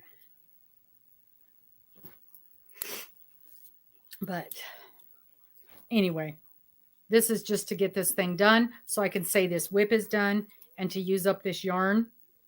And Miss Doris has it on her list of things to do this year to learn how to knit. I saw that video. Yeah, the term double was confusing to me. So I wasn't even sure what it was going to look like. And then I'm supposed to be starting a linen stitch blanket. And I didn't get that started in January. That's supposed to have happened. That didn't happen. And I was supposed to have done my first section, which I might still could do tomorrow. I was supposed to have started the first section of my mosaic show latch blanket.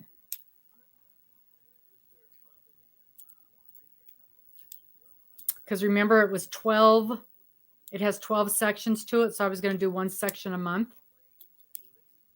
Ooh, that was supposed to be my Wednesday project. Is Wednesday still January? I think it is.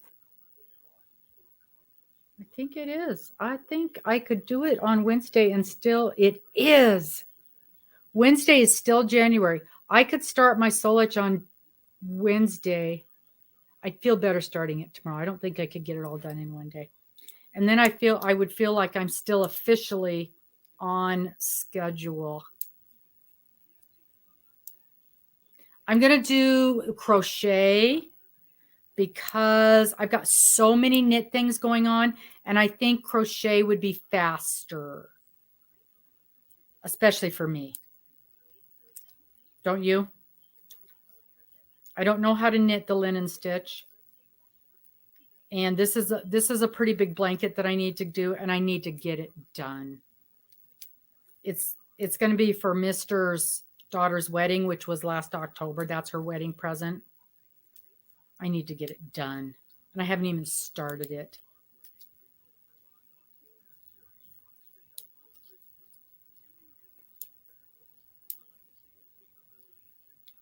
it just, everything is just, it just worked out that way. You know, I've been wanting to do those socks forever, and the knitting class popped up as being available during this time frame. And so I wanted to get going, because I honestly thought it was going to take me way, way, way longer to get that figured out.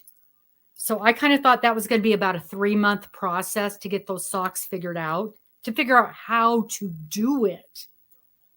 And so I wanted to get going on it. And then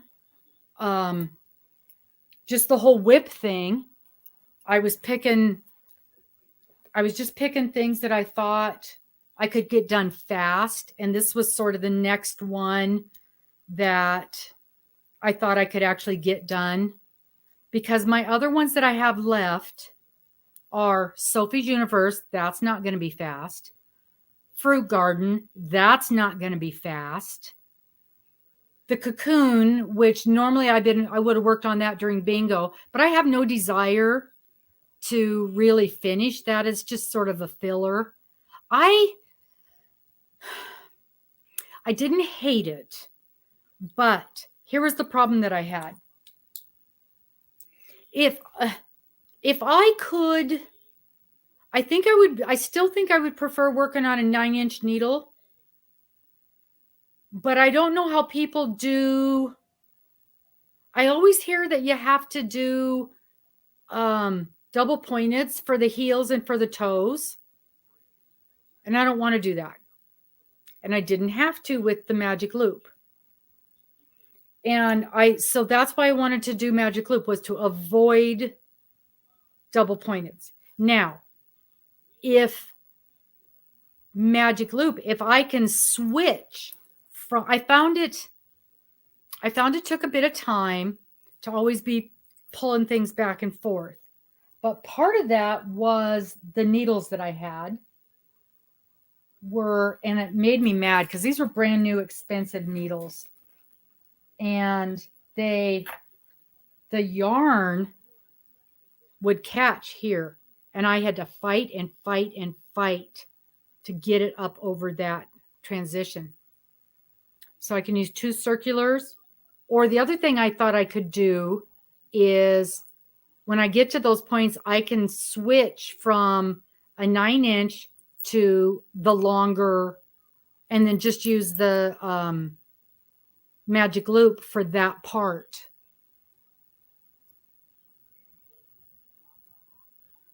And then I'd be fine.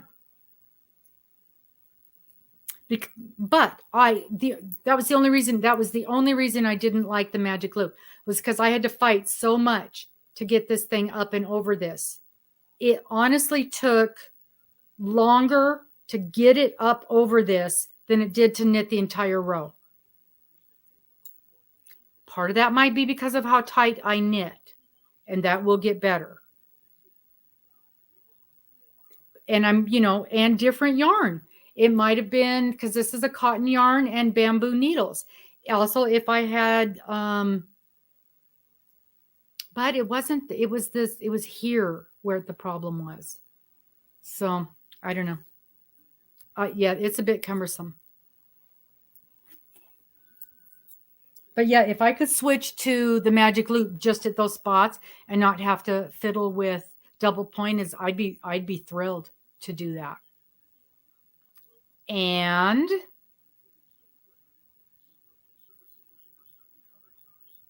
I sort of maybe possibly think I might want to, I can't even believe I'm saying these words out loud,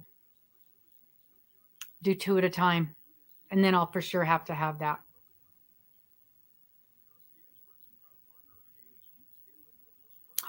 Really? Wow. That's interesting. That is interesting.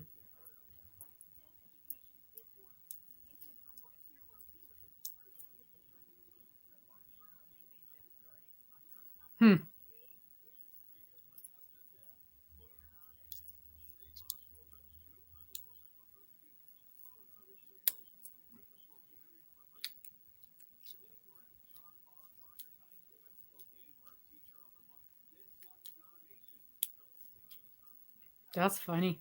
How'd you find out? I mean, could you kind of tell?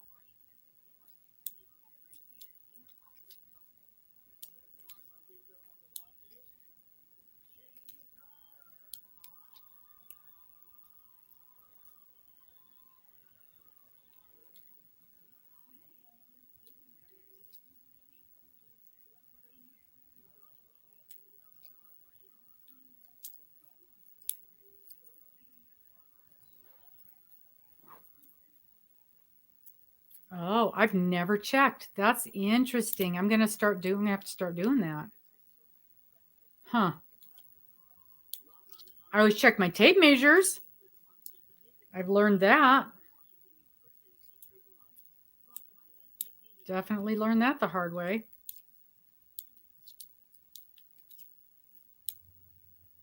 Yeah. That's funny.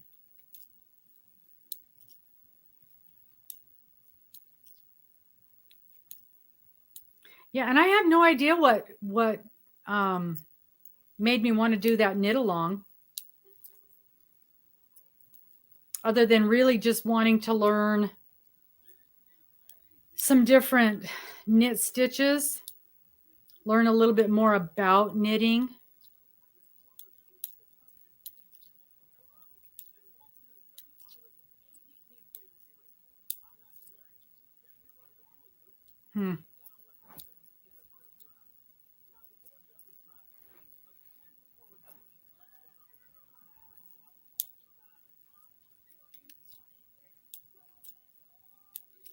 Yeah, but I just kind of want, and I knew this would go fast.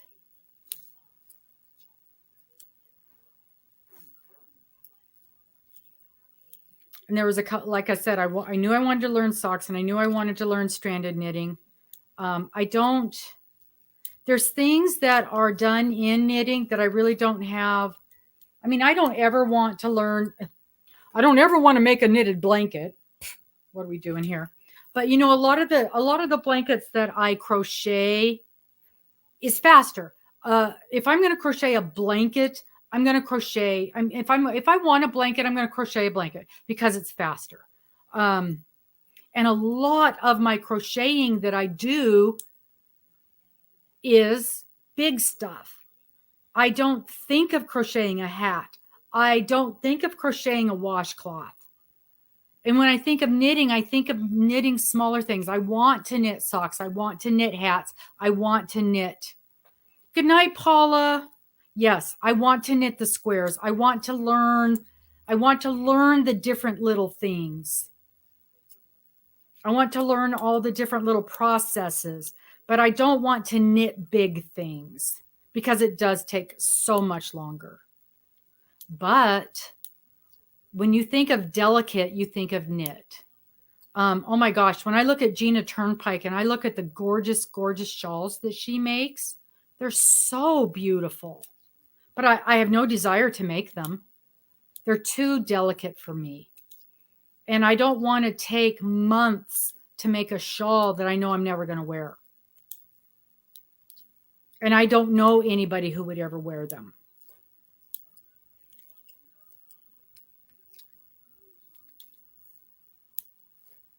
And it's funny, though, that I like to knit washcloths.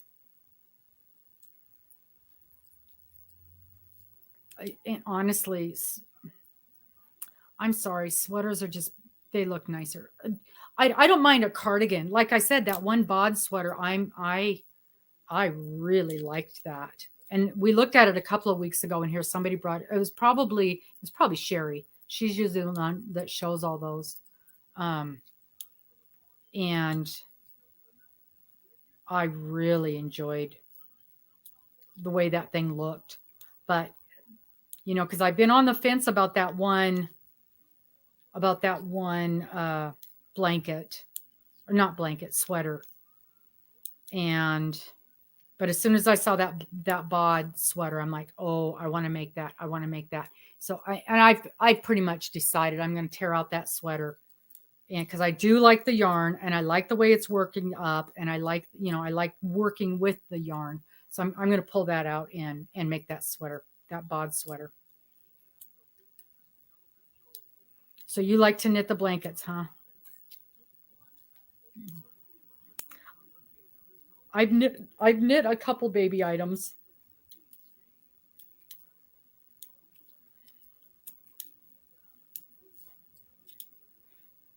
But yeah, I don't crochet wearables.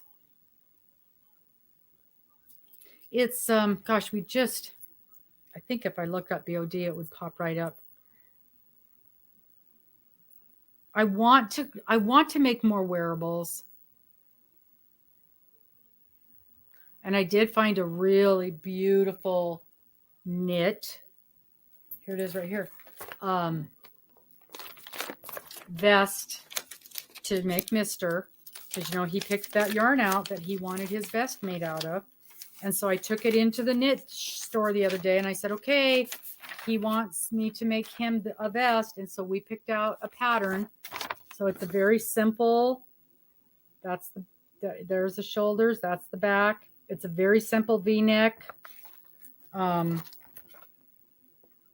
Just very simple. That's going to take forever to knit, forever, but it's going to look very nice, very classy, very nice. So I got to do that.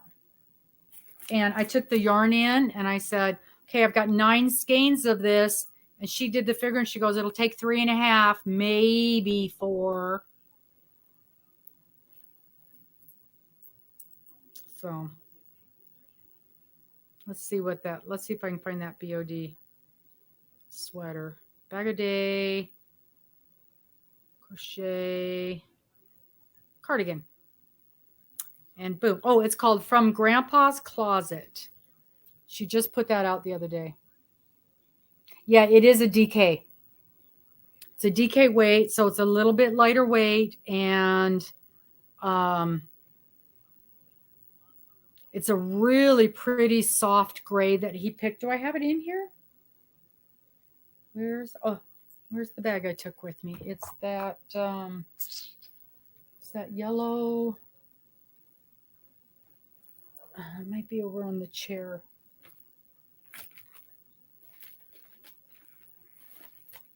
I've just got like 30 project bags stacked up around me. No, it's sitting over there on the chair. I can't get to it. Oh, it's over there. I can get to it. Hold on. Hold on. I think that's one of the prettiest sweaters she's put out in a long time.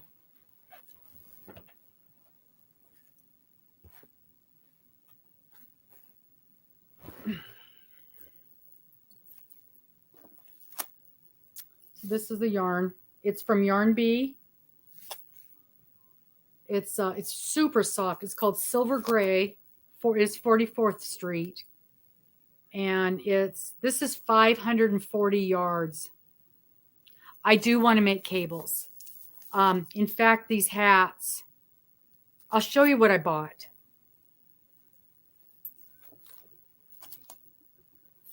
I had got this book from the library. And I asked Mr. I says, do you want some cables on this vest? It's very plain. And he said, no, I don't want anything on it. I'm like, okay, because I told him I would do it. I'm not afraid of cables. I've actually done cables before. On one of the very first projects I ever knit a million years ago, left-handed, and I made a baby sweater for my first niece. And the cable was supposed to be here and it ended up over here. And that's when I learned that there's a problem with left-handed. So the other day I got this book from the library and I fell in love with it. And I went on Amazon and it was only $20. So I ordered it. Look how big this book is. Knitting the National Parks. And it's got 63 hats. And it's a hat from all these different, it's not every national park, but there's a hat from 63 different national parks. And a bunch of them have cable work in it. But some of them are really simple and some of them are much more complex. And they've all got charts. And, well, you remember I don't know if you remember, but Roaming with Rover, my channel, that's from us traveling the country. And we've been to a ton of these national parks. Here's one of my favorite ones. So there's hats from all these different national parks. And of course, now I want to make all these darn hats. And some of them are pretty simple. This is one of the Texas national parks. And some of them are much more complicated. There's this one. This is from Arches National Park, and it's much more complicated. So look at those. Can you see the cable? The arches there are done with cable work.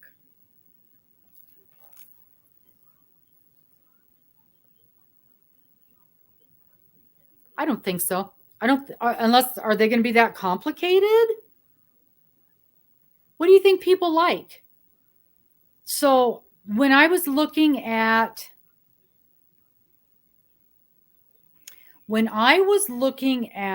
for this double moss stitch, I did find a couple of charts. And I'm like, oh, well, that's easy because I like charts. And for some people, it's much easier for them to follow a chart. And I did notice in this one that we're doing, there's a couple of them that I'm like, I wish there was a chart for this. Because it's like when we're doing that diamond pattern and, there's like, I kind of wish there was a way to just count how many somethings were in between. Yeah, I love this book. I love this book. Here's another pretty one. But, oh, look at this one with the, oh gosh, what do they call these things? It's an animal. Think like caribou. These are caribou. You know what? Don't do it. Don't make it hard for you. So, oh, this one's got a little bit of cabling at the top. In that top pink section, that's cables up there. So I didn't want to show the book during bingo because I'm trying to figure out how to download the book into my Amazon thing so people can, so I get points, but I can't figure it out. So, but this book was only $22. I couldn't, because it retails for $35. I was shocked. But she's also written, the same lady has written one, and it's called Knitting California. And it's got like 35 patterns for different things all over California.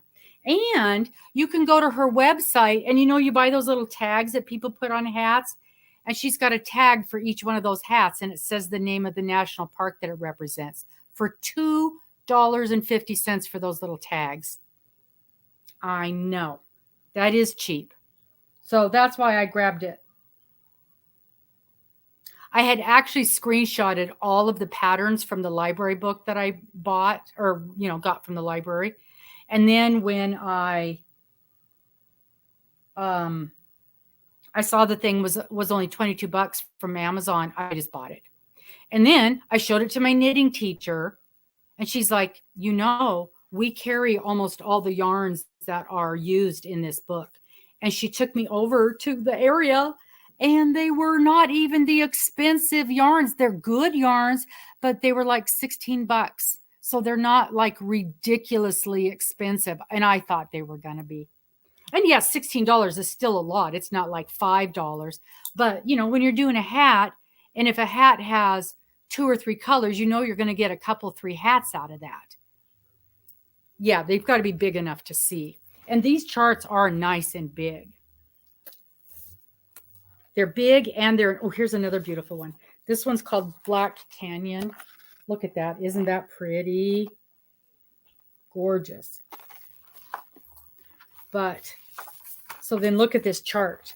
It's a whole great big full page color chart. That's going to be so nice to work with.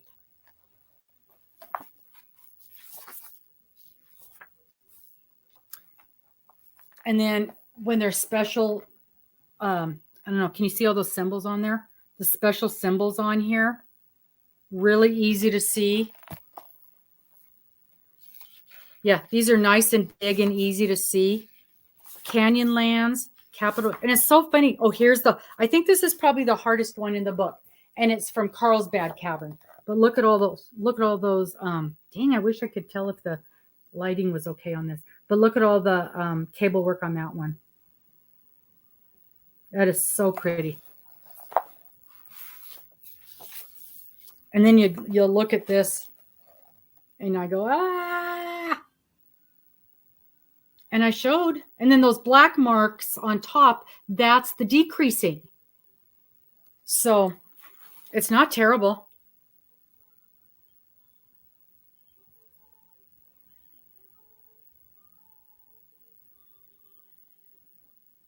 Probably. There's 32 across here. So when you're knitting, you probably just count.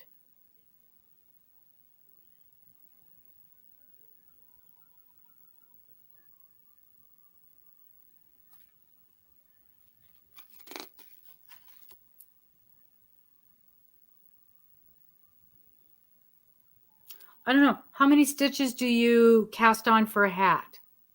Is this a repeat? See, I haven't done them yet, so I don't know. Let's just read. Well, just pick one and read. Oh, yes. Okay. So for this particular one, you cast on 96 stitches, and this is a 24 repeat. So you just do a repeat here.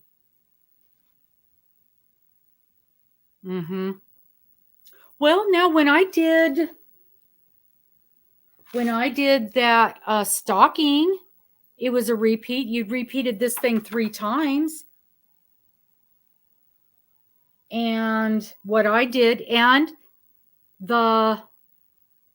these are 4 weights. Most of the time, these are 4 weights. And when I did, this says the chart repeats 4 times around on this particular one. And when I'm doing the Christmas stocking I'm doing right now, I have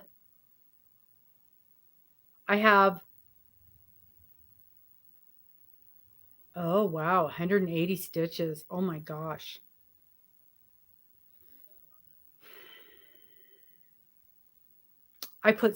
So when I'm doing a repeat like that on my project, so in my hat, I'll have a stitch marker at the end of each repeat. So I know exactly where the new thing starts. And these don't seem to be that big. A 1 weight. Wow.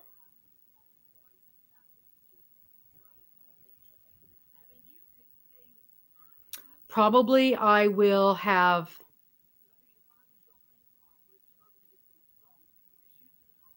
I'll probably have a note paper with notes written on it, how many of each stitch, because that's what I had to do with when I did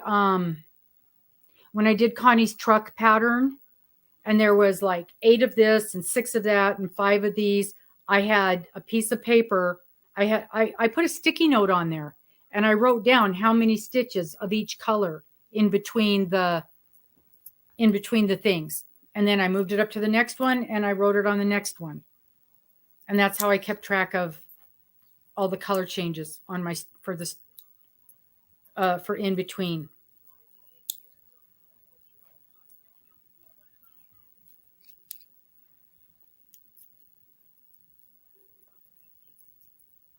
I bet that's beautiful. 180 stitches. Wow. Is it complicated? Is it a complicated pattern?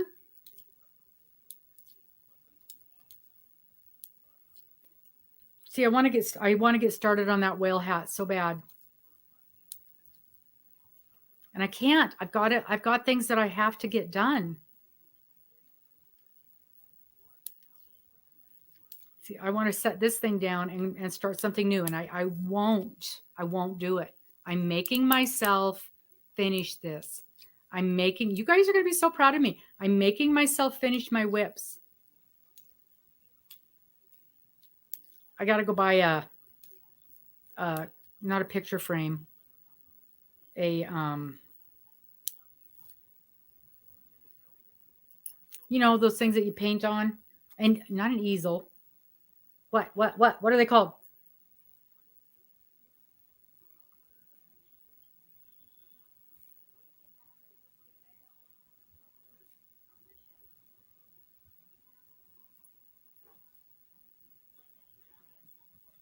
Anyway, because I'm going to take that Lavender Fields. Oh, cables and knit stitches. See, I saw something that was back loop. I don't understand what that is. I mean, there's only one loop on a knit stitch. It's not like a crochet stitch, because there's some things in here that's back loop. I guess we'll learn.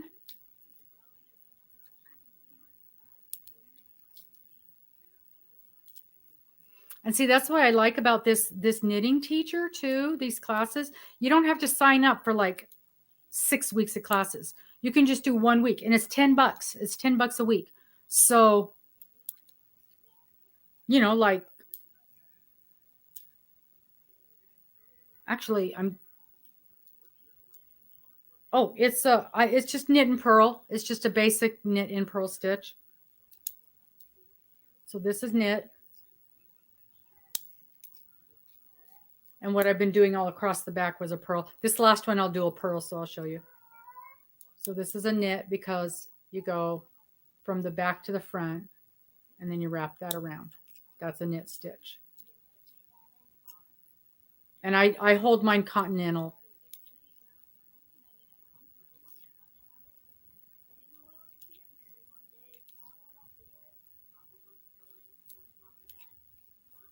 These are the two very most basic stitches. Okay, so see how I'm going from the back to the front with my needle? So now my next stitch is going to be a purl. So now I take my yarn and I move it to the back of the needle.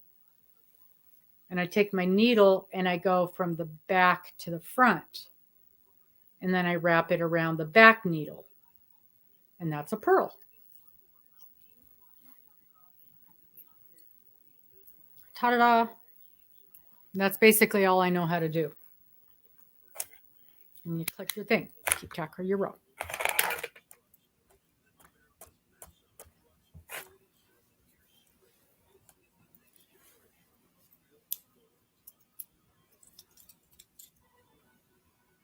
Flip the whole thing over and do it again.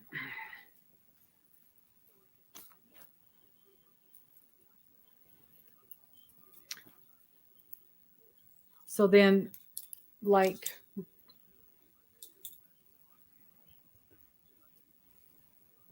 so this made the rib stitch. So like when you have a sweater and you've got ribbing on your cuff, it's usually a 2x2 is what they call it. So it's 2 purls and 2 knits. These are your knit stitches. These are your knit stitches, and these are your purl stitches. That makes ribbing. So these are your knit. This is what your knit stitches look like. And those are what your purl stitches look like.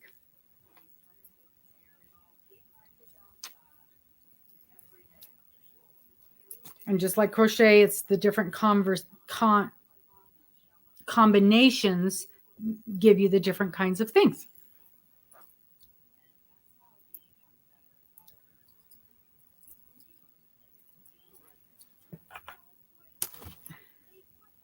This thing's getting heavy.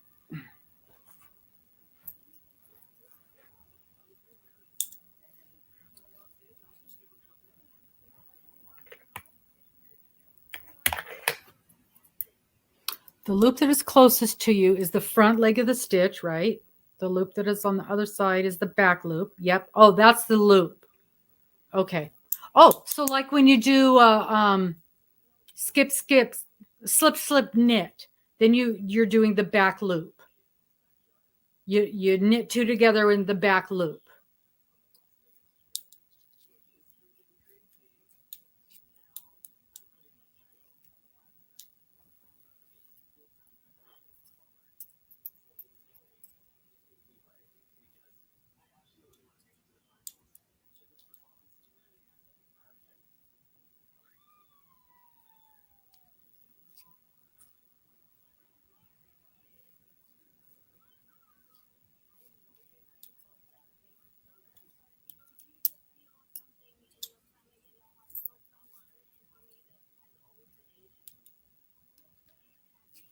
So 10 more rows.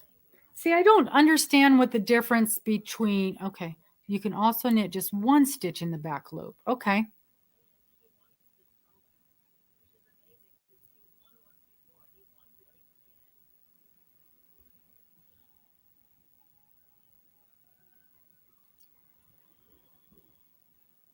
Knit and a purl. Okay, so that, yeah, that's all I do, Susan. That's, if you can do a knit and a purl, you can do anything. It's just any combination of whatever. So you can do you could absolutely do my knit along, because all 30 of the blocks are just different combinations of the knit and purl. There is nothing difficult at all. Right, Cheryl? That's what caused Cheryl to create her own knit along, because these blocks were too easy for her.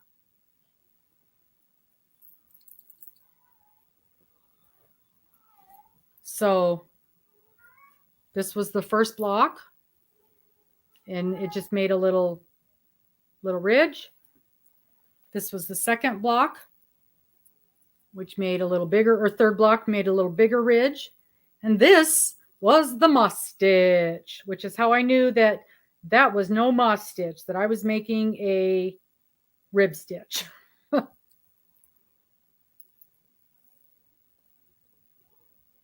So yeah, you should jump in.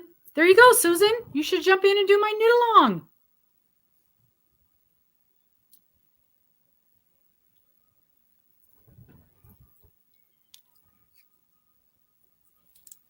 And we're just now doing week 3.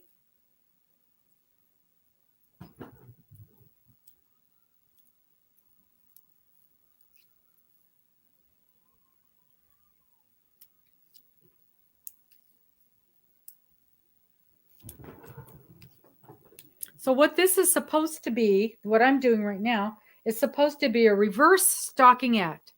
But from what I can tell is it's the exact same thing as the regular stockingette, because I'm still just doing a row of knit and a row of purl.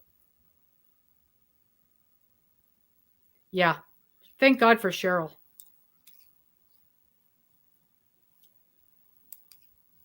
She's there to answer all our questions and help us keep us from pulling our hair out.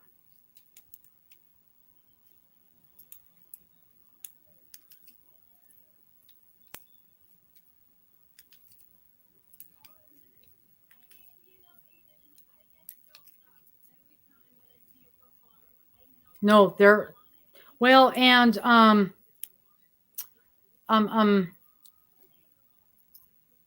I can't. Why do I always have such a hard time remember her name? Pinky Jean. She is, but she doesn't come to the lives. She does her square every week, and she does a video about it. She's the one that gave me the idea of doing this kind of a border. But I don't know why, because we did however many rows of the stockingette, and they're like, okay, now we're going to do the reverse stockingette, and we're just doing more rows because it's on the same side and everything. It didn't flip it or anything, unless, of course, I screwed that up again. But even when I looked in the picture, it wasn't reversed. I would have thought at least they would have like flipped it so we would have had the back side and the front side, but it isn't. It's just rows and rows and rows of this. Thank you, Kat. You're really helping a lot. Yeah, so I've just got rows and rows of this knit on this same side.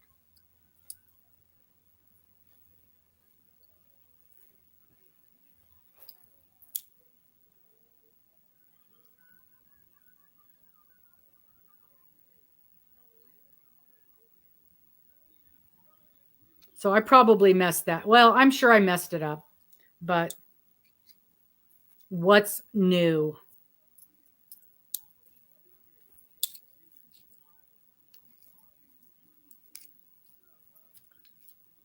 So if I get past this eyelet thing, maybe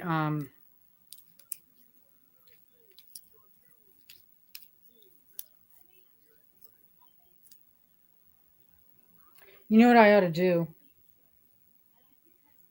So I've got 10 more rows, 52. I got 10 more rows. I ought to just flip it. So I've got 10 rows of the other side. Then at least there'd be a little bit of a break in the design.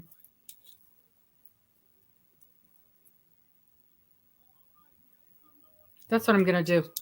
I'm going to do that.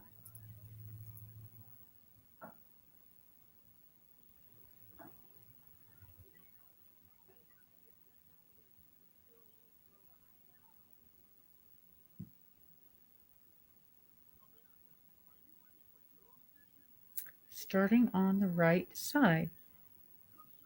Oh, 43.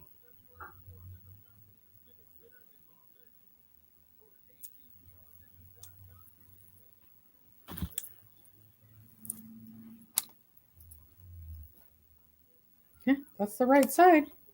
That's a purl row. Yeah, I was thinking maybe I did the wrong side, but no, the right side was a purl row. So, because it's just rows and rows and rows and rows of the same thing.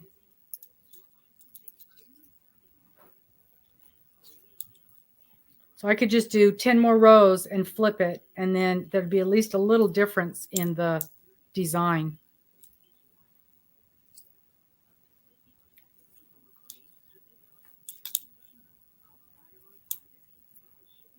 So this is going to be the most Frankenstein looking blanket ever, but it's going to be done.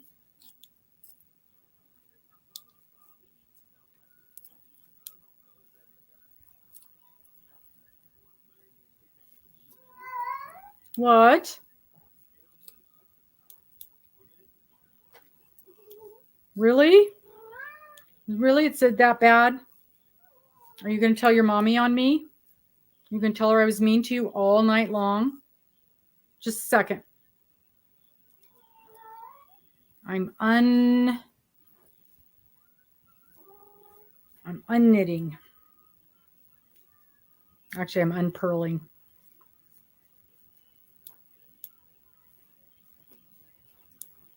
Okay.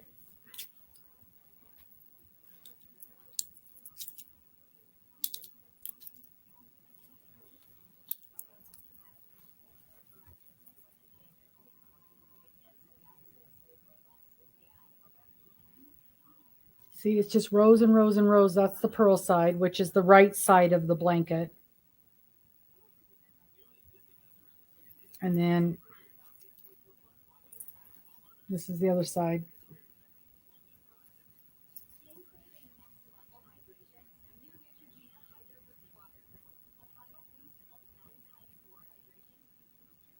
And I'm on row 52, and this goes to 62.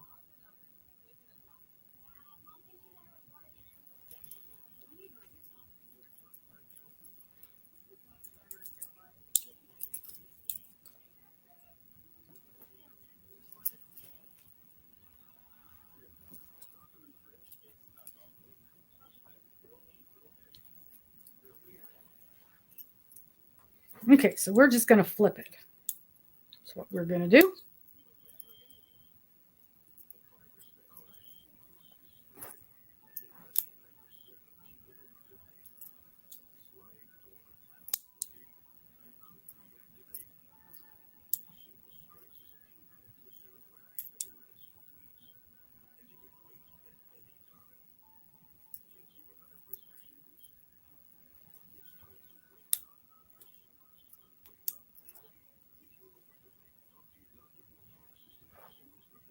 Yeah, the row that all of this is the back, is the front. right? Yeah, there's my marker. There's my marker. That's the front. Seems like that would be the front, huh? So I've probably screwed up somewhere and even got that wrong.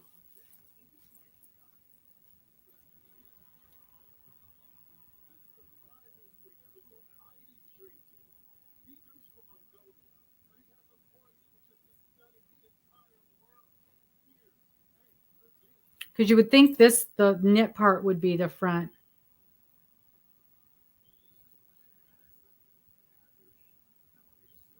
It's like this was the stockingette, and then this is the reverse stockingette, but it's exactly the same.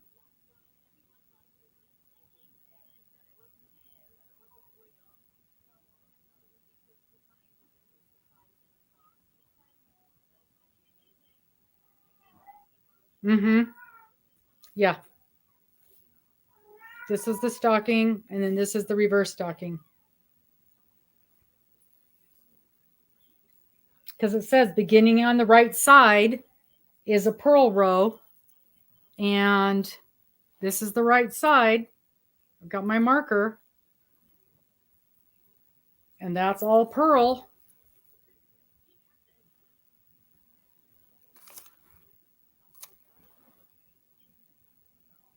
Unless somehow, and you know, there's always that possibility that somehow this ended up being where this should have been a knit. I don't know. Who the heck knows with me?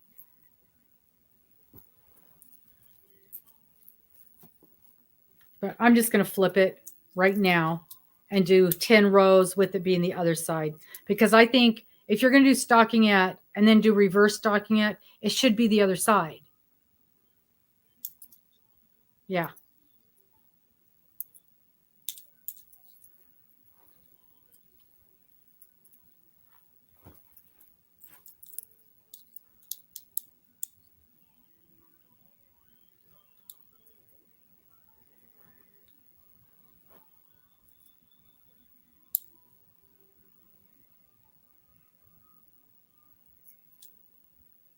So rows 15 to 18. Yeah, we did stockingette down here too.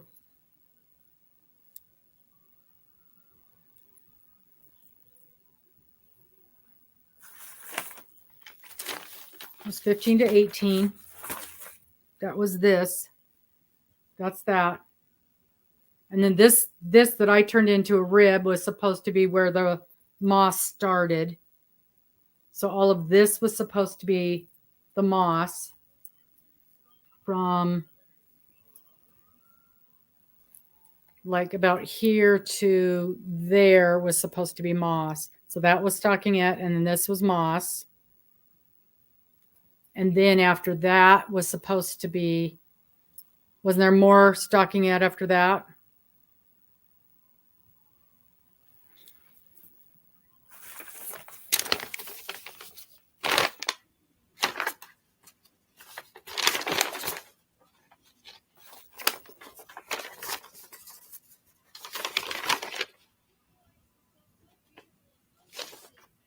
$42.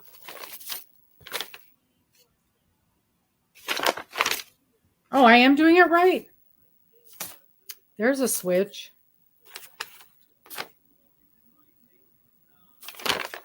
So there wasn't stockingette before this. It was just the one at the beginning before the moss.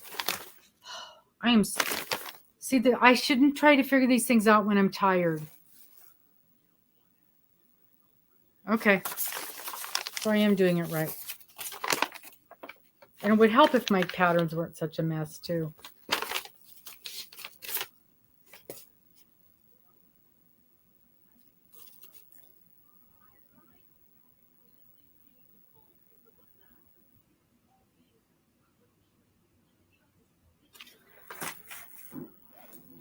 I don't think I went. I guess maybe I just didn't like it with the purl on the front. I think I would prefer to have the knit on the front. But you know, you just flip it over. Who cares? Nothing's going to make any difference. on this.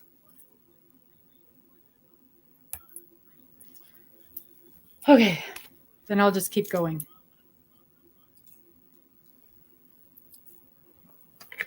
$52, yeah. Okay, so I have 10 more rows of this. It is easy to work on, though. I'll tell you that much. This is definitely you can work on this, well, for the most part, while you're just sitting and talking. That helps a lot. Jessica, how'd the game go?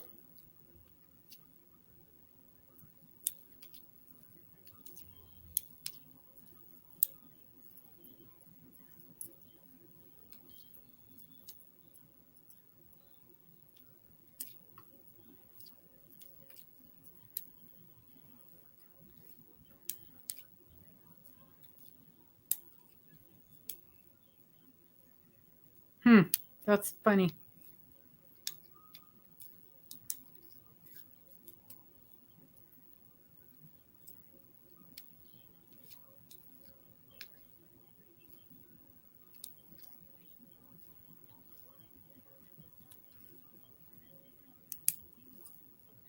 Oh, man.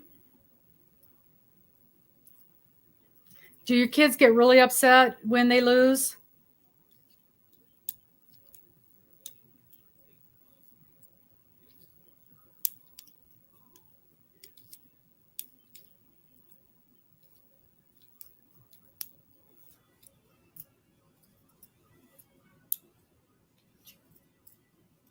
I know the grands, they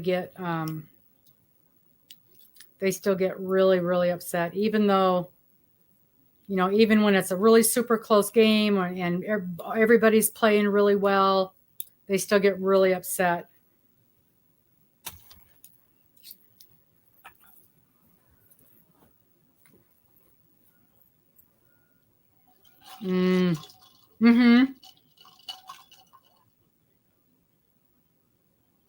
Yeah, exactly. Last game of the season.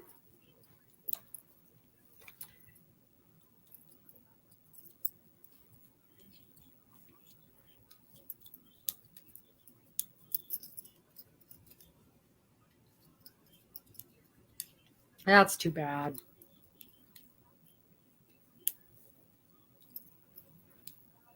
So is this a local league or is it a traveling league?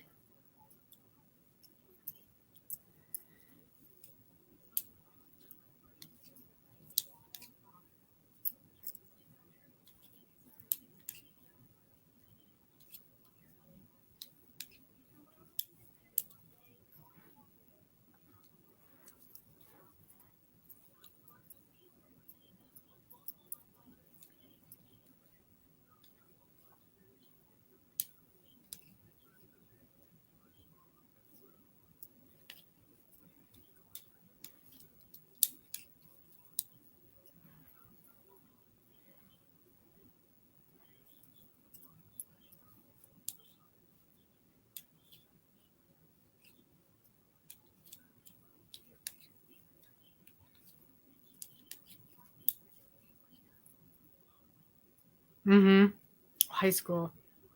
Okay. Wow, I've never heard of a high school having a hockey team. That's cool.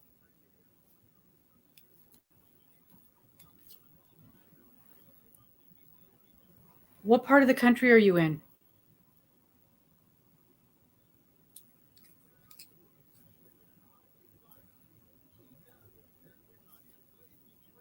Oh, roller hockey. Oh.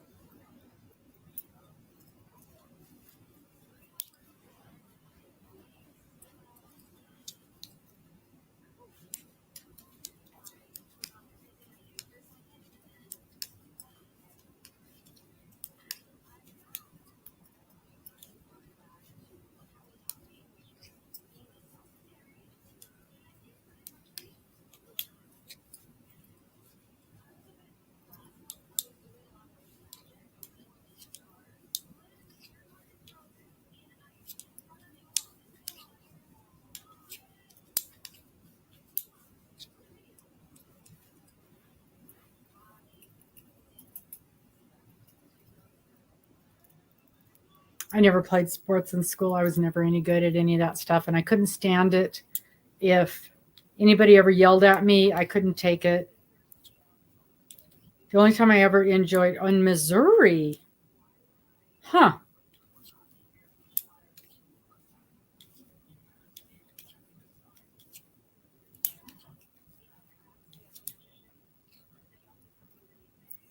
Then when I got out of school and I started running, and I enjoyed that, like 5Ks and 10Ks and things like that.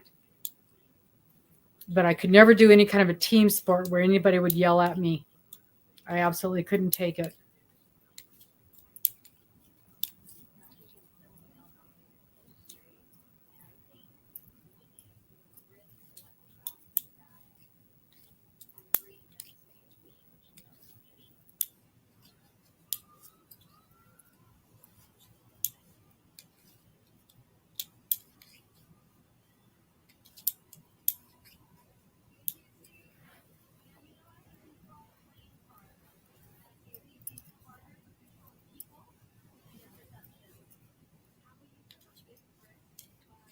Do they have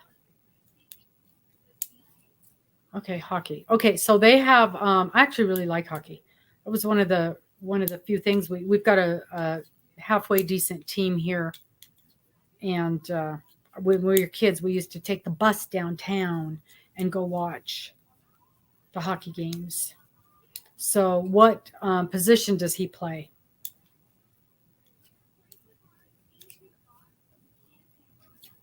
Or do they switch him around? Do they have set positions that they play, or do they move him around?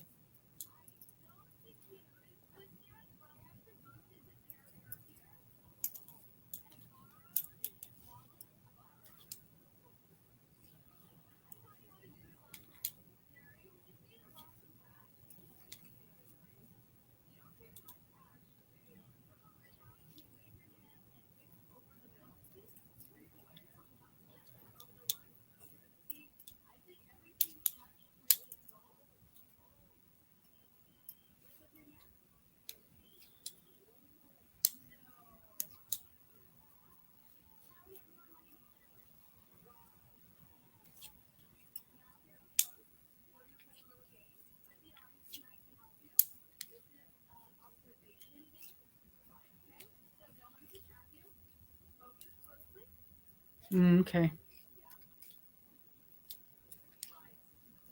My nephews used to play hockey when they were younger.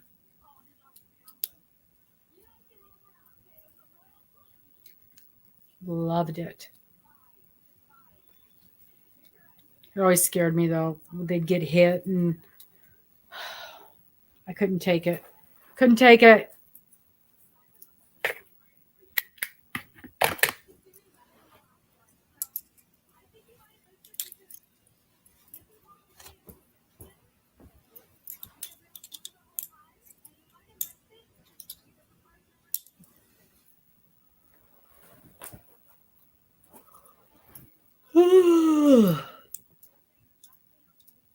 Yeah. It's been so long since I've watched it. I don't know if I would anymore. The little stuff. But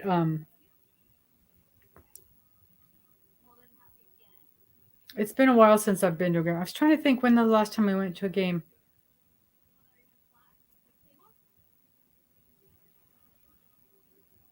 Since we got back, did we get one when we got back? It's probably been 2 years since I've been to a game. But man, we used to go all the time when we were kids.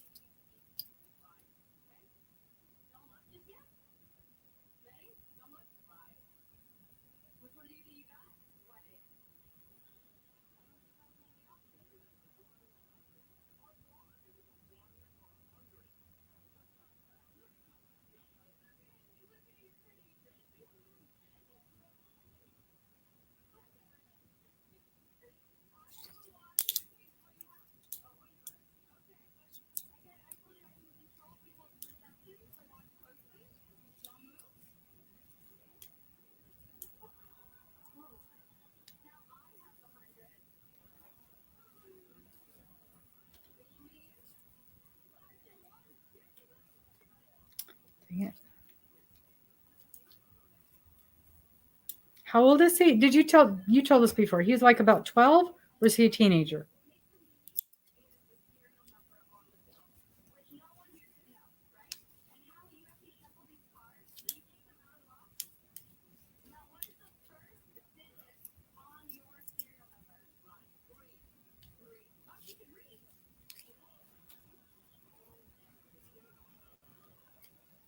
Right. Oh, 17. Okay.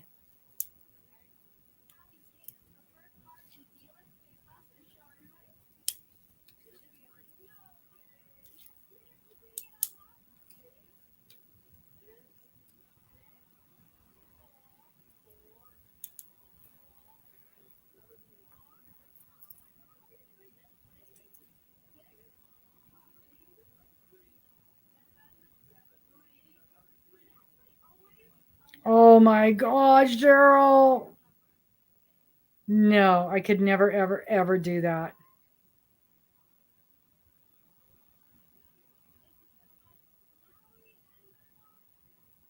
Nope.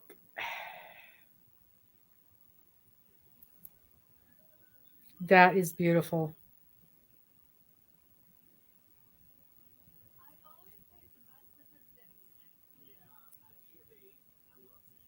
That's amazing. What color are you doing?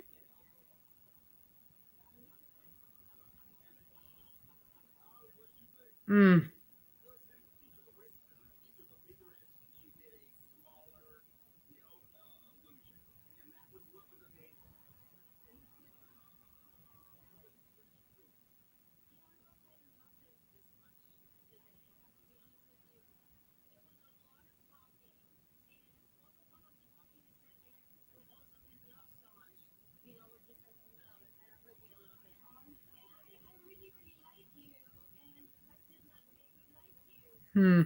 That's stunning.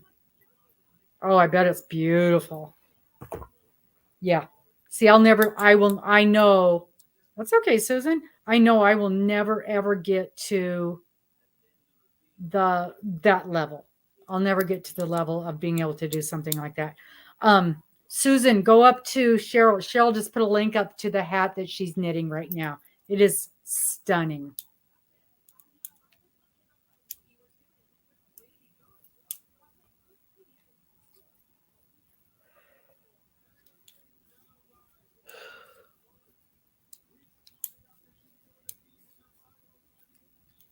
So Jessica, is he thinking of playing in college? Well, is that something that he'll pursue to go to college, or will he just play for fun?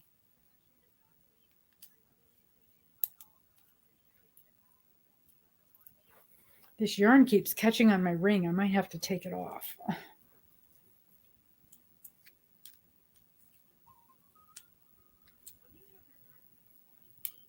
I don't think so. We're not going to be doing cables on that, are we? Although, by the time we're doing that, I will have done some cables, because I will probably be doing a cable or two on this hat, on these hats.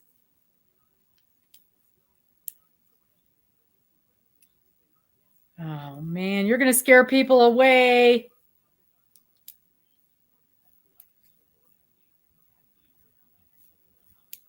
I don't remember, Jessica. Do you knit? Oh, Lord. Okay, color work I can do. Slip stitch, slip stitch, slip stitch. I think this is one of those things that it's just better off that I don't know how scary things are.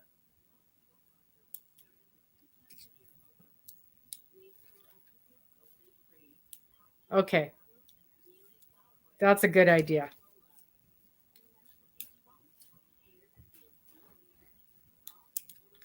It sounds like, Jessica, you better start knitting now if we're going to get you into Cheryl's knit along.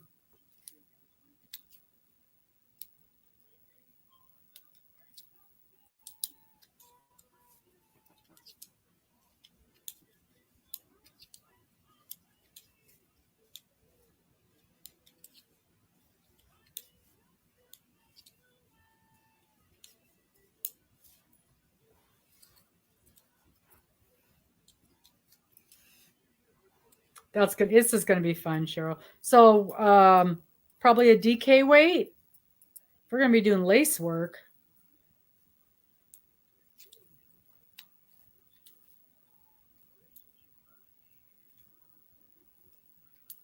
That's right. Got to start somewhere.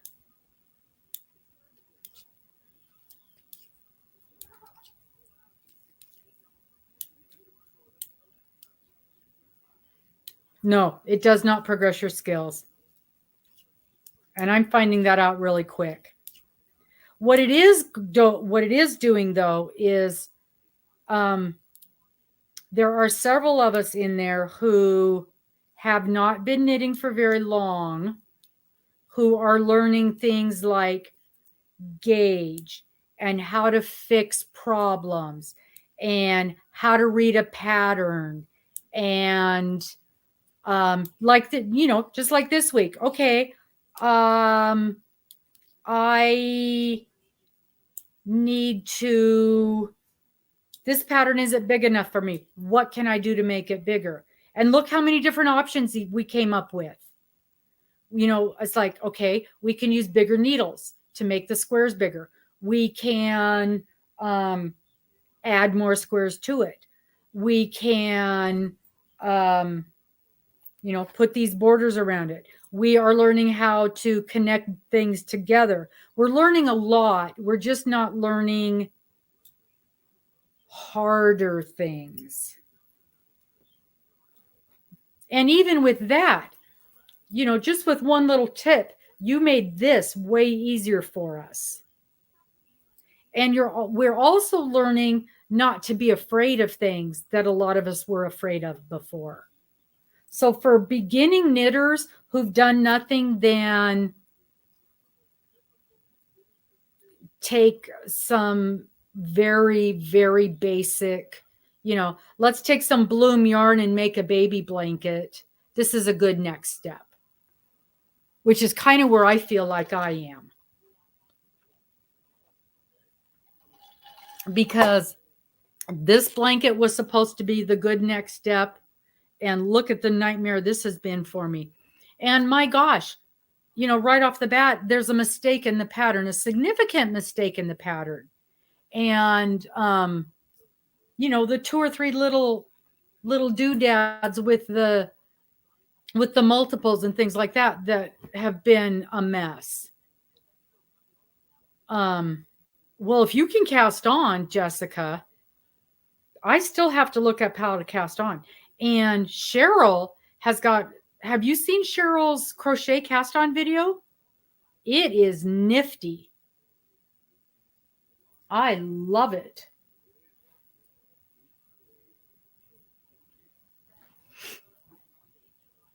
Mm-hmm.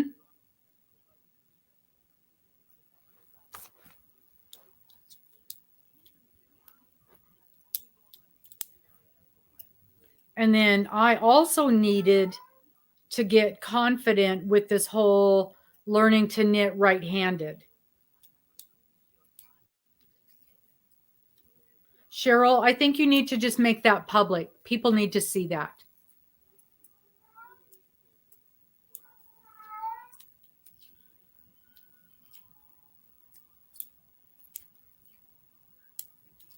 Because this, you know, learning to knit right-handed is a little bit of a, it's not a struggle, but it was hard for me to get used to. And now I feel like I've done enough knitting over the last couple of months that it is second nature to me now. I don't have to stop and think about, okay, what am I supposed to do? How do I hold my needles? What am I doing here?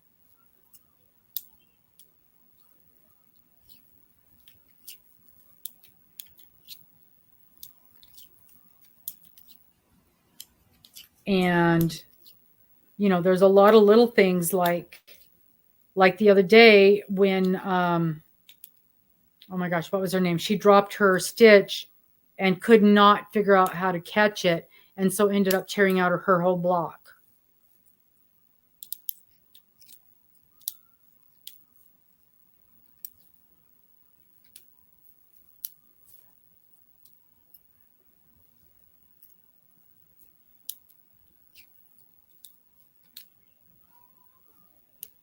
And that's the kind of the other reason that I decided I didn't want to do 2 of each one of these blocks, because I didn't want to spend the time or the materials to double this up when I knew I wasn't going to get a lot of learning, a lot of experience value out of it, which is what the point of this particular cal is.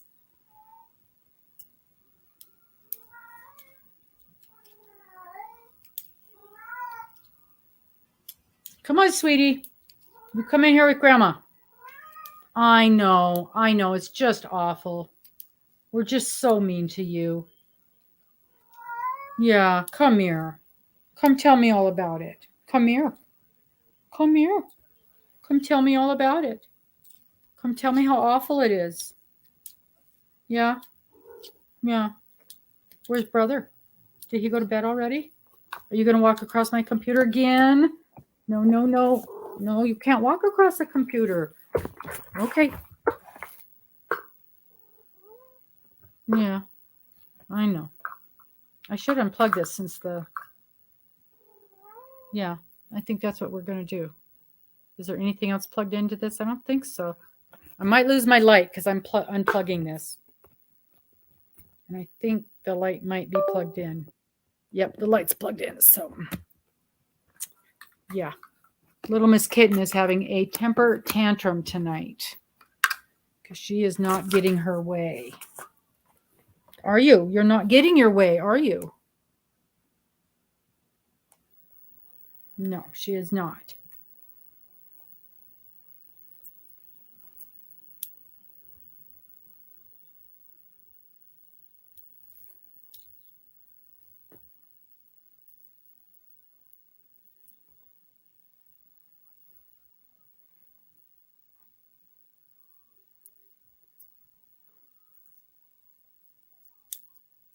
Yeah, she just got going again because people keep asking her for information. And she keeps having to help people. I wonder who those people are.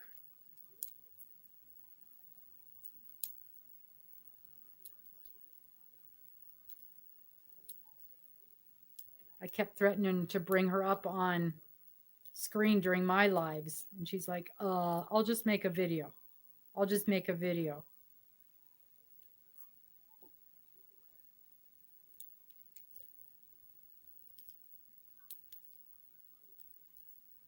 Now, what did you say about lace work? Lace work is just yarn overs and such? Because basically, this eyelet thing is kind of like lace work, right? This next thing I'm doing. See, I don't know enough about knitting to know when to be scared is my biggest problem.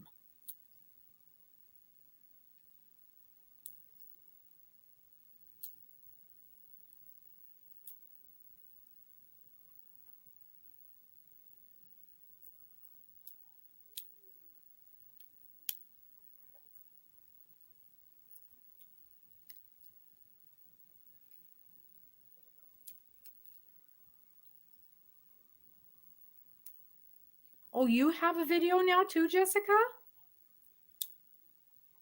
Is that what that little symbol on there means?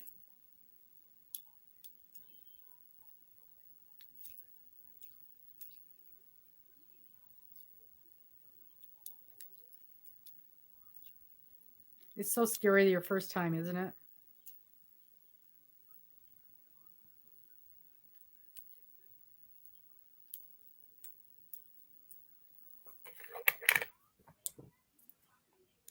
Oh.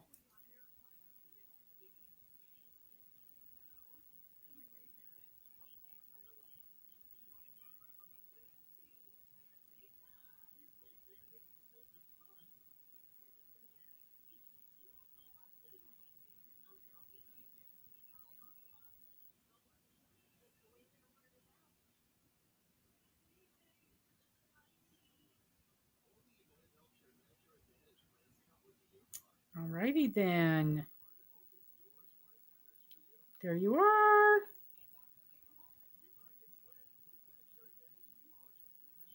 Okay.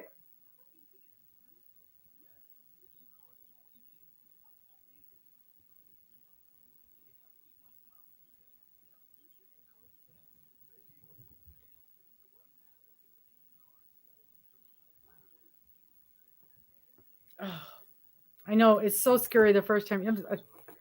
I was shaking in my boots when I did my first live for this knitting thing, which was ridiculous, but I was literally shaking. And I've done a million of these lives. Yep. So are you going to have them every Wednesday? Is that going to be your thing?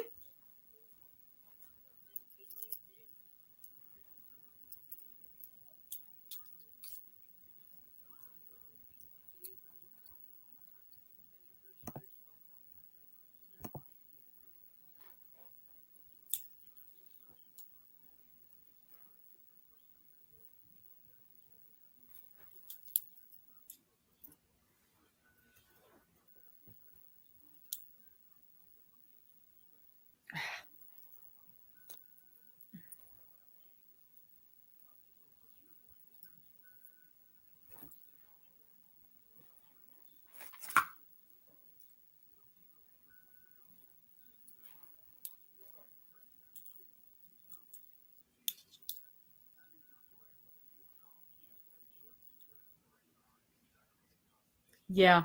It's hard. There's so many of them. And that's what I was saying tonight, and I thought about trying to move the bingo to another night, to another time. But there's so many lives. You just can't avoid them. And oh my gosh. What time? This coming Saturday?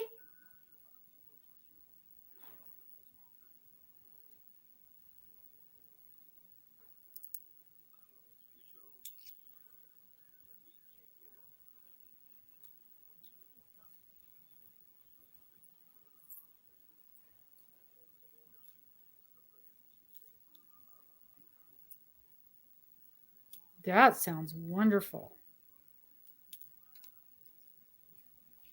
See, now if that's while I'm at work, I can watch that. I can turn that on and watch it.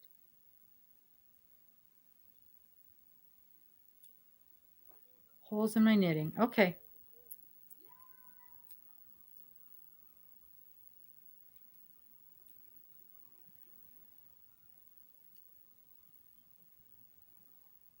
So basically this eyelet thing that they've got us doing is sort of lace work.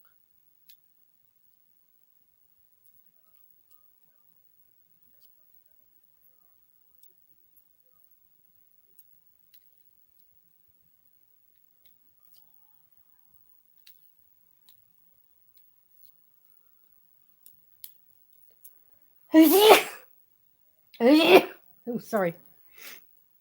Saturday the 3rd, 4, 3. So that'll be 2:00 my time. Yeah, I'll still be at work. I can watch that. Oh shoot, is this the week I have to leave work early? Oh, now I got to check my calendar because I have to leave one work and go to the other work. And it might be this Saturday. Nope. That's next Saturday. Okay. Perfect. I hope we get the reminder. In fact, I'm going to put it on my calendar. So, Jessica live, 2:00.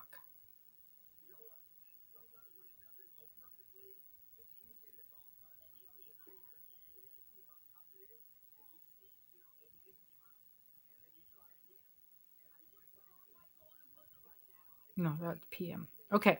I've got a reminder on my real calendar. Oh, sorry. I'm all sniffly because I don't know. I don't get all of the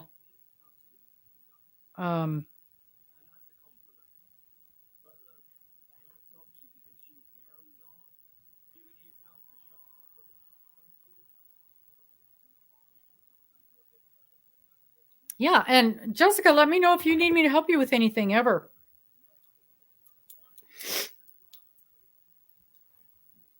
It's ever so much easier when you've got someone to help with these things.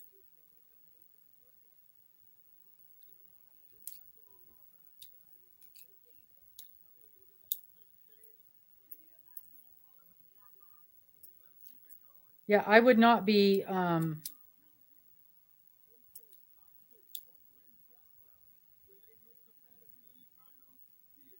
Cheryl's been just an absolute godsend with this knitting thing. I didn't know how much help I needed until I got in the middle of it.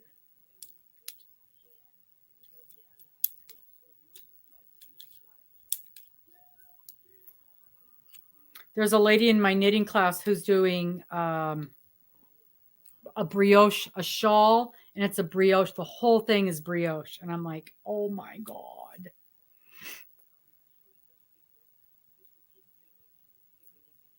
Yep, that's it. You just press start and hope everything works. Are you using StreamYard?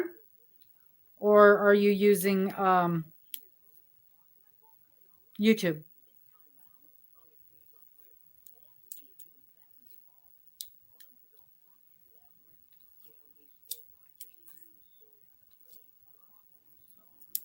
StreamYard's got a few more features than YouTube. StreamYard is good. I like it. I like it much better than YouTube. This one on Sunday, I don't know what happened, but it's the first time that's ever happened.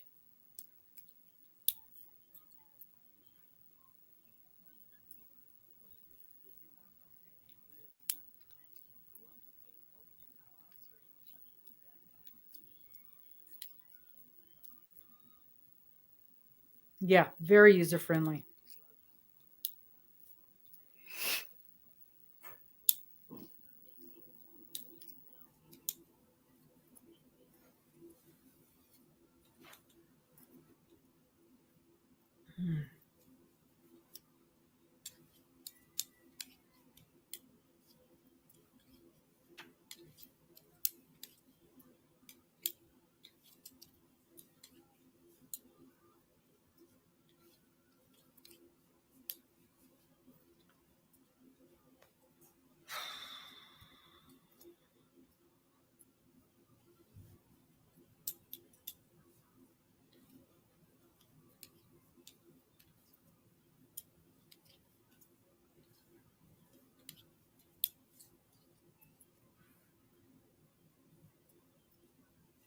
Well, ladies, I think I am going to call it.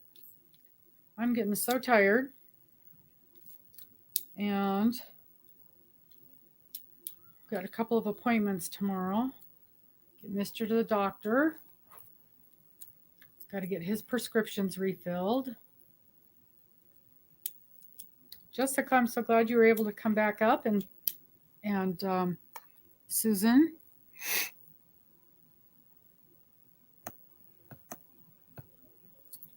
Oh, he's better. We got him an appointment. He goes in on Thursday. So I don't know what they're going to do. I expect they'll start him on some medicine, but he's got a lot of things going on. And, he throws up all the time, can't keep his food down. He's got a lot of things going on. So we'll see.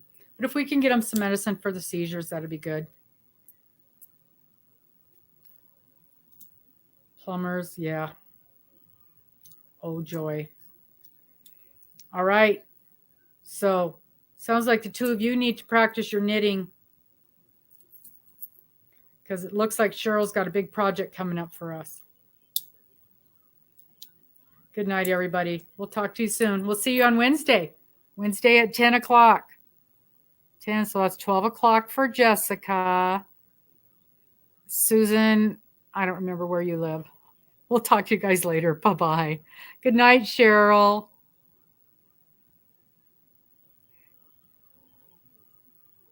I know. It's going to be so fun.